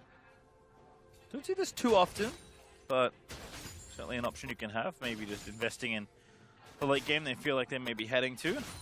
We'll keep our eye on it. You're right, normally you do see the Lost Chapter, but obviously you're kind of getting the same thing, which as soon as your wave clear mid laner has access to Lost Chapter, it's so they can have a perma push and never really deplete their mana pool, tier can help her do the same thing. To an extent. Nice to see Zeros again playing aggressive. Boss will catch up and see us a little, but actually, never mind. Not with this dive brewing. Predator pop by Meliodas, making their intent very clear here. Okay, Boss, no flash. Oh, and Nanasik already here, though. They've taken so long for this dive. Here comes Orianna as well. TP in. I think they have to pull away, but Meliodas caught by the Rupture. Gonna get silenced, gonna get knocked off by a Nanasik Vault Breaker, but the first blood goes over. It's actually Meliodas that gets it, and Nanasik now maybe in trouble as Null finds the snipe. He will go down to the turret, but Nomad's already burnt his flash. Can't really chase. The shockwave is beautiful, though, but Meliodas gonna land this slow. They might even fancy going in for it, but no, Nomad's able to grab the kill. And from the mid lane, Nomad's walks up there. He is able to turn it around in the back half, though. It's still a massive wave that Boss is missing out on the Cho'Gath. That said, the Orianna, big beneficiary here because she picks it up in Pallet. You're looking a little crazy. I see it in your eyes. I don't agree with it. Just let it go. PvP really just wanting to get this game over with, it feels like in some ways. We talked about Vega's patience and the more cool, calm, collected nature pushing them to this point. That's not how PvP got here in a lot of ways. They want to play aggressive. I mean, if Vegas Squadron are going to play their style, I guess I just got to embrace the PvP style. And here's the cool thing. So we were talking a lot about the mechanic and kind of the mechanical breakdown of the Buffalo's players. The mechanics were back on point when they attempted to execute this dive. Unfortunately, the rotations were not, but hold that. Yep, Santa's already in trouble. That's going to be Big Koro cleaning up the kill. They do complete the dive with Ashe absent. See, I agree with this one because Ashe was absent. So good job, Pallet and Big Koro. And it just feels like there aren't many breaks on this train. For Fengfu Buffalo up actually almost 2,000 gold just from those kills on those plates and the CS. It's a GLP, Orianna. Oh. Yeah, she's going for the, what's the little Hextech revolver called? Hextech revolver? The revolver's the component that builds into the GLP. Yeah. I like it. I mean, we'll see. Hold there from a Nanasik into the Rupture. That's beautifully played. Delicious. Yeah, Zeros even with the flash there, not really able to get out of that one. And you can see how this combo is going to work out. It's basically the bounce house. You wait for the Vi ultimate to connect, and then you just rupture them up into the air. Zeros is like, oh, this is fun, League of Legends. Important, though, very much needed there for Boss, who's 40 CS down as the wave comes in. And now PvP like, all right, you know what? You got to kill. Not for too much longer. Disengage. Run. Bubble, long range, doesn't find the target. Boss, though, is going to be the one to go for. Oh, and that's actually really big misstep there from Meliodas. This is only level 5 Pallet. No flash, so can't really chase. Null did get a GLP off the ground, but only gets a slow and can't find a follow-up. So that's just Meliodas feeding a kill over. Yeah, that was basically the Uber Eats of ganks right there. Gragas is like, yeah, you want some more on that?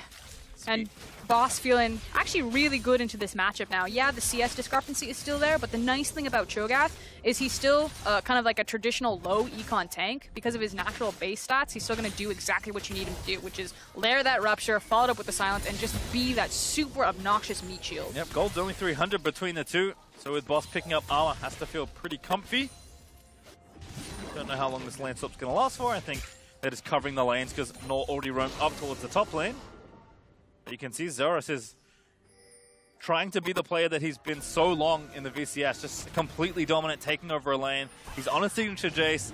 He's had some luck, but again, when when you do something this obvious, it's very easy for Vega to find the reaction. And now it's about, you know, what can Zeros do with that window advantage that he has? The fact that he has put Boss so far down, and he has these big windows to look for roam as he shoves that wave up. Like, Zeros now needs to take the attention that his team has given him and somehow translate it back to him. If that's, you know, constantly cutting back towards the mid lane, if that's helping get deep vision into a Nana 6 jungle for Meliodas, or if that's starting off something like a Rift Herald, it just needs to be more.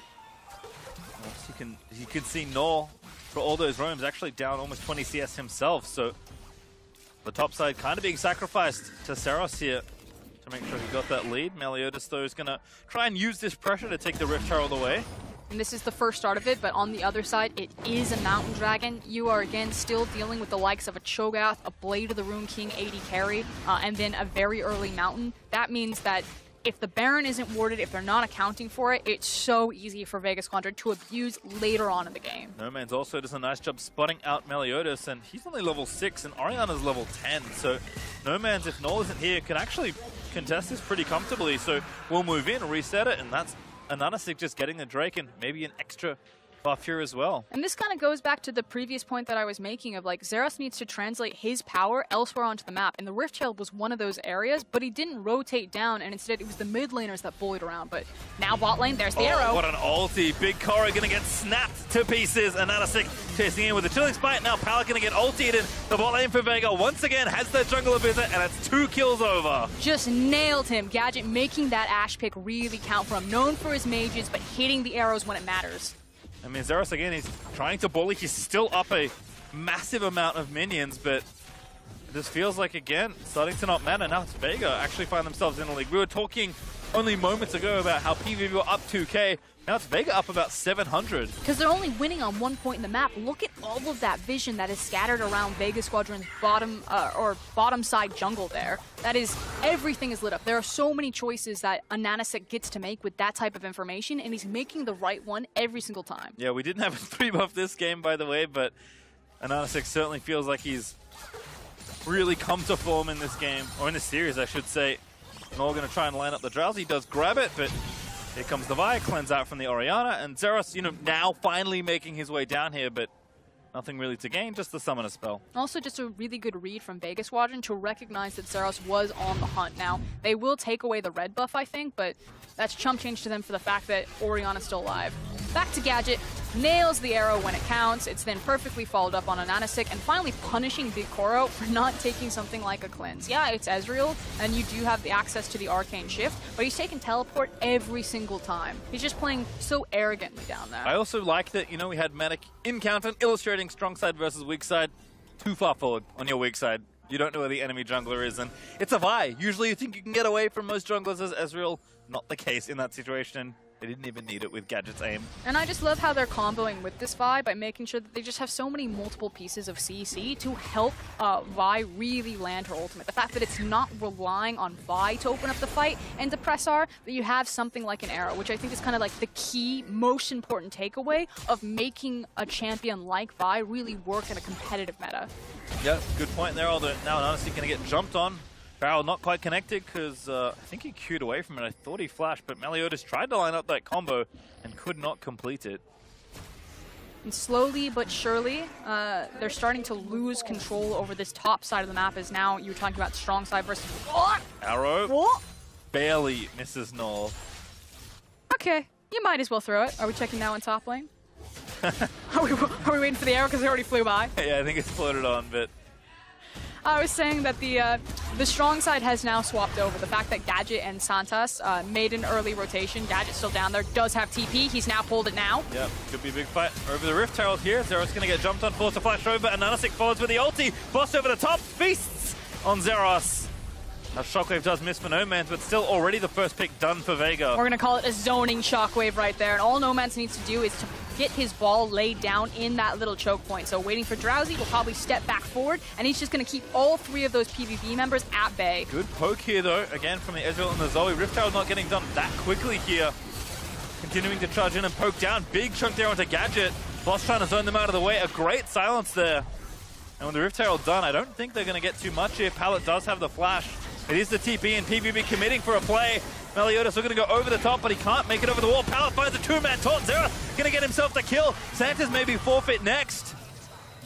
They're going to check and look for the dive. Nonastic moving in, the next Q doesn't land. Nor tries to find it, goes Drowsy, does the Tom Kench, and that's Big Koro picking up a sitter. And something will get back for the Buffaloes here. They're also going to try to pick up Boss. Surely he will fall right now, grab the minion wave, maybe a top tower. Kill shot accuracy looking good right now.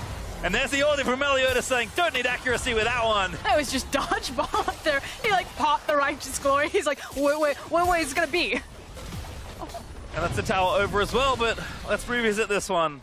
Okay, so I actually really liked some of the initial setup here. The fact that they were able to disengage by using the Orianna ball to zone away. But at this point, PvP, no, we've committed too many resources. We must find something here. Big guy Pallet finds the flash taunt, at least picks up some of the kills, and then helps separate Vega Squadron, who are just like every man for themselves. Everyone get out, everyone run away. Power of Zoe, once you start chasing, usually don't have to stop for too long. Rift Herald, though, is channeled mid. Abyssal Voyage was committed also for Santa's, so Vega do answer back and get a turret for themselves. But once again, the gold lead has flip-flopped back in favor of Fongvu. Buffalo up about 600.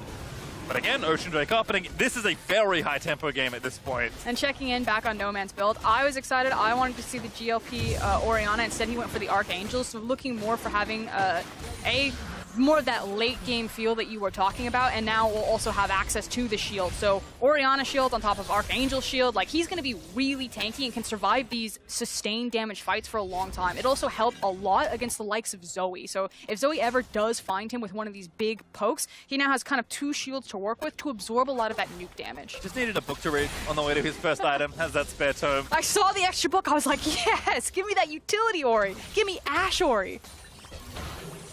Would be fun, but not this time around.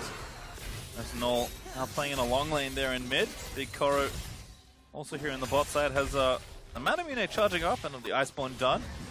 Nice and cheap, of course, are the Ezreal items, so not too surprising. I imagine the goal between the two is somewhat equal. Now that there are no objectives really on the map to easily take, it feels like the game is going to slow down a little bit, but Fongvu have definitely bought the pace I expected, and Vega, to their credit, are actually answering relatively well. Noldo is starting to really open up the game. True Shot Barrage and the Shock Blast almost made it a one-shot. Okay, this is literally a game of dodgeball for Vega Squadron. Can the poke damage connect from the Buffaloes? If not, then they can just turn it around with these big wombo combo ults. But the thing is you're then playing around timer. So if you look at Vega Squadron's comp, like they are so reliant on long cooldowns on key ultimates to finish fights, whereas the Buffalo's composition, because those champions rotate through cooldowns so quickly, the likes of Ezreal, of Zoe, of Jace, they're not reliant on big, long ultimates to decide fights. They can keep tempo a lot in this game. So Vega need to be really on point of when they pick their moments, because if it ever doesn't connect for them, there's going to be a much longer window while they're waiting for their ultimates to come back off of cooldown that Buffaloes will just throw punch after punch at them. Well, when they did miss those first few punches, however, Boss actually just casually takes the top outer turret because Zeros was with his team trying to find that poke. Again, I get it, mid-outer turret's a very important piece of the map to try and dismantle, but perhaps committing a little too much there in the situation, as the map will kind of move back to normalcy for a little while longer. I think we're going to be in a farm state until, like you're saying, another big objective comes up. The most important objective on the map for Buffaloes here is going to be that mid tower. It's going to be really hard to break as long as Orianna has access to mana and is alive in the lane. And they don't have the same CC, so I'm actually looking at Meliodas. If they want to break mid lane tower, they really need this Gragas to threaten with the cask and possibly break or sweep her off the structure. But if Meliodas isn't paying attention to that lane, then Vega Squadron can stall out this game for a very long time by just having their mid lane tower stay alive. Null also got the blue buff, so makes Operation Poke in the mid tower that much easier. Also see that Santa's moving around quite a lot. Another good component to have if you're just trying to save someone from a Zoe bubble. TP down also from Big Koro to the bot lane, just returning to try and keep the pace up as far as farm goes. Actually really surprised that Big Koro and Pallet returned towards the bot lane to just kind of trade farm here. I feel like we're tunneled in a little bit too much for the Buffaloes on finding these kills as opposed to prioritizing the objective. But here we go. Yeah, No Man's chunked again.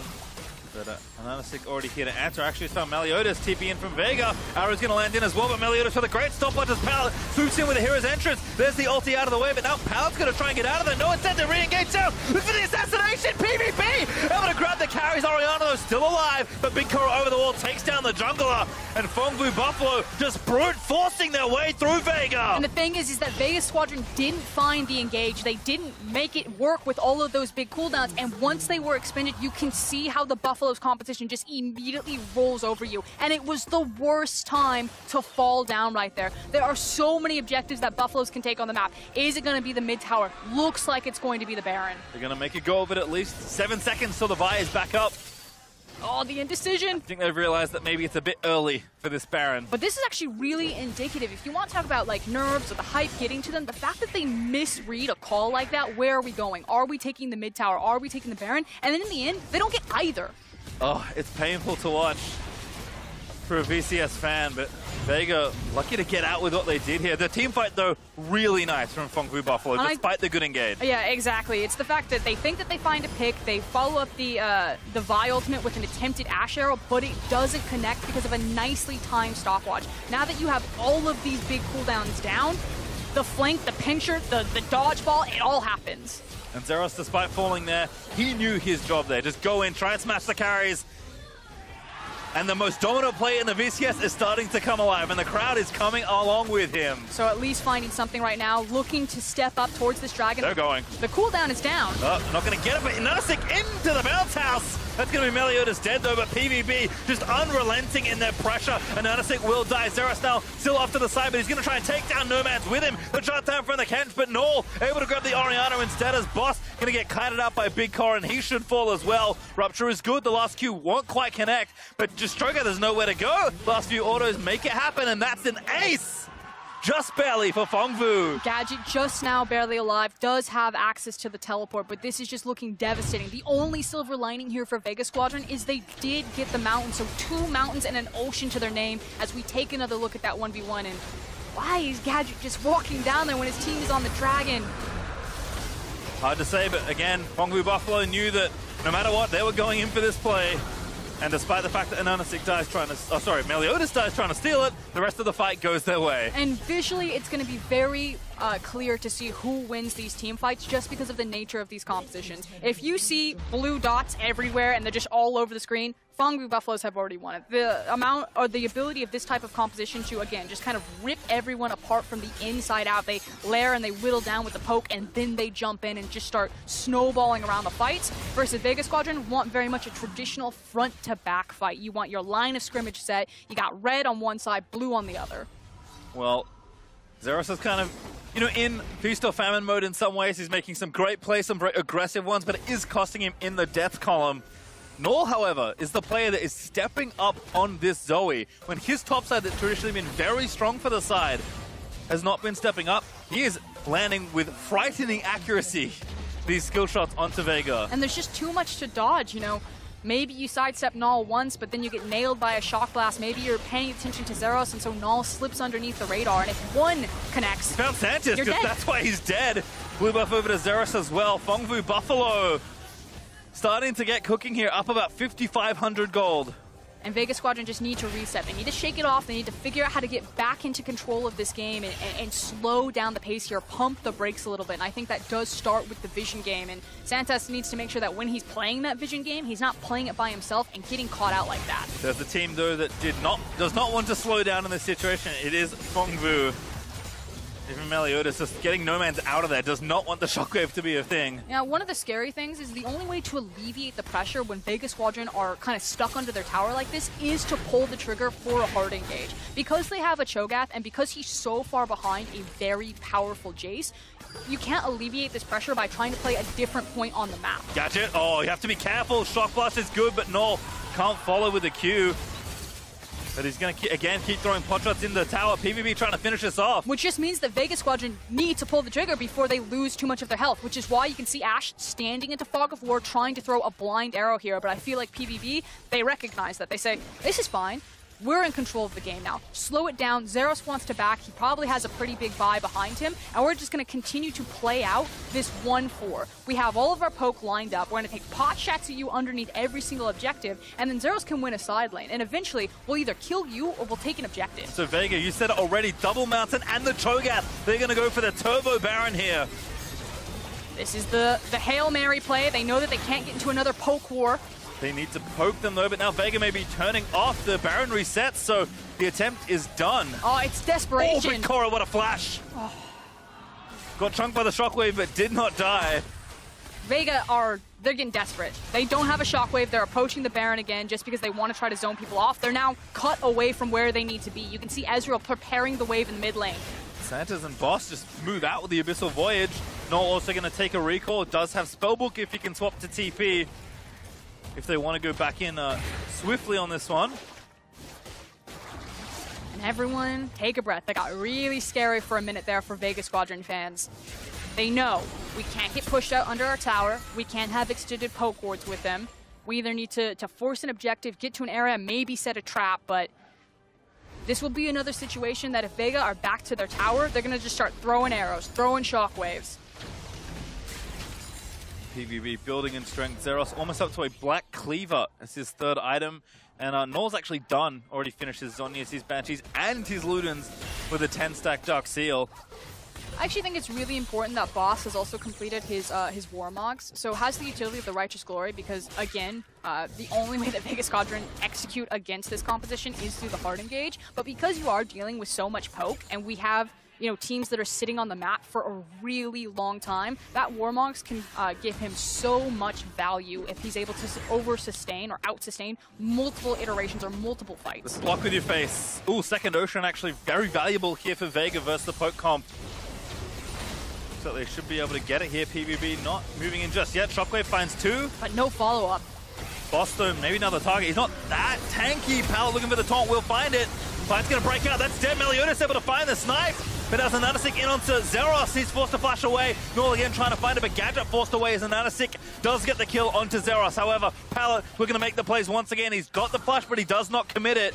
Null looking for the angles. Oh, he almost found Gadget with the bubble. And it was another situation where every man for themselves. As soon as all of the ultimates went down, Vegas Squadron like, we have to get out of here. Now, this should mean that the tower possibly falls. No Man's wants to wave clear, but it's just too dangerous. If he dies, it means so much more loss. Can't face check Null. He's just so strong at this point. I mean, Zeros, he's making the aggressive plays. He's sacrificing himself for the better of his team at this point. They do take the turret. Now, teleport is up and available for Boss. He can try to look for a TP. You see pinging on deep wards behind them. Yeah, there he goes. Vega. Gadget's coming with him too. This is a two-man teleport. They can see it though. Boss in. There's Gadget though. Meliodas going to find it up, but Big Core going to try and cut it out of there. Stun onto Pallet. Meliodas goes in. He's going to try and buy time. Here comes Zeros as well. Vega, you cannot kite out this comp, but they're forced to run away into stasis, but the front line falls, and Fong Fu Buffalo coming alive. They just annihilate Vega Squadron right now. If they want to go for the end, if they catch them, this can be game over. Series done right here. At very least, it's full Baron control. PvB will take probably the most aggressive option presented to them, and right now that is going to be the Baron. Big Koro has already started it. There's even a control in the back, so this is not a secret to Vega, but they can't face check here. And I don't blame Vega Squadron for looking for that type of play. What I do blame is also putting the Ashe there. There was no reason to have your ADC land on top with your tank and then just instantly die. And again, PvB make the aggressive play that gives them over the teamfight win. It gives them the Baron. And I want people to pay attention also to where Meliodas is. He's on the back end, and he's also sweeping out, so he knows he's not seen. So Gadget thinks he's safe, making this type of teleport play, and then bam, just smack down and completely disengage. That means all of the damage in the follow-up is lost, and now the team is split. The Shockwave doesn't connect with anyone, the Ashe Arrow wasn't followed up on, there was just nothing from Vega. Yep, they lose their jungler and their tank in the top lane. That's Baron over to Fong Vu. About 8,000 gold ahead or so. They can see the win. Null started some heavier reading. He's got Majai's looking to stack it up even further. And what a turnaround from the Buffaloes, especially on Na. You pointed it out, Pastry. This guy has just had a very up and down last 2 best of 5s. Kind of mechanical mistake after mechanical mistake, and now picks up a very intensive champion like Zoe. 5-1-9 right now, is putting in the work. And not just him, but you know, it started with Xerath in the top lane. Big Koro also flexing on the likes of this Ezreal. Like, I don't know where they found their Wheaties, who gave them the locker room talk. It was the crowd that was just like, you know, getting behind them, that 6-man, but the Buffaloes have come back to play and are looking like we expected. Well, still smashing down turrets despite the Drake deficit. They just have so much power to play with still. Gold Leaf's starting to get bigger. It's very close to 10k up now. Trying to do what they can with about 2 minutes left of Baron buff. Want to break some inhibitor turrets if they can. They've got the siege to do it. And this is the terrifying situation. You take 2 pieces of poke, and it's basically over, and it just puts you on a clock. How long can you dodge for? How much can you survive before you just have to look for the engage? And all over the wall again. Forces Santa's away. Also got Xerath in the mid lane, trying to get the minions shoved in. All eyes on this Ash Arrow, all eyes on the Shockwave. Vega, when do you pick your moment? You probably want to save this tower if you can.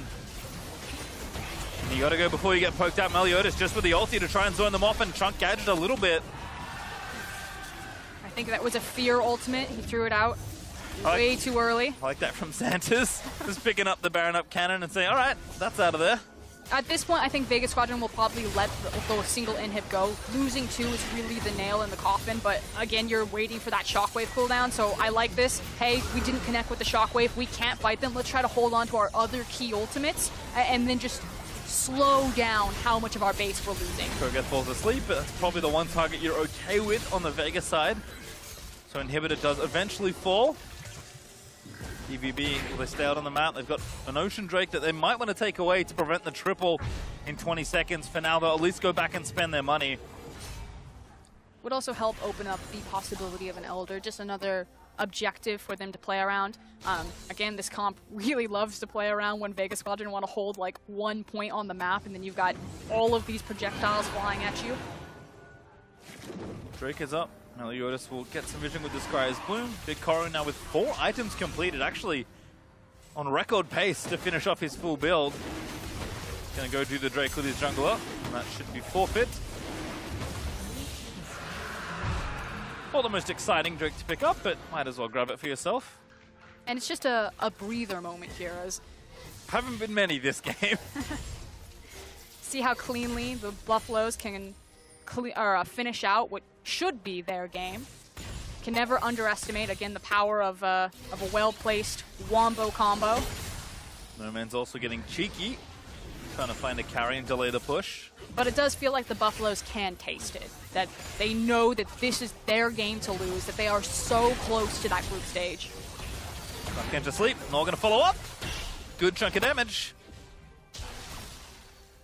Only have to just be a little bit more patient. Xerath getting the mid wave going. Boss is busy in the top lane with the supers. Don't think this tower's going to last too long here for Vega. And the sweeping out as well. Again, denying what vision you can. It's already dangerous to face check when Zoe and Ezreal are out and about. You can't see, it's even more so. And PvB doing a good job. Multiple sweepers going down, a lot of control wards. They're trying to make sure that their flanks are safe, that when they are approaching these structures to look for the siege, to look for the poke, that there's no crazy teleport coming in behind them. You check on the timers, you can see that Gadget and Boss's TPs are about to come off of cooldown. The Baron has worn out, so we could be possibly playing around the next timer, which is in 1 minute. And there's now another window where Vega have the opportunity to look for the sucker punch to get their foot back into the game, but I feel like that's almost like the last window. They get one more shot at this. Meliodas even. He's going the AP build this time around. Actually now finishes Zhonya's. So everyone from Fengfu very well equipped to fight around the Baron that's coming up in 45 seconds.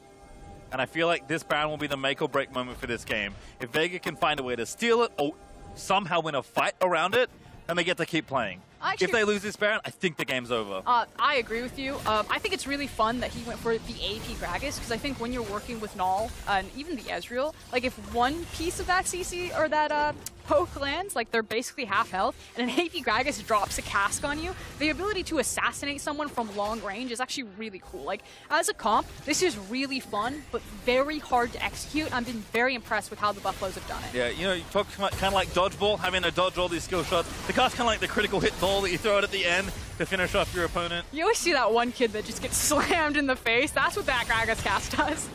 Again, just keep pushing the waves up. Baron is now up and alive, so PvB going to pick their spot once they've got the waves in positions they're happy with. And you know, we haven't even talked about this. Buffaloes don't need the Baron to end this. They have so many ranged champions. Yeah, there's an abundance of wave clear, but you can starve out Noman's mana pool, if you'd like, or just whittle away with the poke and start to starve out some of these health bars. So I actually like this idea of, you know, we don't need Baron. That's kind of the one way that Vega would get back into this. Let's just try to exhaust them on this map. Still got Inhiba up for a minute as well, I think, which is a thing I'd forgotten. So Super Minion is now going to have to be dealt with by Nomans. That means they can keep pressuring around and throwing their skill shots in. Zeros actually stepping up to chunk down the turret, does a decent amount of damage to it. And Gadget is dodging well. Nomans eats the cast from Meliodas. Bikora gets slowed. Someone's fallen asleep. Oh, it's a minion. The melee creep slacking on the defense of this inhibitor tower. Minions have feelings too, Pastry. Well, better the melee creep than your carry at this point, most certainly. And looks like PvP have decided that, all right, that's enough sieging for now. Inhibitor's coming back up, and this is a pretty straightforward two-man, although Hawkshot will spot it. Anonisic He's asleep. Yeah, he's trying to get over Wrong the top. time for a nap, buddy. Him and Agent Santos, can they get into this pit? They're going to try, and Noel's going to make sure they cannot. And PvP actually pull off the objective to try and maybe force something here. I like this. Again, like you said, getting the Baron stolen is one of the few ways this game is wrested away from you. But I feel like it's a bit too much like respect there. Maybe they're trying to buy time for Zeros on this side of the map. They are starting it up two-man again. But I think at some point, the Buffaloes just need to say that they're pulling the trigger. Palin may be caught out here, but it's actually going to flash out to safety. All over the top, forces the Devour out of Santa's. Here comes Zeros. Good chunk, but not quite enough. Inhibitor's back up again, so Vega have to worry about that entry point into their base. Hongri Buffalo will actually reset. Elder Dragon up in 20 seconds. Now the map has two major monsters to play around. This is interesting, though. Vega could just walk up to this and try to very quickly burn it. This is still a double mountain, double ocean team with a Cho'Gath. So playing around the Elder might just overcomplicate things for Buffalo because they can't just leave the Baron unattended. The ability for Vega to just burn down that objective, or the Elder if they choose so, is pretty massive. This feels like a game of juggle that Buffalo really shouldn't want to play. And as predicted, this game has gone much longer than our last poll, almost 37 minutes in, and Vega are at least going to tap the dragon. Pallet can see them, so he knows what's going on, but this dies very quickly. Yeah, look how it's burning. I mean, they've got so much damage already. They've got the secure. They will grab it. Now they're going to run and not get picked off, and Zeros actually is assaulting the base. Maybe PvP can stop some backs, but they're just running straight towards him. This is one of those scenarios. You're going to look back at these type of intense decisions. What was the clutch call? Was it the right call to give away an Elder? Because eventually, Buffaloes will have to go through this team to get to the base. The minions! They're so strong. Really clutch bubble there by Nor, although Zeros has overstayed for this. It's not going to matter at this point. He's going to lose his GA. I mean, PvP are going to try and force here. They actually get the combo in onto the Cho'Gath boss. He's going to fall down. I think it's close to Stone Plate Pop, but it's not enough to keep his life. And now Orianna forced to insta-cleanse. They're going to try and force them out of the base here. Already one inhib gotten. They've broken the towers almost everywhere but the Nexus. Oh, no. Bikora is on point. Buffeted out of the shockwave twice now. PvP aren't stopping either. They say, we don't have a Jace, you don't have a Cho'Gath. No one can really sustain this poke. Gadget certainly cannot. Crucial barrage in, that's going to force the Devour. PvP moving in forward, going to take this inhibitor. Vega running out of health to play with here. They just cannot tank this poke for too much longer. And they run out of cooldowns to play with. As soon as that shockwave went down, Buffaloes were given the confidence to step back forward. It's now 2 inhibitors taken away. Like you said, it was a clutch bubble. It was an even worse shockwave, though. As soon as that shockwave was down, you knew that it was going to be the mid inhib. This is the last leg for Vega. Got 1 inhib left to defend, 2 Nexus turrets, and the final structure all remaining on the table. Fengvu Buffalo fancy themselves something around the Baron. Nanasik over the wall, looking for big Koro, but that flash wasted. And even if he finds Big Koro, he has a GA. For the safety that Ezreal has, access to his flash, his E, the GA, I don't know if you can kill him without burning multiple ultimates. And then what do? There's so many damage threats on that team. That's an AP Gragas. And now Zeros with a QSS, almost finished full build, level 18, pushing the side lane with the stolen enemy blue buff. Elder Dragon's about to wear off. Didn't help much versus the poke anyway, unfortunately for Vega. And it looks like now we're going to play the map Baron game for Buffalo. They weren't confident enough to close out the Baron play on a single inhib. They now have 2 inhibs to play around. But you can't go, because I think Zeros will end the game if you commit too much to the left side of the map. And he knows it too. He's just sticking in this side lane. Very tough decision for Vegas Squadron. A rock in a hard place. They get, one mom spaghetti to make this one work. One control that's starting to be erased from Vega's jungle. They have lost almost all vision around this Baron. In fact, PvP say that's enough. Hawkshot is really nice from Gadget. Again, that utility helping out a ton here. And look how they've done their lane assignments. They have the Abyssal Voyage with Orianna to quickly get here, and they're making sure that Boss is near the pit. He has Flash, he has Feast. The call is clear from Vega. They want to try to Feast steal this unless they catch out a fight. TP in from Zeros, so they're going to try and take the jungle, but as you said, they still got the Feast, even if Ananasik dies. He's got the GA, Abyssal Voyage in. They're going to try and start a team fight here. Santos though too far forward, and Ananasik still caught out of position. Big Koro cleanses out of the big arrow, and Meliodas finds 2. Gonna look to knock them back into stasis. There's the neck down, and Ananasik will fall after the hero's entrance. Boss will be forfeit as well, and PvP might not need the Baron to end this game. It's just 3 members alive. Can they hold against? That's it. Goodbye. That's game. PvP. It looks like they have done it.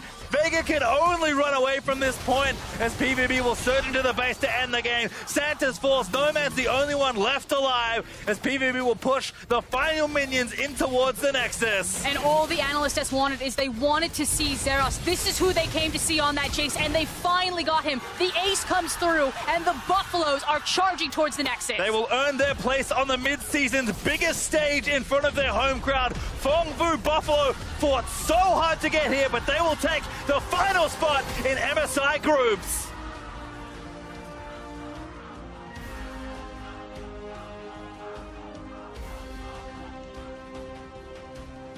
And you can hear that crowd behind them. A little dance of victory, the 6th man that somehow pulled the Buffaloes out of their tailspin in those game 3 and 4. 3 more games than that crowd would have wanted. For the Fengvu Buffalo pull it out in the end. Hats off to Vegas Squadron though. To right the ship when you're down 0-2. To change your plans, to fall back to something different, honestly, than what you had a lot of success with in the early stages of the tournament. And to make it look awfully close at the end of the day. And to rewrite their narrative. No one would remember this Vegas Squadron as the inability to play standard. They can play standard. They hung out with the Buffaloes. But at the end of the day, it was the superior carries that ended the game. Tenacious is a word I think I can use to describe Fengvu Buffalo. I mean, showing a lot of grit here, most certainly. Yes, this is a team that overplays some of the situations. They are not the most calculating team I've ever watched play, but boy, are they fun to watch. I'm going to say explosive, and I'm going to say when they're on their comfort picks, when they're on their day, that the Buffaloes can hang with the best of them. I was very excited to see that type of competition. It's not something that's easy to execute on. Your mechanics must be on point. You need to understand exactly where your pressure windows were, and Fengvu Buffaloes certainly impressed in that regard. Yeah, I felt like every player came alive this game, nor that surprising carry from the Zoe. Meliodas and Zeros doing their thing and finding the kills where they could. But for more on today's action, and boy, there's been a lot of it, let's leave it to Dash and the analysts in MSI Cooldown. Thank you very much, Pastry Time and Froskerin. That's exactly right. There was way more action than we expected, and in particular, that 5th game. What a slugfest from both of these teams. I mean, at least, if anything, both can walk away from the 5th and final game saying they left it all on the You rail. stole my words. I was going to say the exact same thing. All right, well, then you can leave. You're excused. Oh, I'm done. That's all I have that's of it. I value. mean, that's all I expected to get out of you. I was a little surprised at the draft, if I'm going to be honest. I thought you know, they were going to ban that Tom Kench, and they did listen to a lot of what Spawn said, though. They grabbed the Jace. That's they good. They I like grabbed when the Zoe. do that. It doesn't happen enough. It doesn't happen enough. But yeah, I was going to echo the sentiment, right? I think that this was a team of making the correct adaptations in drafting phase in Fongfu Buffalo. And then kind of the Cho'Gath was a little bit surprising to me, although it is quite good into poke comps. And then Tom Kench being left up and available when you wanted to play poke as well. So I think, you know, it was half there for Fongfu, and kind of, once again, just sloppy mistakes hurt them a lot during this early stage of the game, but credit to them, they were able to rally and bring it back. Yeah, I mean, Ananashek played out of his mind once again. This series just, like, literally hard carrying top and bot lane for his laners because they were really getting outplayed. They were definitely weaker mechanically, and the fact that he was able to make this a 5-game series mostly off his own play is super, super impressive, and I hope we get to see him back again. And you asked whether, you know, desperation was going to creep into this series, like towards the ends of the games, and I think that we did see a little bit of that. You know, watching it backstage, they're playing against a poke comp, they're just starting up objectives, not really looking for the turn, they're looking to stay on them, then they're looking to retreat, and when you do that versus someone like an Ezreal, Zoe, Jace, you're just going to get chased down time and time again. So I certainly think the nerves got to the CIS region squad, but certainly did have moments throughout this game where they looked like they could take it. Yeah, I mean, overall, their comp, I think, actually plays decently well into this poke comp. You have an Ashe engage, you have hard engage from the Vi, the Tom Kench can potentially ult someone in, Cho'Gath has good follow-up from a tank. You know, maybe Poppy would have been a better pick or something, but at the end of the day, like, their comp was fine. I think, you know, it was just the fact that Fongfu Buffalo outplayed them in the mid-late game portions where it was really close for 20 minutes. Yeah, you don't see too many 40-minute-plus games, and so it was very obvious on both sides of the coin, really, for these squads that once we crept into those late-game situations, more mistakes are being made. But that's natural because you don't find yourself in those situations too often. For PvB, though, they found the few necessary fights they needed just outside the base in order to ultimately pull it through and avoid the reverse sweep. I mean, we have to acknowledge the fact that they were pushed to the distance here just to make it to the MSI group stage, whereas they had gotten completely slaughtered by TL just yesterday. Yeah, absolutely. And I mean, when you look at who turned this around in the game number 5, once again, we are leaning heavily on a bottom side of the map that we weren't all that excited coming into MSI. So they're beating teams in ways that, you know, after doing the prep, you maybe wouldn't have expected. This isn't Zeros taking over. It wasn't Meliodas as he was in the group stage. This was more around, you know, Null, Big Koro, Palette, popping off when they needed to in those team fights. Yeah, Colossal Koro that last game was huge, and I think Gargantuan Koro. Gargantuan Koro. Substantial. Tremendous Koro. That's not Tremendous. really size. It's not really that's size more of a oriented. quality of the Koro. All right, we digress. It was a good quality Koro. It was a quality Koro. It was a good quality Koro on top of being a large Koro. My question, though, in looking ahead around this PvB squad, is what are they going to need to do to advance out of the group stage? Because that's their next challenge, right? All right, you have made it out of play-ins and into groups, but you are looking at a bunch of very high-caliber teams, the only one of which you have played, you have lost a 3-0-2. Now, granted, it is best of ones in groups. What are we going to look for them to do come that group stage? I think play with the speed and decisiveness that we saw in game number 1 and hope that the conditions of the game line up in your favor. After watching game 1 and 2, we were a little bit hotter on them. Obviously, it's cooled off a little bit now after the previous 3 games, but I do think game number 1's tempo and pace can push teams to maybe make some mistakes in best of 1. Yeah, some prayer for a miracle would be a pretty good game plan. Okay, fair enough. I think, you know, when we started talking about them around, like, they have a chance initially because the thought was, like, they played TL pretty close for those first series, you know, in those 3 games. And so in a in a group of 6, if they're actually able to be better than Flash Wolves and then someone else has a rough tournament, they can pick up a couple wins. So one of the things that often happens in the international competitions is one of the major someone region doesn't teams, show up. Someone goes on a slide, someone doesn't show up. It happened last time to Team Liquid. Even in the second half, Fnatic went on a slide. Like, these group stages are relatively long, and so things can happen with the major region teams where their own mentality and their own expectations get to them. Even in the world's luckiest MSI, SKT went on a slide during group stage before coming back to win the whole thing. So even the best in the world have had these group stage slides, and, you know, they're really hoping that it is not Fongfu that do that. Anyone can have a bad day. It's just about being there and being ready to capitalize on it when it happens. Well, it was a grueling 5-game series. For more on how PvB picked up the win in Ho Chi Minh City, let's send it over to Riv for an interview with the victorious support. Thank you very much. What a series. I am joined by Phong Vu Buffalo's Palette and Qua for translating. Thank you so much both for being here and joining me. I have to ask first, Palette, what was it like to hear the fans cheering Phong Vu Buffalo over and over again when you won? Anh có cảm giác như thế nào khi được khán giả reo hò cổ vũ như vậy? Thật sự thì rất là vui luôn vì team mình vừa có những trận thất bại trước team Liquid mà mọi người vẫn cổ vũ nhiệt tình đến vậy nên cảm thấy rất là vui. Cảm ơn mọi người rất nhiều. You know, I'm feeling really great right now. You know, after the loss to Team Liquid, you know, it was pretty disappointing. But you know, hearing those chants like that, it really gives a lot of energy. Yeah. And Palette, all weekend I've been hearing that you are the brains of this Phong Vu Buffalo roster. What methods do you use to keep the team focused? Thì xuyên suốt những trận đấu vừa rồi á, thì anh giống như là người dẫn dắt lối chơi của đội vậy đó. Như vậy thì anh đã làm như thế nào để mà có thể giúp đội mình chơi gắn kết hơn và chơi tập trung hơn, đặc biệt mà khi mà đội mình đang thua trận á? Thật sự thì trước những trận thất bại và những trận đấu trước thì em không được tập trung cho lắm và tinh thần em không được ổn định và em chưa hiểu được lối đánh của đồng đội. Và sau ngày hôm qua thất bại thì em đã có một cuộc họp và tụi em đã chia sẻ những suy nghĩ của nhau và em đã hiểu đồng đội hơn và em hiểu cách đánh của mọi người hơn. Cho nên là hôm nay em đã biết là đồng đội em cần gì và em đã hiểu hơn nhiều. So after the loss, I think that I didn't reach my highest level of of skills and mentality, and I didn't really know well about my team play style. So after the loss yesterday, we had a little discuss. We share about what we have done, and we try to fix it together. And Palette, my final question for you, do you feel that this Phong Vu Buffalo roster right now is stronger than the team we saw at 2018 Worlds? Anh có nghĩ là đội mình hiện tại là mạnh hơn hồi ở chung kết thế giới hay không? Em nghĩ thì tụi em đã được rèn luyện tốt hơn hồi trước, nhưng mà tụi em thì vẫn chưa đạt được những cái trình độ gọi là ghê lắm, nhưng tụi em sẽ cố gắng hơn nữa để có thể trận đấu sắp tới ai ở ngoài Hà Nội để không phụ lòng khán giả. So I think that we didn't go as we expected yet, but I think that we practiced a lot better than we did in the Worlds 2018. And in Hanoi, we will try our best, not to disappoint our fans anymore. Well, Palette, it was awesome to watch Phong Vu Buffalo win today. Congratulations and best of luck. We're going to throw it back to MSI cooldown now.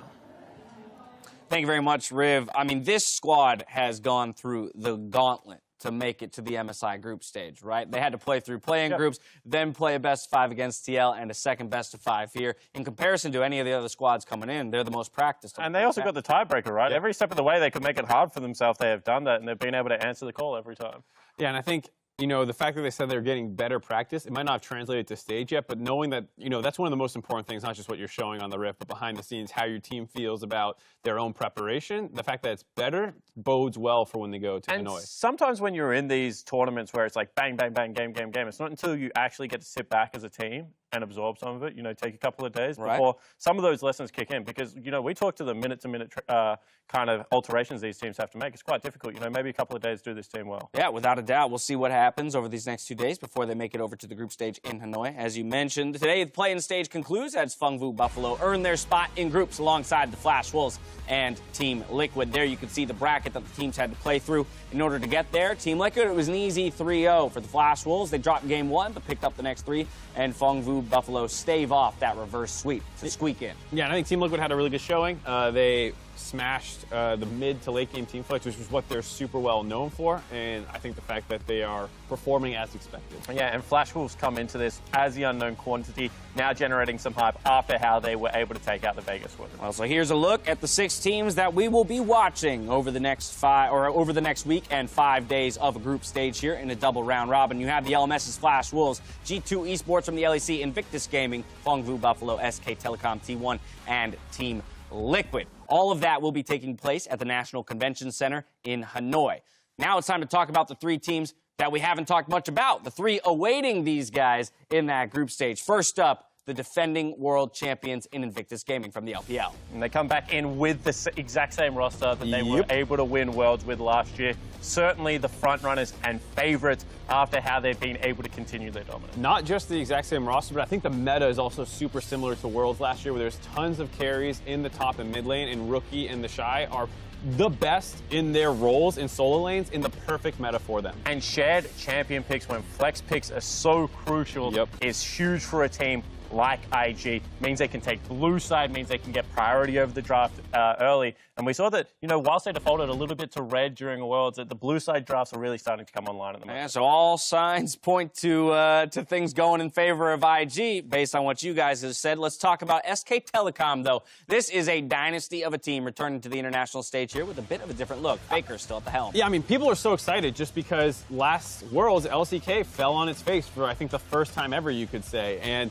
they were knocked out very early on in the tournament, and now you have the greatest player of all time leading the charge for the return to Korea's dominance, and I think this is such a great lineup to accomplish that. You have Faker, but now he has tons of star power in both the top and bot lane. And some leadership to help him out, you know, take that shot calling pressure off his shoulders. With Marta, means that Faker can focus a little bit more on the laning phase. He is coming up against some very good mid laners. I'm very excited to watch Clid. Clid in the LPL was explosive, continued that form into the LCK, which is one of the slower regions, and I think this is a guy that can show up massive at MSI. I mean, Teddy as well. That lineup of 5 is Super absolutely team. stellar. No shade, obviously, thrown to Invictus Gaming, which, as you mentioned, fields the same 5 that won the World Championship. But I think another point to SKT's story is it's kind of the tumultuous history that they've had with MSI, right? Let's not forget that, you know, going to Game 5 and losing to EDG back in the day, like, there's definitely another element to that redemption arc, not just losing the World Championship for,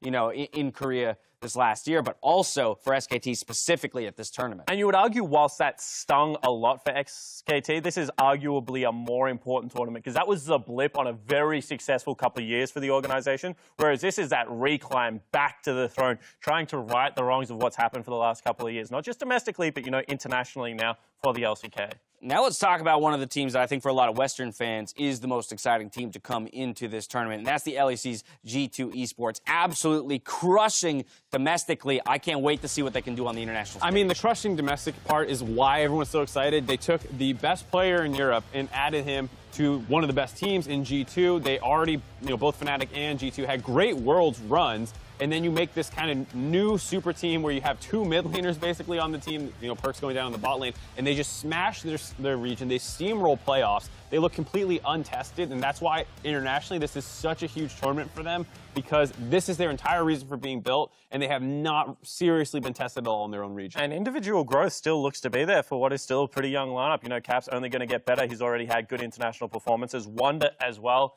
is a player that we're going to have to track. No slouch. A very classy top laner and able to play multiple styles, but it really comes down to the bottom lane for me. What bottom lane shows up for G2? Completely untested, you know, rumors of injury down there as well. But they showed that with that creativity and versatility that having a mid laner play 80 carry brings you, that they can do some very interesting things on Summoner's Rift. I mean, that's what's super exciting about them for me as the X Factor, because you have probably the best Western solo laners, and they still ran into problems individually when they bumped into IG. Both of them played against them, both of them had problems. So now you have this potential bot lane that can be the swing against the former world champions, maybe. Well, just a small preview of what's to come over the next week. I, for one, am extraordinarily excited for this MSI group stage. Group stage starts with G2 Esports versus SKT to kick off the entire stage, with Flash Wolves versus Team Liquid in Game 2, and 4 more matches to kick off Day 1 of groups. But now for myself, the casters, the entire live broadcast crew, thank you for watching, and we'll see you in Hanoi for MSI Groups.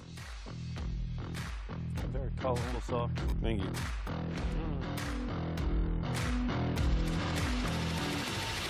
Play-in knockout stage where it's do or die for the hometown favorites, PvB, opposite the LCL's Vegas Squadron, as they fight for the last spot in groups. Gadget though does have the ulti ready. Big Korra charging in with a killer instinct. Flashes forward, grabs the kill, and now it's Santos that's in trouble. Pallet hits 6, he pops the depth charge, and Santos, it's goodbye and a double kill. Close but not there. Gadget though finds the missiles. Now a 2v3, make it 4v3 as the rest of PvB have made their way down. Santos channeling the W to try and buy some time. Olaf already popped the Ragnarok, but Zeros there with a flanking jet, an absolutely massive accelerated shock blast. Make sure Gadget's demise is felt, and now another sick knockback. Big Koro finds the ulti there in, and that's going to be yet another kill.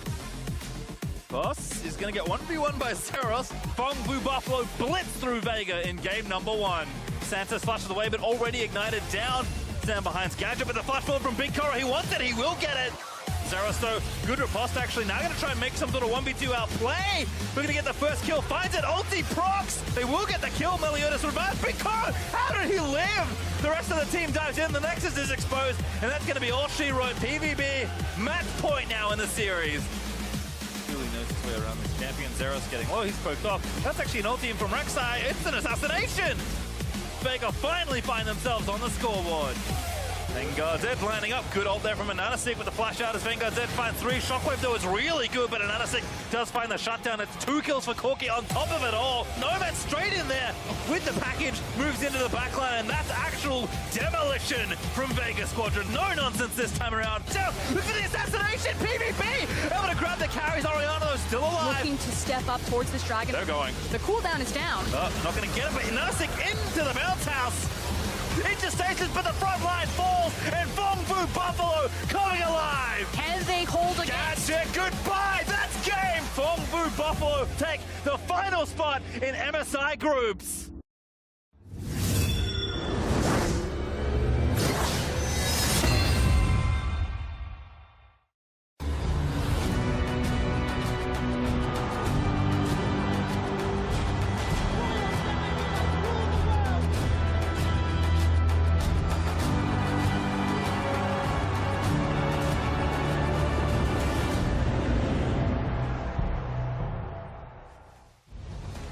Welcome to opening day of the MSI 2019 group stage here at the National Convention Center in Hanoi. The top 6 regions of the world have each set their champions to fight for glory in a stacked tournament, and a lot of questions will be answered today as we count down towards the opening games. Hello, everyone, and welcome to the MSI Countdown, where we introduce teams and a few of the powerhouses participating at MSI. I'm joined by a stacked analyst desk. We'll return to these guys in just a moment, but the group stage, each team will play 10 games in a double round robin, with the top 4 advancing to the semifinals starting May 17th, with the number 1 seed choosing their opponent between the 3rd and 4th seeds. We're kicking off the group stage with a rematch of the MSI 2017 finals between SKT and G2, followed by Team Liquid versus the Flash Wolves, with Caps getting his shot at Rookie in Game 5 before Team Liquid and PvB close out Day 1. Now, last week, we saw Team Liquid, Flash Wolves, and the hometown heroes of Fong Bu Buffalo make it to the groups through the play-in stage, rather. But if you missed the first week of games, here are Dracos and Frosk with the TLDR.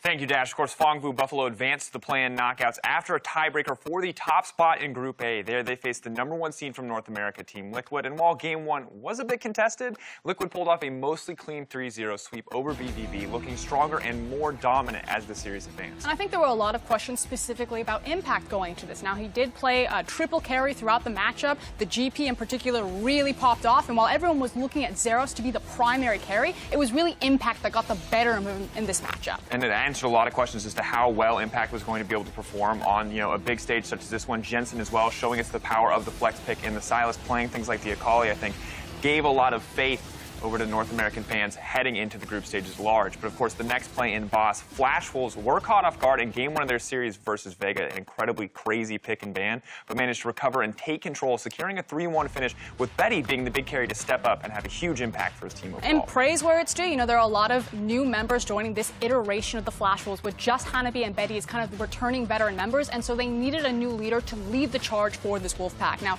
that said, Vegas Squadron did bring out some key new picks, but really everything broke down when it was Betty versus Gadget in that bottom lane. Yeah, Betty absolutely popping off, as Ezreal was incredible.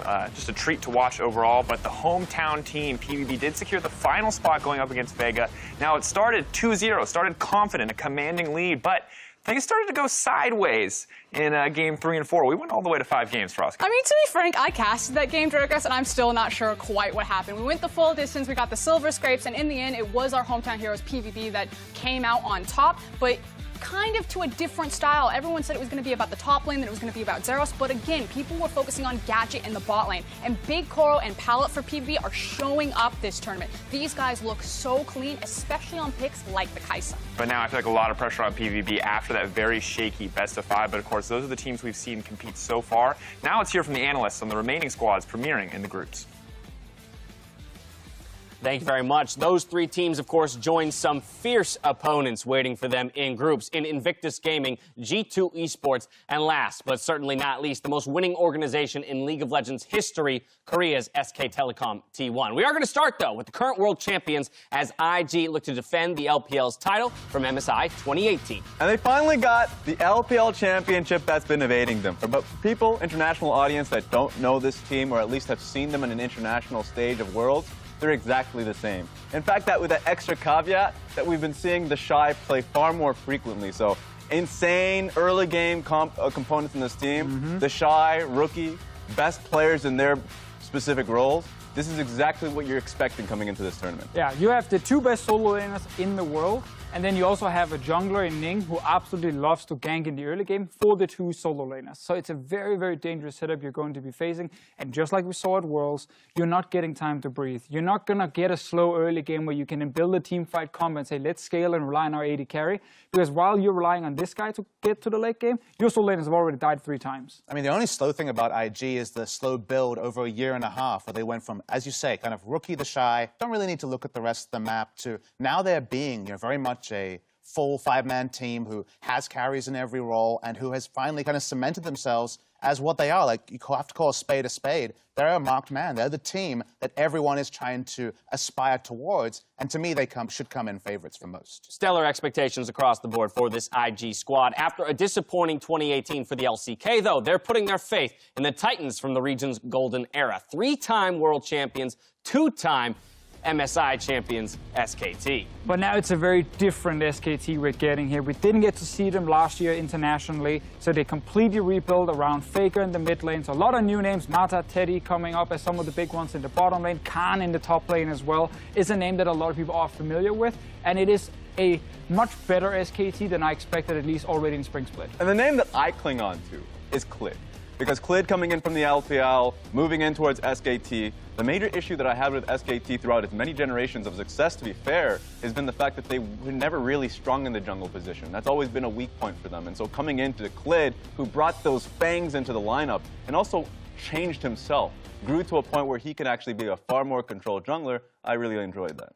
And so when the history books kind of write about the history of League of Legends, there will be the SKT era. And I think it's important right now, with SKT returning for the first time internationally since 2017, to remember that a lot has changed since 2017. I have this kind of cheerful here from 2017 MSI, so the last time SKT were on the MSI stage and the roster from 2017, the last time they were internationally. And if you zoom in close on this, you see names that now are very, very well known worldwide. Huni, top laner over in NA, of course. Bang and Wolf have since left SKT. The big takeaway for me here is that, Peanut, Bang, Wolf, all these players that defined SKT years ago are gone. Only SKT representative still on the team is Faker, of course, the center of the roster. Even Koma is no longer their drafting coach. He's now their overall coach. So a lot has changed in the course of 2 years. And yes, the SKT era of dominance is over, but that doesn't mean that another one can't blossom. I mean, that's very true, and it's very fun when you see this lineup now. Like, obviously, they end up winning the Spring Split. So you might just say, okay, it was a super team build. They just succeeded from the start. But they had to go through quite a lot during this Spring Split, like a lot of different play styles, ups and downs, bad weeks. Then they turn around and suddenly look fantastic. And coming into playoffs, when they, get a 3-0 in semis, a 3-0 in finals, that was pretty unexpected. So the fact they're actually here at MSI, instead of Griffin, who looked so good during most of the regular season, is still a bit of a surprise. We put a highlight on Clid. We've talked about Teddy as well. Let's talk about the one team that we haven't just yet, the LEC's representative in G2, who are coming in with the most stacked roster Europe has ever seen. And I always say, if you can beat Origin 3-0, you can win MSI. And that's Is that what we say? That's what we say now. Okay. That's why G2 come in as one What of is the 6-0? favorites. That's like a best of 10 or something. Even better then. But this is the G2 G2 lineup that has added Caps into the mid lane from when we saw them last year internationally. They've added Mickey into the support role and Perkz has role swapped down to the bottom lane. And this has now meant they build a lineup of superstars in every single role if you look at how they compete against others back in Europe. And they are so creative in the way they're drafting and playing. So they're super annoying to deal with on the Rift. Yeah, one thing that I really enjoy about this team is the fact that you mentioned the fact that they're star-studded, but it really changed the mentality that they had. When I watch G2 play, I'm like, am I watching LPL? Like, what league am I watching now? Like, because whenever you see that kind of active aggression, I enjoy the fact that, for me, Perkz and Mickey X have really been like a shining light to me, because not only are we hearing a lot of how they're playing on the Rift, but also in terms of just in practice, when people talk about this team and how you can never really practice against them and know what they're playing because you got mages like Cassiopeia that you really kind of expect when they come into the LC. And it's important that you mention Mickey, Yes. and of course G2 Esports did release a statement yesterday kind of quelling some of the questions. They're understandable questions after, Mickey talked about kind of his struggles after they've won the title, 3-0 of Origin. So the big takeaways here is that very recently, Mickey's been able to come in and start scrimming, I believe it was yesterday and today kind of thing, so the last 48 hours. It does, of course, cement that they have been playing without him for the great majority of the past month or so. Promise you, he is the sub, and he was playing in Korea. Obviously, we did have the situation back in Europe as well for G2. During most of playoffs, Mickey barely scrimmed with the team, only a few games a day maximum due to his injury. So it's not like they're not used to scrimming with Promise Q and then still using Mickey on stage. But obviously, we have to see how he's individually performing after his fairly long break here up till MSI. A storyline we'll have to track. He is starting. The team will have the option to sub him out at any time if they need to. It's time for a break. When we return, we'll discuss some players to watch for the group stage and ask, is the Shy the best player at MSI? Yeah. Oh, well, that's answered. But we'll talk about some other players, too, I promise, after this.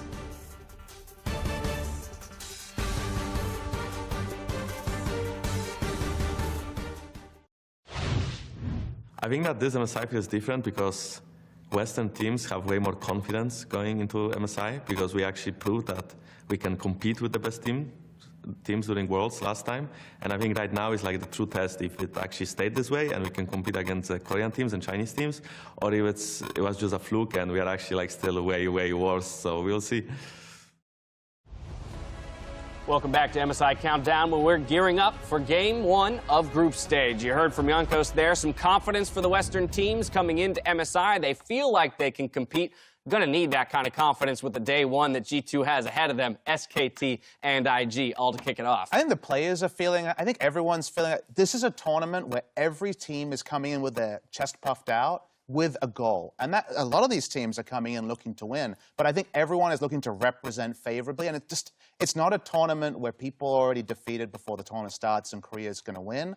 That could still end up being the result. And yet, that right now, there's so many different possibilities that can come out of MSI 2019. The last international event really does resonate with a lot of these players. And honestly, the fans coming in looking at the fact that the 3 of the 4 semifinalists were Western teams. So just having that in the back of your mind, that really did push us into this MSI event where that understand that anything is possible comes through. I also just love the confidence you're going to have if you're SKT, IG, or G2. Like, you 3-0'd your final going into this. Like, you were clear-cut the best team in that final entering into MSI. So there's zero reason to not believe that you actually can go all the way here. Well, all of them deserve, rather, to be confident, as we have some of the world's best players having gathered here in Hanoi. And these are the ones that have captured our focus ahead of today's games in players to watch. 4 groups. They are SKT's Teddy, IG's The Shy, G2's Wonder, and Team Liquid's Core JJ. Let's start with Teddy.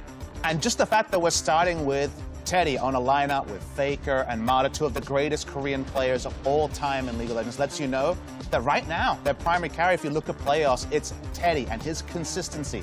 This guy is AD carry excellence, and to me, he comes in inarguably the greatest AD carry at this tournament. And a great scouting, ahead of the split. You look at him on Jin Air, it was very clear that he was a great player on not a very good team, but still they managed to bring him into SKT now. They put him on the big stage, and he's performing instantly. Like, there was no issues for him in the final when it comes to late-game performances on these different AD carries. And I think when you have someone like him, it guarantees that if you go late into the game, you always have a main win condition. A testament to the mechanism that is SKT as well, to be able to pluck a player like that and definitely turn him into a star in such a quick or short amount of time. Let's talk about The Shy, though, because this is a guy who's becoming a household name. I always have to check my eyes when I'm watching his matchups because he always locks in like Vladimir into these really bad matchups, like in the Jason Rise, and comes out with like favorable trades, solo killing at times. For me, he's a player that you watch, and he's just a transcending top laner that people can look at. And I know we made a joke a bit earlier, and just confidently say that he is the best player in the world. So it's insane that coming into this one, that a lot of the eyes of these insane carry top laners are looking onto him to see if they can topple him. And I know from Worlds last year, from talking to a lot of teams, when they're making these little different tier lists of picks that you're aiming for early, you make a normal tier list, and then you make for when you're facing the Shy. Because then you have to suddenly put a lot of new picks up towards the top where, we can't give him Jace, we can't give him this. Which one do you give him? I mean, ideally you can ban 20 carries and then you can play like Ornn or something. That's the 2025 chips, when we've expanded it to 30 bans. More in there. Technology's coming. It's so difficult to deal with him. Oh, without a doubt, there's a lot of players that have their work cut out for them. One of those being G2's Wunder. I want to talk about this guy because he's been making some waves. Best in the West is something I said about Wunder, and he's a player who, among his star-studded lineup, his consistency and the fact that, yes, years ago on Splice and other teams that have come to Worlds, he has had those pop-off games that made you give him a second glance. It's his consistency, aside great carries like Caps and Perks, that has really kind of elevated him, at least to me, as top of that Western tier list. Yeah, and just like the Shy, he's also a player who brings in a lot of different views on how matchups are supposed to be played. He has a lot of pocket picks ready that you're not prepared for, and you know that he's a smart player who can really abuse these openings if you don't fully know what he's going to do against you. So there's often times if G2 are falling slightly behind in the early game, Wunder is one of the players who will keep them in that game by just being a super great split pusher, and then eventually the rest of the team can catch up. And from there, we're going to jump over to NA's representatives, TL, Core JJ, the Spring Split MVP. For me, I really want to see how he's coming into this tournament because a lot of eyes on Team Liquid was looking into the last unsuccessful run. Because what Core JJ brings to this lineup is, championship pedigree. He was a world championship once upon a time, and of course, MVP of the split first in the LCS. And so for him, there's a lot of confidence in his shot calling abilities. And then when they get in those moments or in dragon fights that they've had moments and, being able to fall, that he would be able to rally them around those times. I mean, Doublelift's been on a 6-year quest to find a support to really kind of match his drive and ambition to be internationally renowned outside of just North America. And he brings over Core JJ, a world champion, someone whose shot calling has been praised both by Team Liquid, and of course he was a chief shot caller on the Samsung Galaxy lineup that won Worlds. So I nicknamed this guy Core GG for a reason. He's classy, he's consistent, and he's exactly what Team Liquid need. Yeah, one of the two additions that the team made with hopes of international success, in contrast to kind of the detrimental performances they put up just last year. With an international event, though, comes a whole mess of pathogens that can infiltrate one's performances. So we're going to send it over to Dr. Azael and Dr. Mark for this very special installment of MSI ER.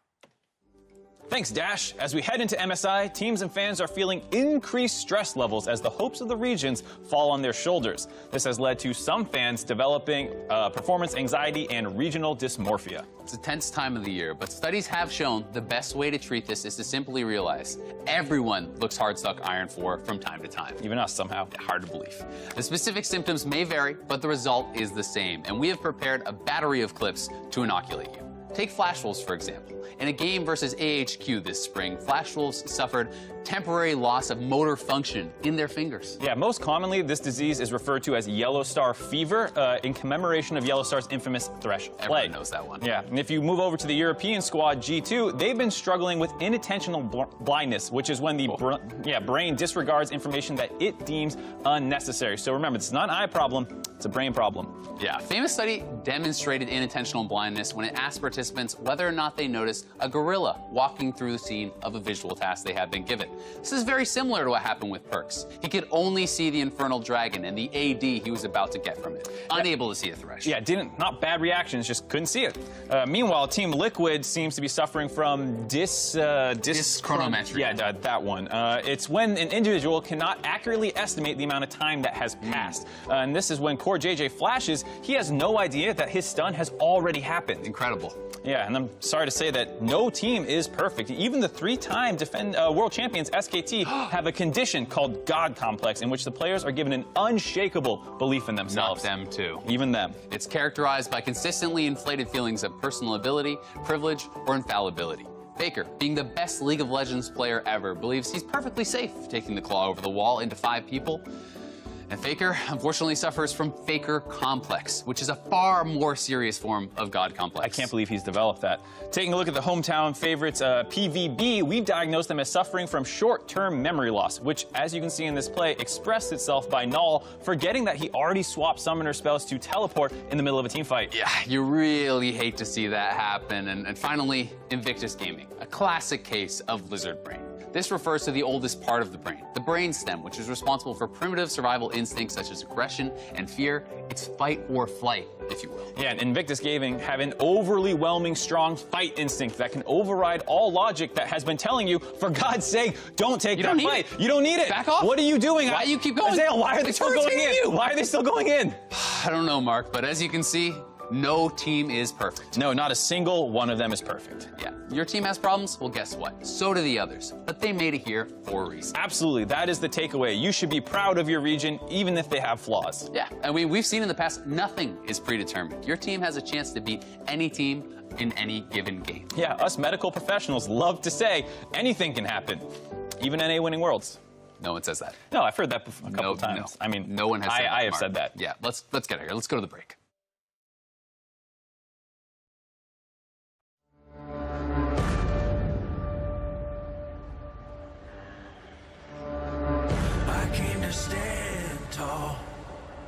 Mình cảm giác rất vinh dự khi được đại diện cho đội tuyển Việt Nam đánh tại sân nhà. Mình nghĩ cả thế giới sẽ biết được bộ mặt sức mạnh của con vú Volo qua mùa giải này.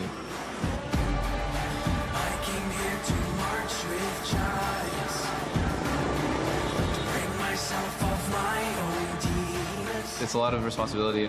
You're the only representative of your region. Faker's pretty good, I guess. IG's a pretty good team. We're gonna beat them anyway.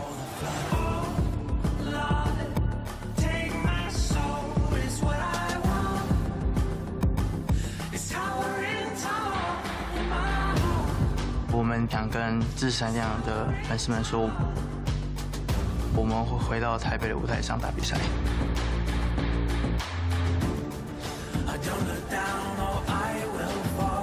Last Worlds, Rookie and IG destroyed me and G2. But we will always get back up, because that's what we do. I want this revenge. And when we're done with IG, they're gonna have to prove that they can get back up, because we're gonna take over the world.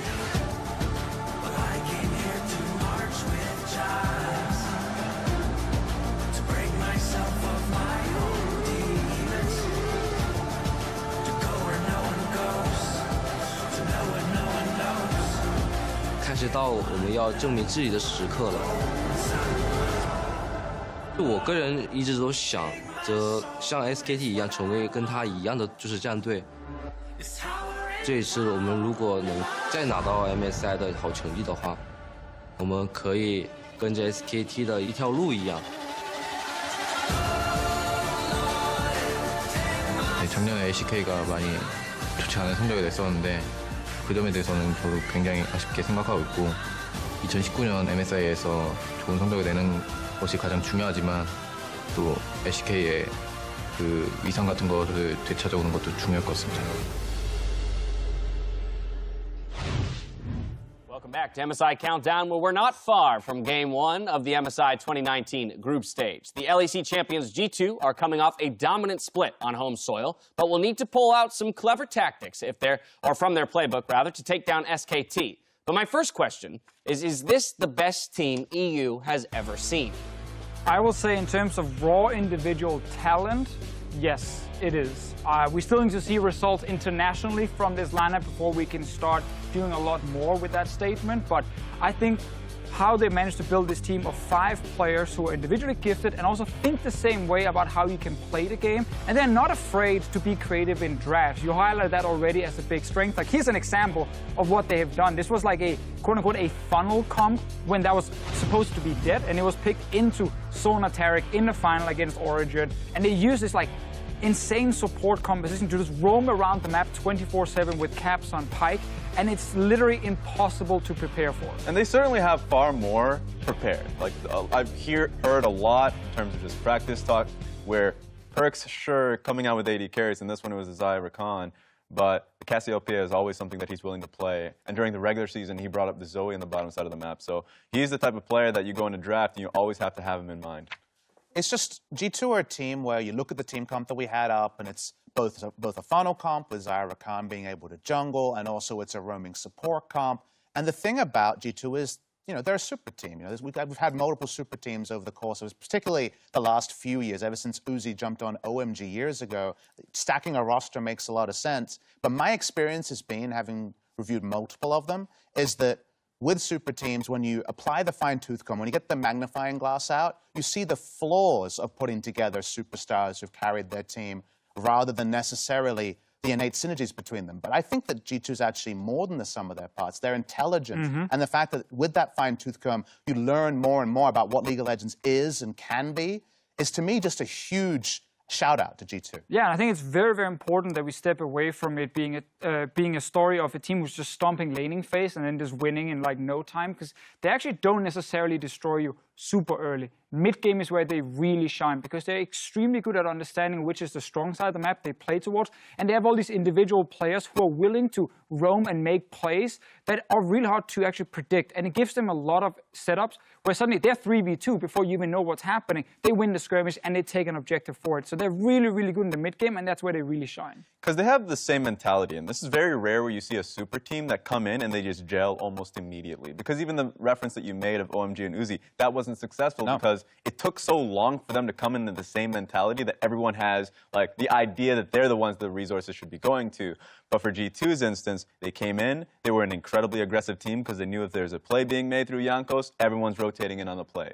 So I love that factor, and also the same case at the bottom side, being willing to give away resources, which I enjoy. I think the quickness of the team, though, Deficio, it's interesting that you say they're not dominant necessarily from minute one. I mean, they can be. They can be, yes, but they aren't necessarily. And then you contrast that with the game time of their final, eclipsing 30 minutes from the previous record held for fastest best of 5 over there in Europe. I mean, that's astronomical, and that's going to give any team a solid Let's talk about SKT, coming in. Let's talk about SKT. How about we do that? All right, well, while there's a lot of hype around SKT's return to the international stage, I think we have to talk about, of course, the fact that they face a tough task in containing G2's aggression and volatility. And honestly, it's something that I think that I look at SKT as, unlike G2, that we kind of saw the quality of G2 in week 1 of the LEC. SKT have been more of a chameleon. They've been a slow starter. They've been kind of feeling out what it is to be Khan, Clid, Faker, Teddy, Mata, and the big brands and new players that make up that 5. And they've evolved their style. Their style in week 1 to week 3 was kind of playing more towards the early game, kind of working out what that could mean, what that could look like. It worked till it didn't, and then they beta tested a new style, and then another style. And only towards the end, in their 6-0 sweep of first King Zone into Griffin, did we see them go the more measured choice of just hanging back and working things out. I think they're going to be a team that wants to see the MSI meta and judge it before the best-of-5 stages. So I think the best-of-5 stages is where they'll look their best. They're certainly the most well-rounded team. And I think a lot of that comes to the fact where I look at Clid and say that, you know, coming in from the LPL, he was one of those junglers that always had action in mind. Sure. Like, Lee Sin was certainly something that stood out to me. His Rengar was something that I really had fun with to see. And going into the LCK, he was a jungler that actually started to play a lot more measured, far more controlled, but didn't lose out in his fangs. Like, he was still the type of player that would be the first one to start the fight. And I think that gave a lot to SKT's ability to play against team that had a lot of early game pressure. Yeah, and to add on to the point about them being well-rounded, you talk about how he has early game impact and they can actually do something there, but also if it ends up going late game, we already talked about Teddy from earlier today in our players to watch segment. And that's an AD carry where, you know, if you get to late game team fights, you might have 4 players around him who can make some crazy plays from time to time, but he will always be insanely consistent. Deficio, Teddy was forged in the fire of 1v9ing on Jin Green Wings, a perennial relegation team. If this team didn't have Teddy fire, no one was. And the fact that he was able to come onto SKT, they get the best of that because his team fighting is still immaculate. But he's also just another piece in the team rather than just the main piece, the main chess piece. tells you SKT is pretty damn good. Well, the stage is set. We got one piece of business to take care of before we jump into it, and that would be our prediction for the day. We're going to throw the first three games onto the screen. Hi, if I was with you in G2. All three of you align on the second two games, TL and IG, so we're going to talk about this first one here. Raz, we're starting with you. You go with SKT. I'm surprised that that's surprising. What? I don't know why Just you're the odd man out. That's why I'm starting with you. I wouldn't say it's necessarily surprising. Quickly, though, why are you so confident in SKT coming away with the victory here? Because I talked about them being the most well-rounded team. I think that's going to be the case. They have the best bottom lane in the whole tournament, and I think that's going to carry them through. All right, Speedy, why G2? G2 will have an amazing strategy prepared in the pick and ban phase. You cannot prepare for this G2 squad. With that, the stage is set, so we're going to be tossing it into the arena for the opening ceremony. Chào mừng tất cả các bạn khán giả đang có mặt tại Hà Nội, thủ đô của nước Cộng hòa xã hội chủ nghĩa Việt Nam. Đây sẽ là nơi diễn ra vòng bảng của giải đấu Mid-Season Invitational 2019. Như các bạn đã biết, tại vòng khởi động diễn ra tại thành phố Hồ Chí Minh, chúng ta đã có 3 cái tên với những trận đấu cực kỳ hấp dẫn và đầy kịch tính. Đó chính là đại diện cho 3 khu vực LCS, LMS và BCS. Họ sẽ có một cuộc chạm trán với 3 đội tuyển đã có mặt sẵn tại vòng bảng, bao gồm các khu vực LPL, LEC và LCK. Và ngày hôm nay tôi rất muốn các bạn khán giả dưới hãy làm nóng hơn bầu không khí được không ạ? Rất tuyệt vời, xin cảm ơn các bạn và hãy giữ nguyên bầu không khí này để chúng ta cùng chào đón đội tuyển đầu tiên ở bên phía đội xanh, đại diện dành cho khu vực LEC châu Âu, G2 Esports.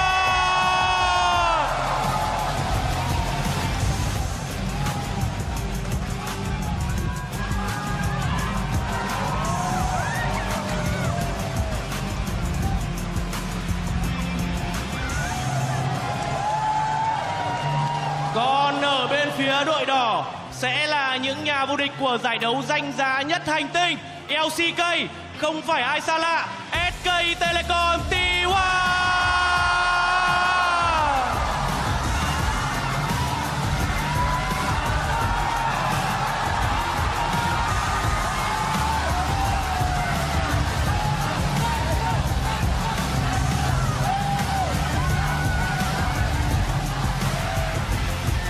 Một lần nữa, hãy cùng với tôi ủng hộ cho hai đội tuyển thi đấu trong trận đấu đầu tiên, G2 Esports và SK Telecom T1.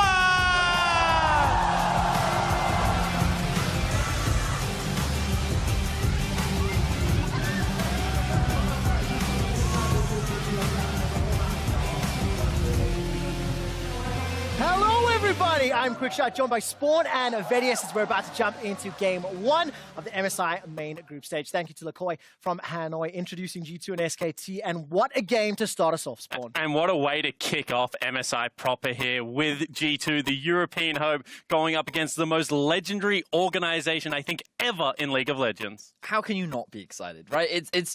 It's such a great game to kick off MSI. I'm hyped. I know the fans are hyped. Everyone's expecting There is a fantastic a whole lot of expectations riding on this game, especially for the European fans at home and the European broadcasters here in the studio, because G2 Esports is riding a wave of hype. Yes, they are. And it is up to G2 to deliver on that wave of hype. I mean, statements have been made around this G2 Esports squad that they have the potential to be the most dominant European Especially team. by you. Especially by me, right? And we heard the Fisher talking about it earlier on the analyst desk where in terms of mechanical skill, this is one of the most stacked rosters we've ever had, where you can see playmakers and carries in every single position, and none of them are afraid to take those gambles, to take those plays, and catch people off guard. But they're going up against that slow, methodical monster that is the Korean powerhouse. However, if there's ever a time for a man like Faker to be nervous walking out onto the stage, it is that, rebirth into the international scene. Especially because SK Telecom were not there to defend LCK's honor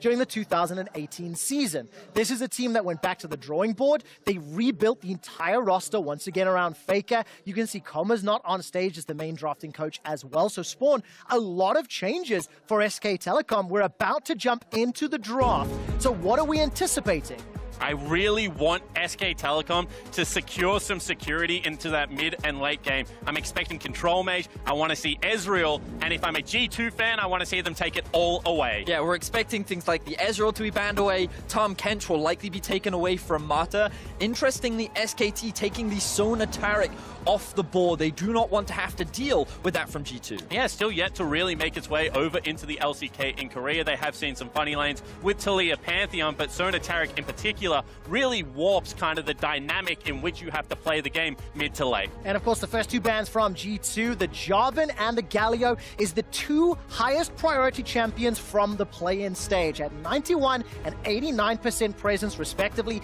The Karthus being taken away from Jankos. He made a name for himself by pressing R in the spring split. Now, I love the Karthus ban because it's something that was very specific to Europe. The rest of the world didn't really prioritize this champion in the jungle, but it is something that in Europe, the top teams first picked it almost every game. And LCK, or SKT rather, are saying we don't want to have to deal with it. But right now, Spawn, I'm noticing in the draft, Ezreal is being left open. It certainly isn't. It's Teddy's best champion and gives him the ability to not only turn into a late game scaling powerhouse, but 1v2 the lane and unlock Mata on the map. I feel like one of the key things in this matchup is Mata matching Mickey because it's a crucial member of G2. I'm looking at some available picks. Ryze, Sylas, Akali, Aurelia, Jace, all of the big flex picks that so many people have been talking about have been left open, and no surprise, G2 immediately get their hands on the big power pick of Ryze. Yeah, certainly do top mid flexibility as well as the safe laning phase, dominant split, versatile champion. See whether right now it's going to be a Sylas and potentially Aurelia takeaway here. Try and get that AD AP mix, which is so hard at the moment on the top side of the map. I wouldn't be surprised if SKT just looked to grab the Sylas and maybe the Lee Sin for cleared,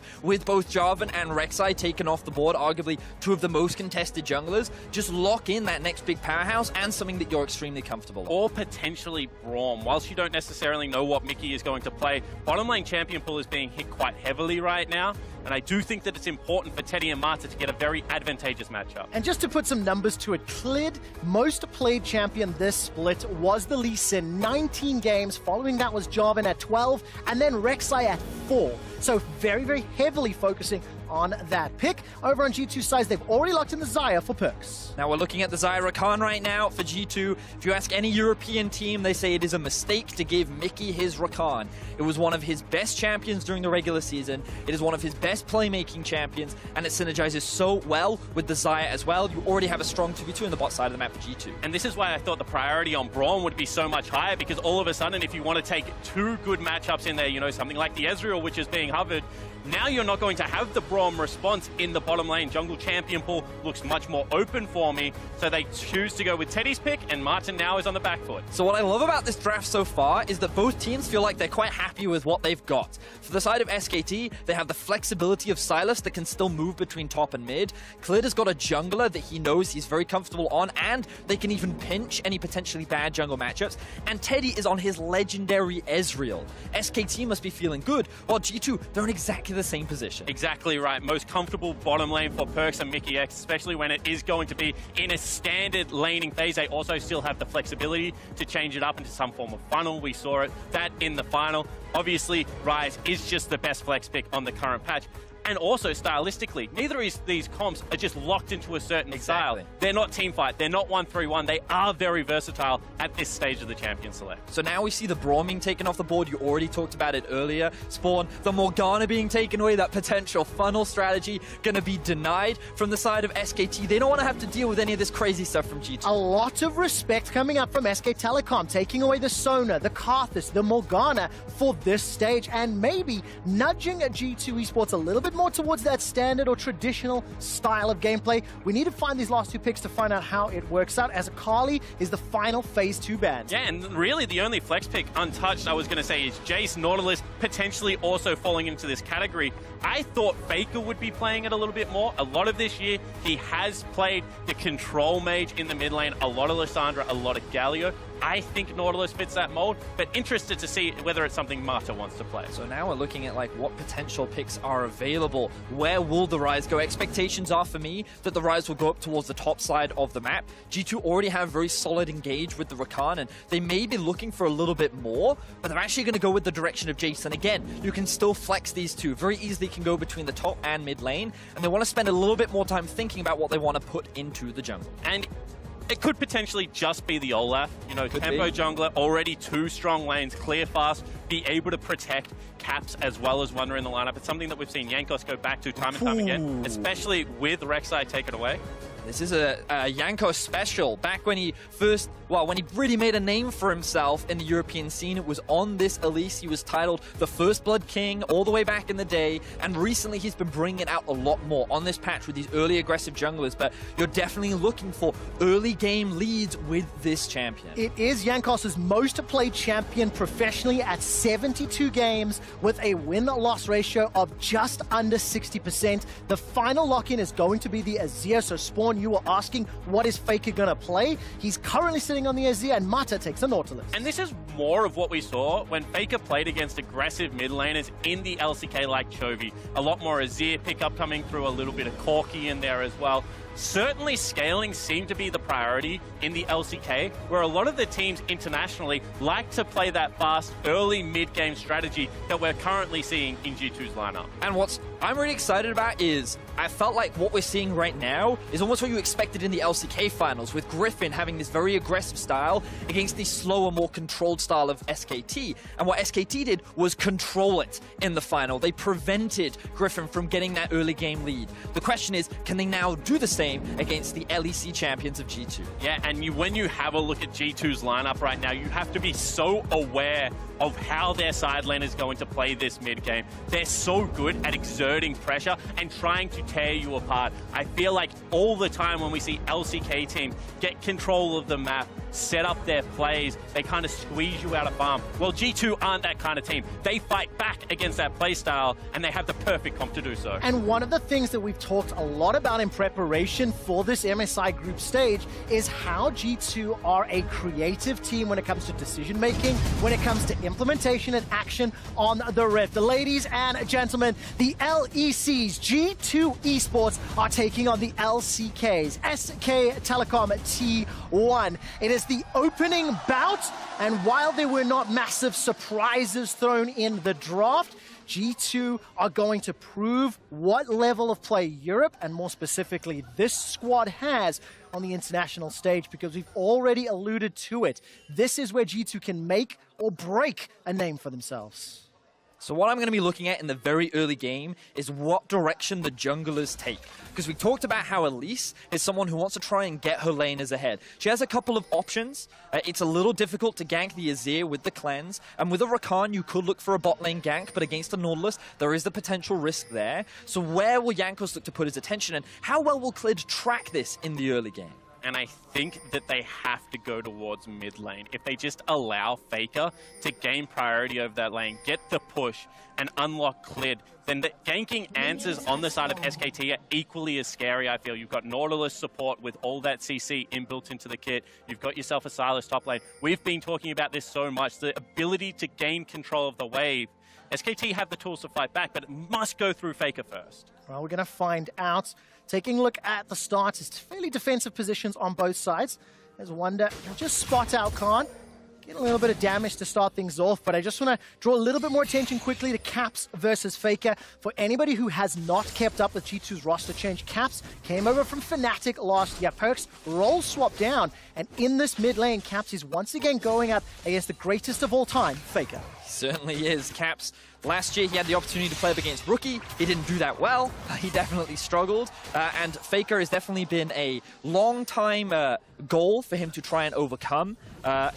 And it's funny because when you look at it, Perks was someone who's already had the opportunity to battle and go even against Faker on the international. You take a look at that domestic title, 6 for Caps, 7 for Faker. Obviously, Faker has all of the international success under his belt. And Caps will have the pressure today. Already taking some trades from those Sand soldiers as Mickey and Perks are being shoved in by Ezreal and Nautilus. And a few things I want to point out quickly. It is going to be airy in the top lane as far as Keystones. A lot more lane dominant room than maybe something like Conqueror for the split pushing late game. And when you have a look into that bottom lane, it's going to be Guardian picked up for Mickey. Much more lane oriented than something like the Unsealed Spellbook that you can potentially run on the Rakan. And you mentioned Mickey, he was a big player that many fans were concerned about. Would he be able to play? He didn't get a huge amount of scrim time with the team initially, but ever since they did come to Hanoi, the team has been practicing with him. He is playing, and he is good to go. And we're excited to see what he can bring out here in today's game. Well, as it stands, Jankos going to take away that scuttle. Caps already putting some pressure to the top half of the map. 3 members of G2 Esports starting to surround Klid and Khan. Khan is going to be under some threat. Here comes Klid. Manages to get the Tempest and the Cripple. He's going to ward hop away to safety. The Rune Prison comes down, but there's no further follow-up, no summoner spells used either, and crucially, Khan does not get tower dome. But this should go to show how aware and how intelligent Klid is as a jungler. You recognize, bit of a bat in the bot lane. There is indeed. Supports going on to respective AD carries. Perks drop to 200 hit points. Continues to get pushed back as Mata and Teddy step forward. As it stands, Teddy and Mata win out that trade. Definitely a favorable trade towards the bot side of the map, but I want to go back towards this Klid point because he saw the potential of getting dived towards the top side. Immediately he was there for support, and now he's looking for a gank. Oh, the chains don't connect. Wonder manages to escape with his life. Smooth sidestep. Because Klid is a member of SK Telecom that a lot of people would be like, where did this guy come from? Well, Jindong Gaming last year in the LPL was considered on equal with Ning and Kasa, so a hyped jungler out of the LPL. Very smart early game, also known for his Lee Sin, Zac aggressive play. So watch this guy to be one of the main people that look to initiate fights for the SKT lineup. Especially on his most played champion this split. Khan continues to be the focus of some pressure here on that Sylas. Down 8 CS for the time being, as Caps will get a little bit of time to put pressure onto Faker. Khan has already teleported back to lane. Himself up that Dark Seal and takes a small trade from Jankos. And now we need to see how Khan deals with some of this pressure because in the LCK was known as someone that you could place behind. However, bottom lane hook's on. All right, the hook does connect that dredged line. A little bit of a reaction there from Mickey. Klid looks to be around the Scuttle Crab, so not coming in just yet. Cleanse and Flash still available for Faker. Not even going to need either as he easily sidesteps the Cocoon. And unfortunately, I don't know whether they've got enough done in this mid lane early. Faker still with both summoners has got himself a 2-wave advantage right now on the Azir and just bullying Caps around. Still only 5 minutes into the game, Spawn. I'm not too concerned just yet. I'm still looking at this map and I'm noticing that G2's investment is towards the top side of the map, and while we do see that Faker is getting an advantage in mid, note how Wunder is building a big advantage towards the top side as well. He set up a nice freeze after Khan and Klid tried to force the wave and then TP back in, and he hasn't even gone back to base yet. Still has the teleport, still looking for that first buy. So G2 definitely choosing to invest towards topside rather than mid. They are, but you have to understand that the way SKT get control is they just slow it down. Of course. They make you play towards their speed. And I think right now, if you have mid lane shove and are able to set up this kind of vision control and keep the Azir safe, you put yourself on that clock. And very crucial, we saw Mickey on screen. The slide and glide, not going to be able to land the Emperor's Divide. Faker almost catching Caps, but a well-timed flash means Caps escapes with his life. And as alluding to a moment before, we've seen Mickey recall and roam to try impact the mid lane several times over in Europe, but LCK's SKT have not only scouted it, they had the ward that was just about timing out, and obviously Mata was there to potentially get involved if needed, Spawn. Yeah, and they even had Klid still in the wings, not showing himself on any vision, although now will be spotted out. You can see SKT very aware of what the current setup looks like. All right, good damage from Jankos onto Klid. Has flash available, but not going to chase further. Klid pushed out of his jungle as G2 crucially are investing all of their resources in the top half of the map. Notice that Caps is sitting in base right now, has the teleport up. He's looking for an opportunity to join his team and maybe go for a fight, as we see a bit more trading in bot, but after realizing nothing's happening... Ooh, nothing at all as Mickey re-engages. Mata forced to flash. 6.5 minutes in, and it has been non-stop trading, blow for blow in multiple lanes. Teddy has already recalled and teleported back to lane. He's sitting on that Sheen. Caulfield's Warhammer for Perks as he gets caught out. Take a look at the minimap. Faker's coming from mid lane. Perks gets first blood onto Mata. Huge pickup there for G2. SKT, they saw Faker roaming down. They knew Caps wasn't in the mid lane. They thought that they could set up this play in time for Faker to arrive, but he was too far away. Mata finds the kill, and G2 walk away with first blood. And if this was a lane that Europe was worried about, then already striking first blood here for G2 at MSI. Such a great turnaround kill for Perks and Mickey. Oh man, the tension is still so high because even though there's only one kill on the board, it has been non-stop pressure. If you look at the minimap again, Caps is roaming top. When that first blood happened, a Faker was roaming bottom, and Khan may be in trouble. He still got flashed though. And this is one of the things that you point out towards the smarts of G2. You can see first blue buff handoff happening. As an Azir player, you want that immediately, so they use that time. Solo kill. Can Wonder find the shot? Take a look in it. Not going to be able to. Was on cooldown. Very close there from Wonder. Picking up that Dirk on his first back gave him a lot of armor, and you can see that advantage is building even further and further towards the top side of the map. He's going to be able to pick up some plates. He's not going to greed. Now there is a flash this top lane Khan, and Wonder in a very happy position. Exactly. Wonder stepping up on the international stage. You can see why the analyst desk wanted to keep their eyes on him, and this is a replay of that first blood. Yeah, it certainly is. You can understand Marta's aggression. He thinks with Faker heading down the river right now, with all of that mid lane push, that he's going to be safe for the kill, but unfortunately miscalculates the damage and falls down. And my biggest criticism here is that the wave was not in a position for them to try and set that play up. Teddy was stuck behind 5 minions, and the Azir didn't even have ultimate either. So in my opinion, it felt like a bit of an optimistic play that ended up getting punished. All right, Mickey actually dashes forward, eats that dredge line to the face, so Perks does not take the damage. Two-shot barrage chunks about a third of Perks' hit points, and right now, G2 Esports just under 1,000 gold up. Big advantage for Wonder in the top lane, but Spawn, Caps is falling behind Faker in the mid lane. Yeah, it certainly is. However, if you're able to play towards your sides as successfully as Jankos currently is, with bottom lane push and top lane, the CS lead just continuing to grow, I feel like this is where Mickey actually gets unlocked to be available on Summoner's Rift. So I thought that they would have to try and get rid of, you know, the cleared Faker duo and try and separate them, but that isn't the way that right now G2 are attacking the map. And a lot of the disadvantages that Caps finds himself in is a lot to do because he's just constantly looking for roams. As you rightly said, Spawn, he's looking for plays on the side lane. And the thing is, this forces both Khan and the bot lane of SKT to be on the defense. So while Caps is putting himself at a deficit, he's trusting his teammates to pick up the weight, and they're doing so beautifully in this early game. And you would also hope that with the successful 1-3-1 that's going to come out as soon as this map is opened up, that Caps is going to be the person on the front foot in the side lane. Faker going to have to just catch it turret. So certainly a more flexible way to accrue farm as this game progresses. And talking about farm and gold, G2 picking up a couple plates down in that bottom lane as well, extending that gold lead further. And this is kind of the style that you were anticipating from a squad like G2.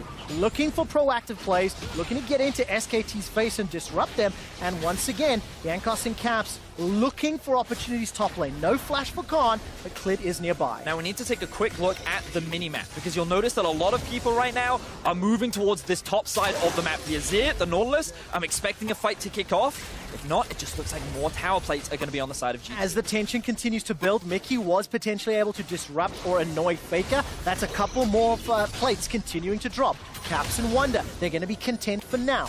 Mata's recalled and joined the rest of his squad in the top lane, and G2 Esports will be content for now backward, but look at the mid lane. More plates falling. And that's what I was going to say, because they shuffled the lanes up so successfully here for G2, because they were on the front foot. They got access to the turret plates top as well as mid. Sure, Teddy's free farming right now, but the wave is still off the turret, and Rift Herald's wide open. And that means that Jankos and Wonder are going to start this off. First big item purchase, by the way. Perks, with the plates on that first blood, has already got himself that Essence Reaver, and Mickey's going to rejoin him in this bottom lane. That is a good, advantageous position to be in as G2 are contesting his objective. And this is a great example of what DeFisher was saying on the analyst desk, where he wants to move away from this idea that G2 is just a win lane, win game team. They're very smart, they're very proactive around where they move around the map, where they play to their strong side. And when you looked at the minimap, it looked like they were investing 5 people towards the top side. All they were doing was creating pressure. They knew where they could move. They knew where SKT could not punish, and they're making a trade right now. They get themselves the Rift Herald, they're looking to secure top tower, and in exchange, they'll lose an Ocean Drift. Yeah, they certainly will, but it's not the biggest price to pay, especially in the style of game they're now playing. They've got their top laner on nearly double CS. No matter where Khan goes, he's going to be behind both solo laners of G2. I think that's so important to reiterate. 123 CS for Wonder, 74 for Khan. Now, don't disregard the fact that Faker is up 30 on Caps in the mid lane, so your decision-making leads to advantages in one area, but it's at the cost of Faker and Mid. And this is where you have to credit the brains of G2, because it's a deliberate choice that they've made. They know they have the 1-3-1, and that Khan is the only person that can stop the bottom side lane. He's the one with the teleport, so they've opted into this trade, and Wonder is further ahead of the clock. Now, Jankos looking for a play towards the bot side of the map. Debating whether they are aware of this ward inside the brush. He is definitely going to get spotted out, and Teddy is just going to go back to base. But this is the thing that we have to remind people of. SKT still have this team fighting angle. They have the Nautilus, they have Azir, and they have Teddy's Ezreal, something that has made highlight reel after highlight reel over in the LCK. So things are by no means like done and dusted for SKT. It's just that the game is going almost as expected. Early game in favor of G2, they're sitting at a 2,000 gold lead, but the onus now falls on them to push this. They need to manage their side lane's property. They need to set up the lane's property. They need to set up the 1-3-1, and they cannot allow that team fight to lane's property. They need to set up the 1-3-1, and they cannot allow that